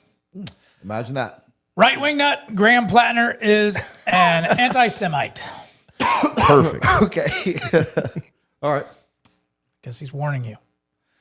Aldo, this Plattner fellow said you could be masculine and a liberal as well, or some spit like that. Spit like that. Is this a guy they want on the podcast? That's the guy, Graham Plattner. It's what they're asking me to look into. Oh, interesting. All right. Dalton Fisher says, Brent, the fact that it's 11:30 and you just cracked that white monster is neither shocking nor advisable. Good to see Mike on here. I've always been a fan. Oh, thanks, man. Thanks, Dalton. Love it when you're watching the show. Just makes me slide in feel my good. DMs. I'm supposed to be on Dalton stuff. All right. Which do y'all prefer, a porta potty midday in the summer or a wooded area? I never prefer a porta potty midday. Never. Yeah, right. I have partaken. Doesn't mean I wanted to. Yeah. Yeah. Give me the wooded area all day long. Midday at a concert. Ooh. Oh gosh. And when it's almost The last full. day. Yeah. Have you ever Yeah. pooped on a rock? You should try that. Just a solid rock, no hole necessary. Change your life. I've pooped in Iraq. All right, there's my dad joke. That was for the good. day. That was Okay. good. All right. Thank Where you. is it? There it is. All right, you guys are out at a restaurant pooping, and there is no toilet paper. What do you do? That happened to me today. At the gym. What do you do? I went to the gym and I'm sitting in a shitter and it's weirdly in a corner facing another shitter that's sideways. So I'm staring at the guy who's next to me, but I could see his feet. And I look down, there's no shit paper. And there's shit paper hanging underneath the stall. So I just grab it and pull it slowly. Borrow some of yours, And he's buddy. like, excuse me? I'm like, I'm just jacking some toilet paper, man. Yeah. And that happened this morning. I've done awesome. that before in a multi-stall bathroom where I think I'm by myself though. Yeah. I've done the bathroom stall hop to go to the next one. Yeah. But if there's truly no toilet paper, there must be a sacrificial sock.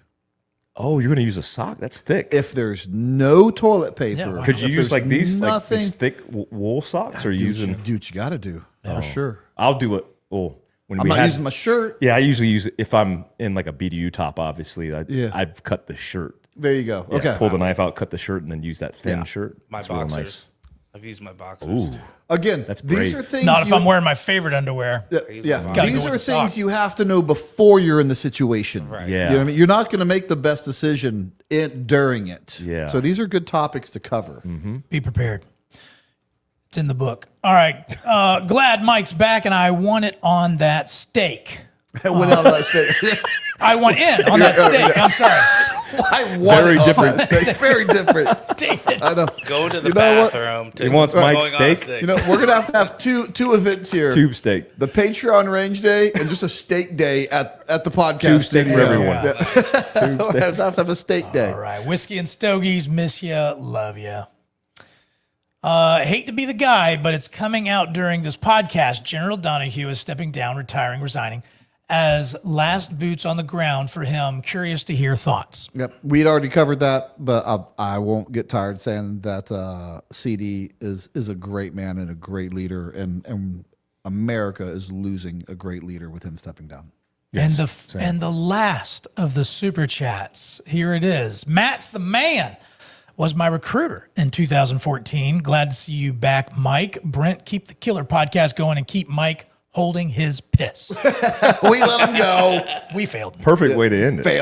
Failed. I know. You know what's worse is that my phone died, and I have to play an outro song. Mike, do you have your phone on you? Do you have your phone on you? Yeah. Someone's got to get on that on them Bluetooths and play Thin Lizzy for $500. I'll let you do it. No, I don't want to do it. Okay. You don't want to do it? Because I don't even think I have that thing downloaded. I got it. I'm on. I was an Echo. I can do this. It's all coming out. Nope. There Oh, you that go. looks Nailed good. it. That's a nice shirt. Nailed it. You designed that? Yeah, buddy. I like it. FRCC.shop, boys. For the hot dog shirt? This is the part of the episode. If there's no super chats, we just hang out in the regular chats while we play the requested song. And I cannot believe that this is not popping up or already in your phone, because you've been known to steal my Bluetooth.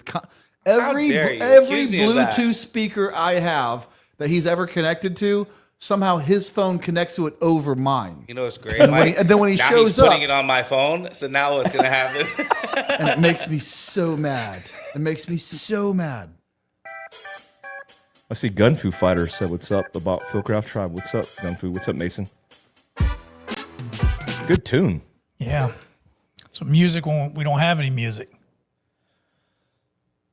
As a member of the FC tribe for many years, what is the plan now to rebuild FC to be even better than if ever was before? Also, any collab plans with Tier 1 outside of this pod? I like to do collaborations with a lot of people. I think it's a natural collaboration.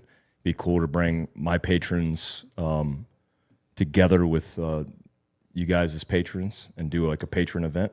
Hell yeah. That'd be epic. That'd be awesome. Yeah. Well, we're looking. You at a Salt Lake still, correct? I'm at Heber City, next to In the area. Park City.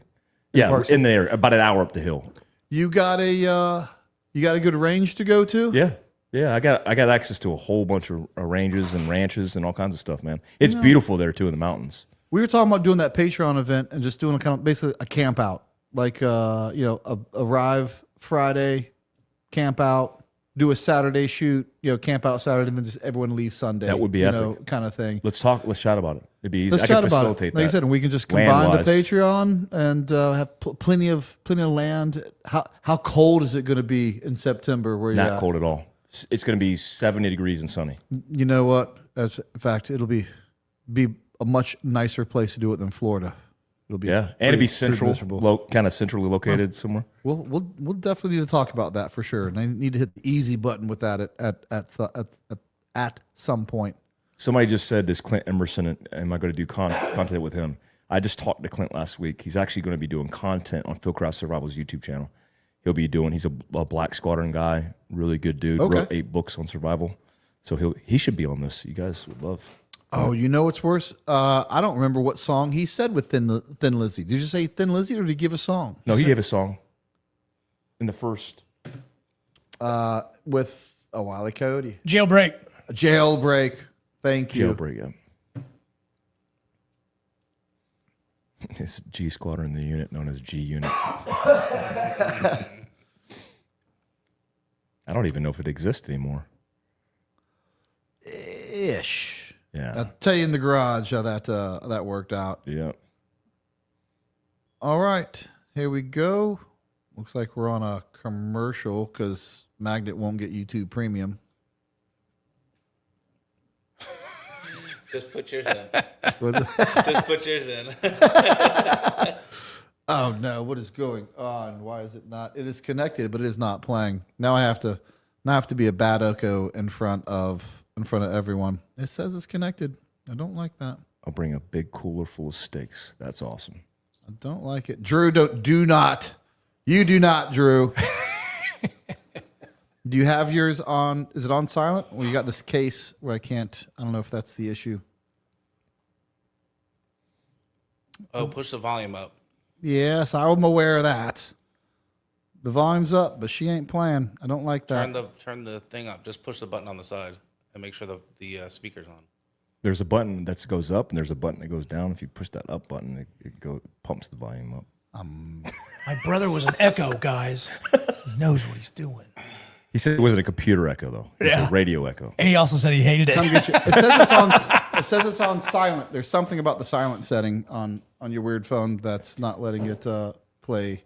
Shout out to New Zealand. Beautiful place. You ever been to New Zealand? I've never been to New Zealand. Never been to Australia. Really? I really did want to go to Australia. I really want to go. I should have done it when I was in the unit. I could have done something with the SAS and got a free trip out of it. Now it's like a $3,000 plane ticket to try to go down there. There's a couple bucks toward Magnix YouTube Premium Fund. Oh, Turn it down Big just a Bar, little that bit. was funny, dude. But up a little bit. Has to be a little loud for him to hear it. Yeah. All right.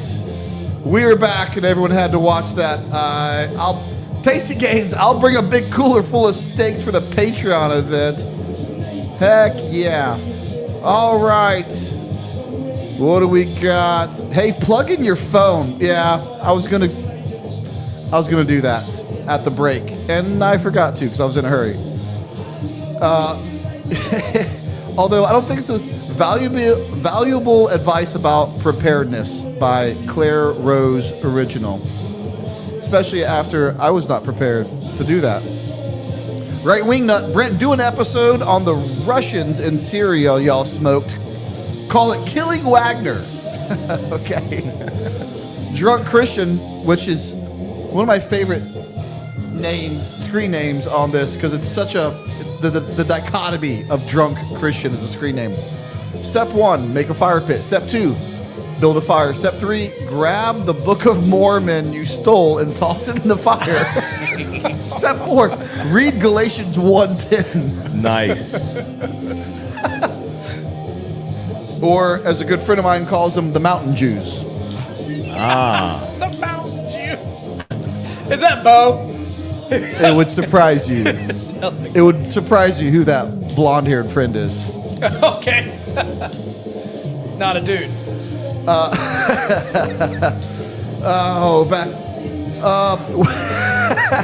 AAAA9 P1Z. Will there be a mechanical bull in the Patreon meetup? I don't think it's ever fully healed. Oh. I don't think it's every now and need to get again that I'll do checked a out. dynamic movement and I can still feel it, just a tinge. This happened like a year ago. Yeah, I don't think it's ever fully healed. That's okay. I'm not going on target anymore. There's no real reason for me to do anything that dynamic in my life. Let's Go be on honest. another bull. I don't know. Yeah. Billy Batty, I have entered after taking the ASVAB. I don't want to talk about it. Many regrets. I get it, but hey, God had a plan for you, and you're on a different path. So be the best in whatever you are doing right now, and I mean that. Old Rack Shadow, aka Tape Buster, Whiskey T Fox, Mike, what's your current EDC pistol? A G17. That's a default, but I will say the SIG 365X macro is a good setup. It's just I prefer, my hands are bigger, so a smaller pistol just is too snappy in my hands. I prefer a full size. Here's a great question no one has ever asked, and it'll be tough to do, but you're going to do it, Mike. I'm going to need you to do it. Yep. Rank Green Beret groups, and we'll just keep it active duty. Okay, it's 1 through 5. Rank them. Third, Of course fifth, you would. third, fifth, 10th, 7th, and 1st. Okay. Oh, there's no way to do that to make anyone happy. I know everybody's That's offended so on the back tough. end. Yeah, That's so and tough. 1st and 7 can rotate, and I wouldn't care. But it's for sure 3rd, 5th, and 10th. All right. And the last half of that question, Drew, scroll down for just. Oh no, I got it. Sorry, Drew. If y'all could go back, which group would y'all want to be in? Which AOR would you want to work in? Fifth. You go back to 5th? Just because they did the Syria mission, and Yeah. and I just talked to some guys on this veteran overlanding run with John Wayne Walding. Okay. Great human Great being. name.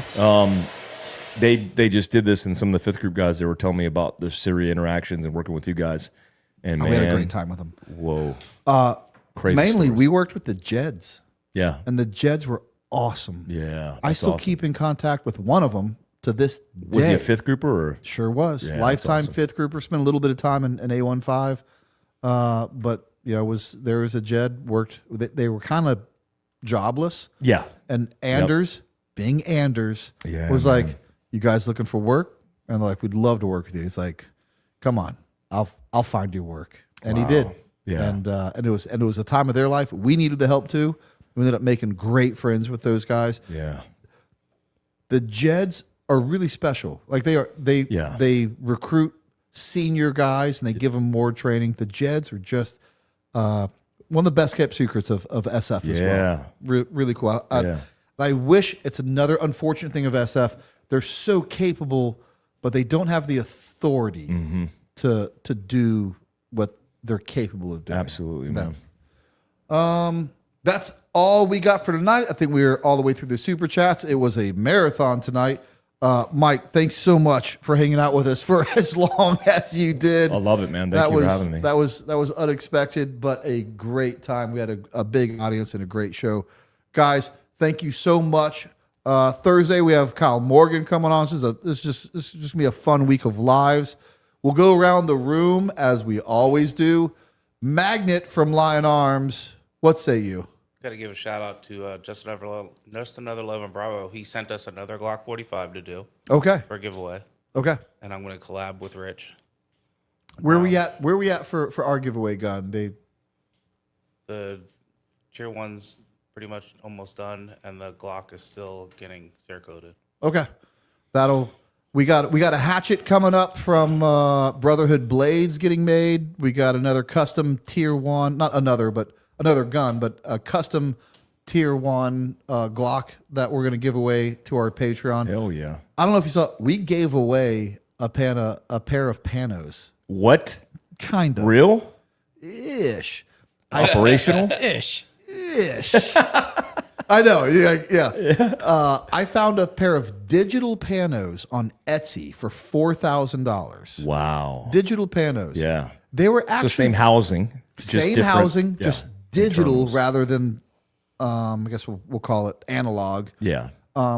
They were now because they're digital and it's a screen with IR cameras essentially. The refresh rate, if you move your head really fast, it'll blur a little bit. Yeah. But for $4,000 and have actual That's Panos, nothing. they didn't do real well in really low light. It'll just kind of wash them out. But that wasn't that big of a deal either because I went and got $100 IR flood to put on my gun, IR flood and pointer, a cheap one from Amazon. Yeah. So I'll bring the light with me, and if you bring some IR light, those things worked great. Badass. I mean, don't get me wrong. I mean, if someone would have handed me those at the unit, this is trash. Like Yeah. I had to get off my high horse. But for like a civilian to get a hold of those and like actually have Panos that work with a little bit of IR flood in any condition, That's rad. They're really cool. We just gave them away to our Patreon. Etsy. That's wild. Yeah, it was crazy. Drew, what do you got? All right, Sunday nights, Bible study with Truth in the Dark at 7 p.m. Last week was pretty good on the deity of Christ, and there was civil debate. Somebody tried to convince us that Jesus was not God, and he lost. So you guys, it might be entertaining. So Truth in the Dark. Also for cigars, coffee, bourbon, go to frcc.shop. Support America. Love it. Thank you, Drew. And as our guest, Mike Glover, you get the last word. I just want to say thank you to you.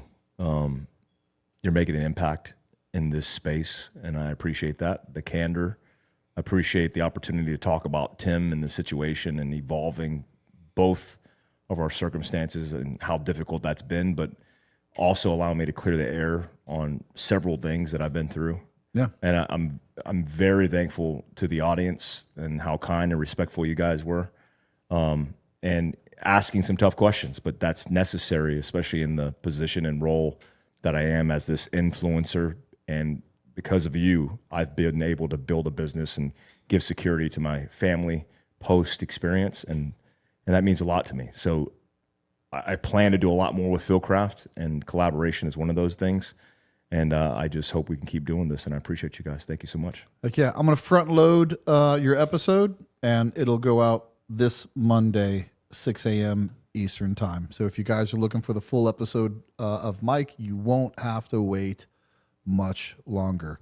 Guys, thank you so much. We'll see you in just a few days, Thursday, for our regular scheduled Tier 1 podcast live with Kyle Morgan. Thanks, guys.